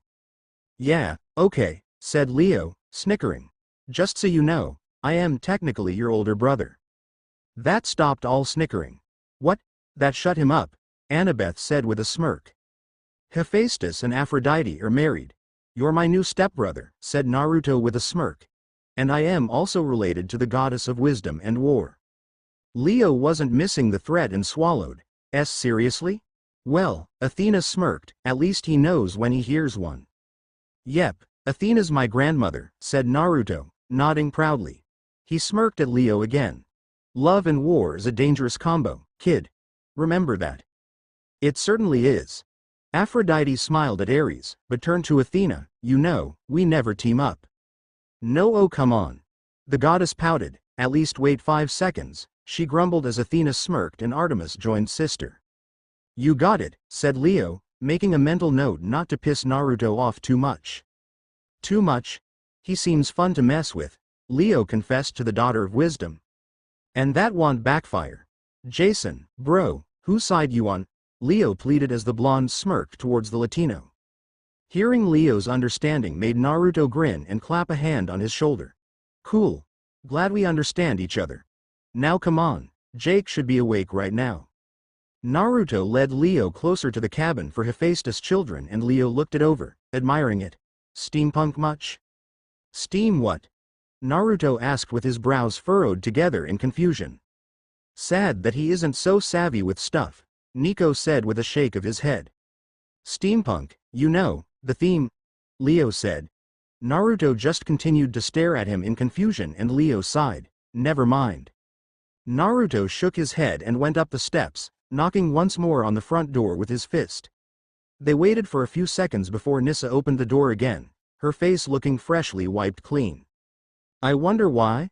Aphrodite hummed playfully as her husband scowled at her. Naruto pushed that thought to the back of his mind, smiling at her in greeting. Hey Naruto, did you come to see me? She asked with a smile. To Leo, she sounded half serious, but apparently Naruto missed that as he chuckled. Oh my boy is good. The love goddess gloated haughtily, just gets those girls like the dense playboy type he is. Partially, he said. His free hand gestured to Leo. I mostly brought your new brother to his cabin, you should introduce him to Jake before he passes out. He just woke up, so he won't mind waiting a bit, said Nissa, stepping out and offering Leo a hand. Hey, I am Nissa. Nice to meet ya. Leo Valdez. Leo said, taking her hand for a very brief shake before she once more turned to Naruto. Wow, she totally just ignored you. Nico whistled, getting Leo to pout and cross his arms. Stupid pretty boys, they get all the attention. And he knew he was talking about his sister, but still. Are you coming to check on Jake, too? She asked him. Nah, I already did that before lunch and I highly doubt anything's changed in the last 2 hours, said Naruto. I've got to get back to my sisters and prepare them for their races with the dryads. Sweat little girls. Artemis grinning wolfishly as Aphrodite gasped at the notion. Piper rubbed her chin, that was a pretty good idea to try. So you have to offer more stories about your friends back home, said Nissa, her hands folding behind her as she smiled at him. Pretty much, Naruto said with a chuckle. Leo looked between them, feeling slightly uncomfortable. I know. Leo nodded. Third wheel much? He asked with a slight frown. It's called flirting, Leo, his stepmother told him. Let the girl get it out. Leo didn't look convinced and it was totally awkward to see his new sister flirt, seriously. Well, if you ever need your armor polished you know where to find me, Nissa said with a coy smile. Hephaestus' jaw dropped and Leo went red in the face. Apollo whistled. Man, Hef, your kid is forward. Stuff it, now. The smith glared as the archer held up his hands in mock surrender. Aphrodite was just grinning at him as he gave her a dirty glare. She shrugged, She couldn't help it if his daughter was smitten by her handsome son. No fault of hers at all. Naruto smiled back at her. Thanks Nissa, you're always looking out for me. Oh believe me, it's my pleasure, Nissa said, then shocking Leo as she winked at him, making Naruto chuckle again before he turned and left down the steps. Oh I bet she is looking out for him. Aphrodite. Artemis scowled, why did this always have to happen? Wow, that was Leo was silenced by a finger being put on his lips. Why did she shut me up? Leo asked with confusion. Piper snickered at him. Wait for it. Shush, quiet Leo. I am watching the show, Nissa said with a small smile and half-lidded eyes as she stared at Naruto. Following her gaze, Leo regretted it and quickly looked away. Why was he surprised that she was checking out his ass? She was flirting with him rather obviously. She's smart, I'll give her that one Hephaestus. His wife smirked as he glowered at her. That made Leo wonder how Naruto missed it. Was he gay or just an idiot? Well, he did say Juniper was pretty, and he seemed a bit simple. Leo was leaning towards Naruto just being an airheaded blonde. Hey! Annabeth cried out, he's a legacy of Athena, so watch out with words like that. She was blonde too, damn it, that stupid stigma was going to follow her for life. Nissa's finger fell to her side and Leo looked at her, then to where Naruto was, more than halfway away from their cabin. The Latino shook his head and raised his fingers to snap them in front of Nissa's face. She blinked several times and then gave him an annoyed look. What the hell, Leo? I said I was watching the show, she said, crossing her arms over her chest. You really should cross a girl and her shows. The love goddess informed the boy jokingly, getting a groan as Leo covered his face with his hands. He did not want to hear this. Yeah, but the show is pretty much over. You're watching the end credits like there's going to be an extra scene or something ridiculous like that, said Leo dryly. And Leo Valdez with the zing 1-2 hit combo. Apollo cried out. You never know, he could get pantsed or something. And every girl would be burning it into their minds. Mom, this is my brother, stop. Please, you do know I can't, right? Yes. Piper nodded with a sad sigh, it was how she was. I really didn't need to hear that. Naruto walked back to his cabin after his lesson with Juniper, catching a glimpse of Annabeth before she disappeared into Hypno's cabin. He was curious, but it was not really his business, especially if it involved Percy. Did he want to help her? Of course he did. Annabeth was his friend and his aunt, but there was nothing he could genuinely offer to help her with that she hadn't tried already, so he would wait for her to come to him. Something told him that waiting would be the right thing to do. And those gut feelings he had were usually spot on. His wisdom gut, Annabeth stated with a smirk, getting one from her mother. Naruto entered his cabin and after leaning his staff against the wall, went to Miu's nest, stroking her head softly as she greeted him. Hello, Miu, said Naruto, smiling at his loyal friend. Did Travis or Connor try to sneak in another golden fruit? Percy snickered at that while Aphrodite huffed at the immature thing to do. All her children were hot. Miu crooned under his touch and Naruto took her answer empathically to mean no, nodding in content with that. He took his jacket off and hung it on the edge of his bed, then taking his necklace off and offering it to Miu. She took the cord in her beak and looked at him while he smiled. Gonna shower some of this sweat off, he said. He stripped and walked into the shower, relieved that his siblings were still out at their last activity for the day before the campfire so that he could hop in without an issue. He was in and out in 5 minutes, making him wonder why it took his sisters at least 15 and his brothers at least 10. It's relaxing. Piper answered. What? She loved a nice hot shower, very soothing. Really, how hard is it to get wet, soap up, and then rinse? Naruto used a towel to dry off, throwing it over his shoulders as he pulled on a pair of dark shorts made of a flimsy material, basketball shorts Annabeth said they were called. He grabbed a sleeveless version of the camp t-shirt, something Mitchell did with the excuse of trust me, it'll look good. For those arms, yes. The Lady of Doves nodded in approval. Naruto honestly didn't care about looking good, jacket and necklace notwithstanding, and the stares he got at the campfires when he would wear that shirt unnerved him, like he was a piece of meat or something. The girls, they hunger. Leo said in a groggy voice that made Piper smack his arm. Ow. What? It's true, he's like chickbait. Taking his jacket to protect himself from the small chill in the air, Naruto headed out towards the campfire setup, grabbing his staff as he left. Mew followed after him, dropping his necklace into his hand before banking around and landing on the opposite shoulder. Naruto tapped his finger under her beak slightly in thanks before returning his attention forward. He was pleased to see that he wasn't among the first to arrive, the first two actually being the new unclaimed girl and their resident oracle. Percy smirked at Rachel as Annabeth did too. Man, that was a tough time, but they were friends for it now. Now she was a character. Red frizzy hair, emerald green eyes and freckles that added to her attractive appeal. Rachel Elizabeth Dare was a very unique girl. When they first met, she playfully complained about her position. Huh? Percy blinked. Why is it that every good-looking guy the first meet is untouchable? First Percy, then Luke, and now you. Life is so not fair at times. Oh well, name's Rachel Elizabeth Dare, and I am the oracle for you lot. Annabeth snickered as Percy blinked owlishly. What was going on? Of course, Naruto didn't feel like he was anything special. He was just himself. She gave him a dry look and then said boys are idiots. She said something like that to me once. Percy rubbed his chin. He wasn't that dumb. He didn't feel like arguing it. More than on one occasion he lost in those kind of arguments, and wound up with another lump on his head. Hey there handsome, Rachel said with a smile as he walked up and sat down on the log next to hers and Piper's.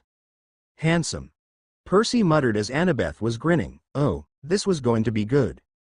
Hi Rachel, said Naruto with a smile. He looked to the other newcomer with a grin. Hello. Piper, right? Yeah, said Piper. She looked at Rachel with a smirk. Handsome, huh?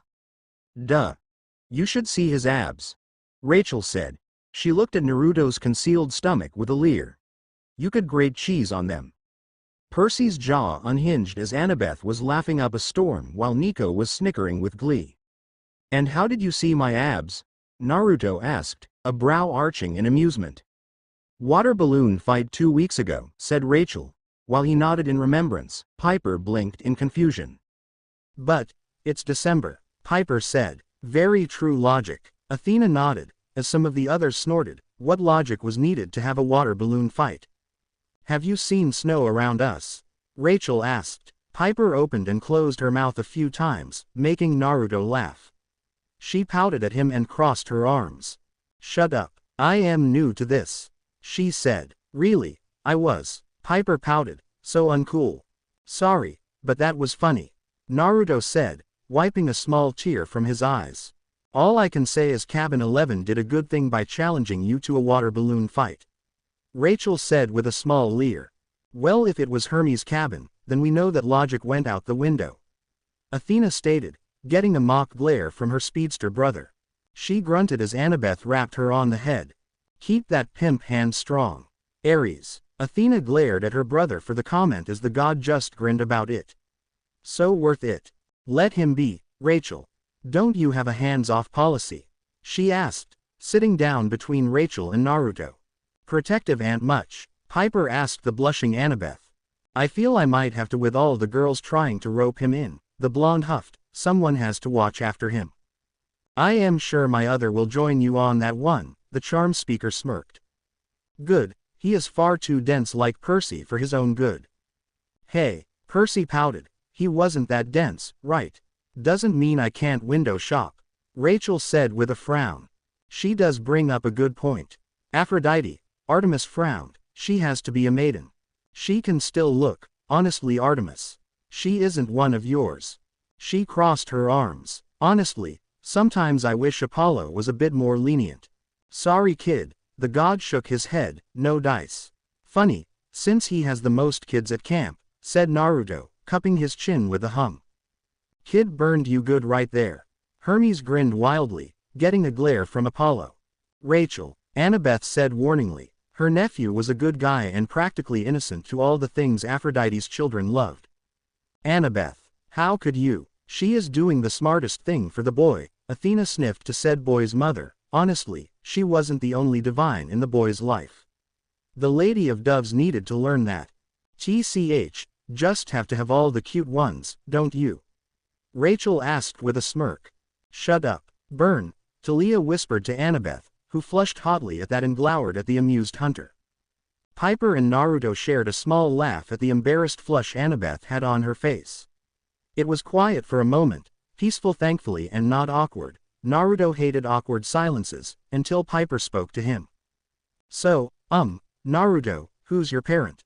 Piper asked. Well, Mom, no jokes. The Lady of Doves just gave a teasing smirk. That sounds more like a game show question than a real one, said Rachel, getting a glower from Annabeth. Game shows were not her cup of tea. Naruto laughed at Rachel's comment while Piper flushed. That would be a fun game to play with kids in Cabin 11, he said. Looking at the blushing Piper, Naruto said with a grin. Cabin 10. Naruto, Annabeth said exasperated while Rachel chuckled at Piper's confused arched brow. What? He asked. She's new, Annabeth said, giving him a look. Didn't you do the same to me? Shut it, seaweed brain. Annabeth muttered with a pout and flushed cheeks. Oh, right, Naruto had the decency to look sheepish. I am a son of Aphrodite. Really? Piper asked, looking between Annabeth and Naruto. I would have sworn you were her brother. Very close, Athena said with a smirk. Right, Rachel asked with a smirk. Handsome here has all the good genes. He is the new definition of smexy. And to young Rachel for the winning phrase, smart and sexy indeed. Aphrodite nodded in approval. She keeps calling him handsome, Percy muttered and Annabeth patted his shoulder. I think she moved on. Percy gave her a dry look. Yeah, I got that. He said just as dryly. Immortals, Rachel, I am sitting right here. Annabeth groaned. Well then move so I can window shop. Rachel said with a pout. Yes Annabeth, move for the poor girl. Aphrodite cried out, how unjust. And let you corrupt him. I don't think so. It's a miracle his sisters haven't yet. Annabeth said. She turned to her nephew and pinched his whiskered cheek. Isn't that right, Naruto? Hey, Piper frowned. They weren't that bad, but Leo was snickering. Baby him much, Annabeth. Ah, but he's like a big kid. The blonde pouted. After Apollo Naruto messing with her other, it was just proper payback. Annabeth, knock it off, Naruto said with a whine as he batted her hand away. He's the definition of smexy. Piper asked, amused. Well duh, said Rachel, rolling her eyes. He's sexy fine, the perfect balance of sexy molecules and fine molecules. Oh, she is a goldmine on this. The love goddess squealed in fun. Such a shame, the goddess was sure she and Naruto could be cute together. Not to mention being Athena's grandson, giving him the smart to go along with it. Thus, handsome is the new smexy. He's bring smexy back, Apollo sang out. Yeah, Hermes chorused. Piper was once again speechless after Rachel finished her explanation. Annabeth however openly glared at the girl for talking about her nephew that way. Honestly, as if she didn't have enough problems with the rest of Cabin 10 trying to show him off as their prime example of Aphrodite's children, like he's the new Aeneas. Well, he certain is the perfect example of my children and he is probably a better fighter than Aeneas. The love goddess stated. Athena was glaring at her for daring comparing her legacy to that filth. Her nephew was better than that barbaric idiot. Hey, Jason frowned, along with the other Romans, to the sheepish-looking Annabeth. Well, she isn't wrong, Athena mocked them. Rachel, Naruto said with a small flush.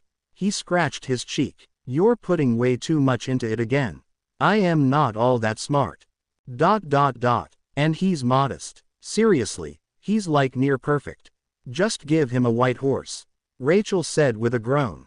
I try. Aphrodite smiled. Poseidon turned to his rival. Amazing, a modest legacy from you. He got a disgruntled huff from the goddess in her patented glare. She looked up at the sky and clasped her hands together. Lord Apollo, please, can you just make this gig seasonal and not a lifetime? Apollo raised a finger in the air and said, why no? Apollo, Aphrodite frowned, the poor girl. No means no, Dite. I don't think she understands. Artemis said with a chuckle. Shut up, the love goddess pouted with crossed arms. Rachel, Annabeth did not look amused. I was just kidding, Annabeth, geez. Rachel said with a frown. So, you're Athena's grandson. That means your dad was a son of Athena, right? Piper asked, looking at Naruto with intrigue. It wasn't every day that you met a kid with so much godly heritage in him. Yep, Naruto said with a chirp. He nodded to some of the coming campers, giving a friendly wave to Leo as he and Nissa showed up to the campfire. Leo snagged the spot next to him, getting a small glower from Nissa. Leo snickered, what she gets for shutting him up. And apparently, I am the first legacy to camp in over 50 years, I think. 40. Naruto, Annabeth said, correcting him. The last one was William H. Gates III, a son of Athena and a grandson of Hephaestus. Wait, say what? Leo blinked, he was related to Bill Gates. I am related to Bill Gates. Leo asked with bright eyes. I know, it isn't that big of a deal, Leo. Oh, but Annabeth, it so very is. The pyro retorted, it just made them all the more awesome. Naruto shrugged, he still didn't see what was so special about technology. Oh, the door can open with a click of a button. Mortals were just getting lazy if you asked him. Yes, but don't let that go to your head, Naruto. It's a very rare for a legacy to show up at camp. Annabeth said, to which he rolled his eyes, but nodded nonetheless. Soon enough, the rest of the kids at camp had gathered around the campfire. Naruto noticed Piper stealing glances at Jason, and Leo was doing the same, but not for the same reason. Jason, the poor guy, looked distraught and confused, which was understandable, considering he was suffering from amnesia. Poor me, Jason frowned as Piper patted his arm. Naruto didn't know what that was like, but he supposed it was akin to a Jinchuriki losing their tailed beast, like when he almost died from Kurama's Yang separation. Thank goodness his dad had given him the yin half of Kurama. Naruto wouldn't know where he would be without the giant fox inside him. Kurama was his friend, practically a brother. Well, they seem friendly. Apollo said in a dry tone. Best I could hope for. Aphrodite sighed out, sealing a demon in her child, honestly. And his current coma was upsetting to the blonde Jinchuriki. He knew that Kurama had to find balance between his two chakras, but it was taking so long. Naruto hated waiting, he missed his friend. He wanted to share the new world he discovered with Kurama. I will show you the world. Apollo sang out, but getting slapped by Artemis stopped. Ow. Really? Yes, now hush, eager to hear more about Deit's kid. No, the huntress glared, your voice irks me. Apollo deflated at that. Seriously, kick the groin harder. Naruto was broken from his thoughts when a bolt of lightning came down and struck the bonfire. He immediately hopped to his feet with his staff in his hand. Jason was standing as well, and the air suddenly became still, as if it were confused over who to side with.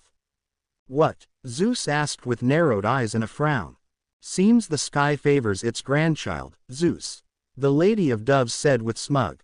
Zeus' frown deepened as even Jason was blinking in surprise at that. Annabeth stood and sat the older blonde down, while Chiron did the same with Jason. A son of Zeus, said someone from where Apollo's cabin sat. Zeus kids get all the cool stuff. A son of Ares whined. Jupiter. Naruto caught the name and blinked, his head tilting in confusion. Wasn't that a Roman name as well? This Jason kid really knew his Roman pantheon. I wonder why, Percy asked with a chuckle as the reader rolled his electric blue eyes. Zeus is your sire, Jason. Chiron seemed a bit too eager to enforce that. He really was being Mr. Negative lately, even with training. He was shifty when it came to questions about the Big Three and events after Greece's fall. It made Naruto curious. Well, he is naturally curious, it seems. Athena stated as Annabeth smirked, a common trait among those of Athena's blood. A son of Poseidon goes missing and a son of Zeus arrives. Naruto asked with a frown on his face. Doesn't anyone else find that a bit strange? Amazing that someone catches that, to be honest. Nico pointed out. True, Annabeth nodded, not many put thought into that one when it had happened. Like you're one to talk, said Mark with a snort. Mr. Ninja, son of Aphrodite and legacy of Athena. Seriously, how does that happen? One would think your child of all of them would know that. No. Athena mocked her brother. Ha, ha, Ares laughed with a glare locked on her. Mark didn't mean that at all, stupid boy was making him look bad. Naruto flushed at that being pointed out while the other campers laughed. Rachel opened her mouth to add something when she suddenly shot to her feet, her eyes going blank. Here it comes, Jason said. Child of lightning, beware the earth. The giant's revenge the seven shall birth. Child of love, beware the king's wrath. Lest the sons of the sage walk a different path. That wasn't there before, Piper pointed out. The only kings she messed with was Midas and Porphyrion. And the sage, Apollo pointed out, seems Naruto is going to tag along somehow. Or end up on the quest as the Aphrodite member. Athena retorted, getting a shocked look from Piper. The forge and dove shall break the cage, and death unleash through Hera's rage. She's coming out of it, said a child of Apollo. Rachel was caught as she fell down to her seat, the boy that spoke before being among the few that helped her into a chair that was set behind her as soon as she shot up. Rachel looked exhausted after giving her prophecy. Naruto didn't envy her for that, still. Child of love, twice. Twice the love the power. The gods just palmed their faces at Aphrodite's cheerful decree. It seems, Jason, that you have been given a quest by the gods, said Chiron. He looked around the campfire. Forge and dove are quite obvious indeed. Do we have any volunteers from cabins 9 and 10? Leo tapped his chin, I wonder who. Jason rolled his eyes with a smile. Count me in, Jason. Leo said, hopping to his feet. I had your back at the canyon, and I got it now. Leo gasped, I didn't see that coming at all. Are you sure, Leo? Jason asked. The guy had been nothing but helpful and kind. You know it, Leo said with a smirk. All right, but you have to find us some transportation, said Jason. The beware the earth line had him a bit concerned for the way they would be moving. You have no idea other J. Leo nodded, time to go dragon hunting. That takes care of our cabin, said Nissa. She looked over where the Aphrodite daughters and sons were gathered, and then stole a glance at Naruto as he fidgeted with his staff. I'll go, Drew said, hopping to her feet. She smiled. I'll be a great help on the quest, won't I? Attention-seeking. Piper. Hush. Fine, Mom. The girl pouted with crossed arms. Drew would be good, a camper said. Others swiftly agreed with him. Naruto shook his head. Drew must really like the way Jason looks if she's using her charm talk to get on this bandwagon. Charm's peak. Aphrodite corrected sternly. No, Piper said, rising to her feet. I should be going on this quest. I've known Jason longer. Really? Drew asked scathingly. And how is that, Miss Unclaimed Girl? Ouch. Leo winced as Piper frowned at that. Drew, Naruto said swiftly, his eyes narrowing in disapproval. Naruto could go, said Annabeth, getting some eyes on her, including a look of betrayal from Piper. Annabeth, Piper frowned to her friend, who shrugged in return. You weren't claimed in Naruto as a powerhouse, she stated. True, Piper pouted, he really was better suited for the quest, but still. He is the only counselor of Aphrodite without a quest. Now there's an idea, said Will with a nod of agreement. Many others soon began mumbling in concurrence. But, I should go. I can help Jason, said Piper firmly. It was as if the campers had been doused in something, their murmuring changing to support Piper. Show them what you got, the mother smiled as Piper grinned too. No, I am a daughter of Aphrodite, I can go, Drew said with a frown. You just like the way Jason looks, Piper said accusingly. You want to use the quest to get closer to him. Isn't that what you want to do? Drew asked with a scowl. It was more to protect him from you, Piper said with narrowed eyes. Thanks, Piper. Jason smiled to his girlfriend who just gave him a hug as he continued reading. And the fact remains that you're not claimed. If anyone doesn't have a right to volunteer it's. Drew was cut off by a bright rose-colored light appearing around Piper. Her hair was pulled up and the jeans and shorts she wore were replaced with a long white dress. Above her head after the light faded was a pink dove. Bletch. But Piper, you look glamorous. Mom, I am good with what I got, trust me. Piper said as her mother got pouty at that. Well, I think it's safe to say she can go, said Naruto dryly while everyone just stared at the girl. What who the heck jacked my clothes? Piper asked, making her new brothers and sisters, sans Drew, laugh. Naruto, wiping a small tear from his eye, chuckled. Hey, that's my shtick dite, Hermes mock yelled as the goddess glared at him for the poorly made joke. Even if some were snickering at it. Honestly, the nerve. That, Piper, Would be our mother's doing, said Naruto. He got to his feet and walked over to her. He stood a good head and a half taller than her and he lightly clapped a hand on her shoulder. Welcome to cabin 10, Piper. Better than my welcome, Piper said in a dry tone. Seriously, her other was so lucky. Thanks, Piper said after a moment. He grinned and Mew gave a soft cry as she spread her wings, as if making the moment official. Well, if the bird approves. Leo muttered. Seriously, something was off with that thing.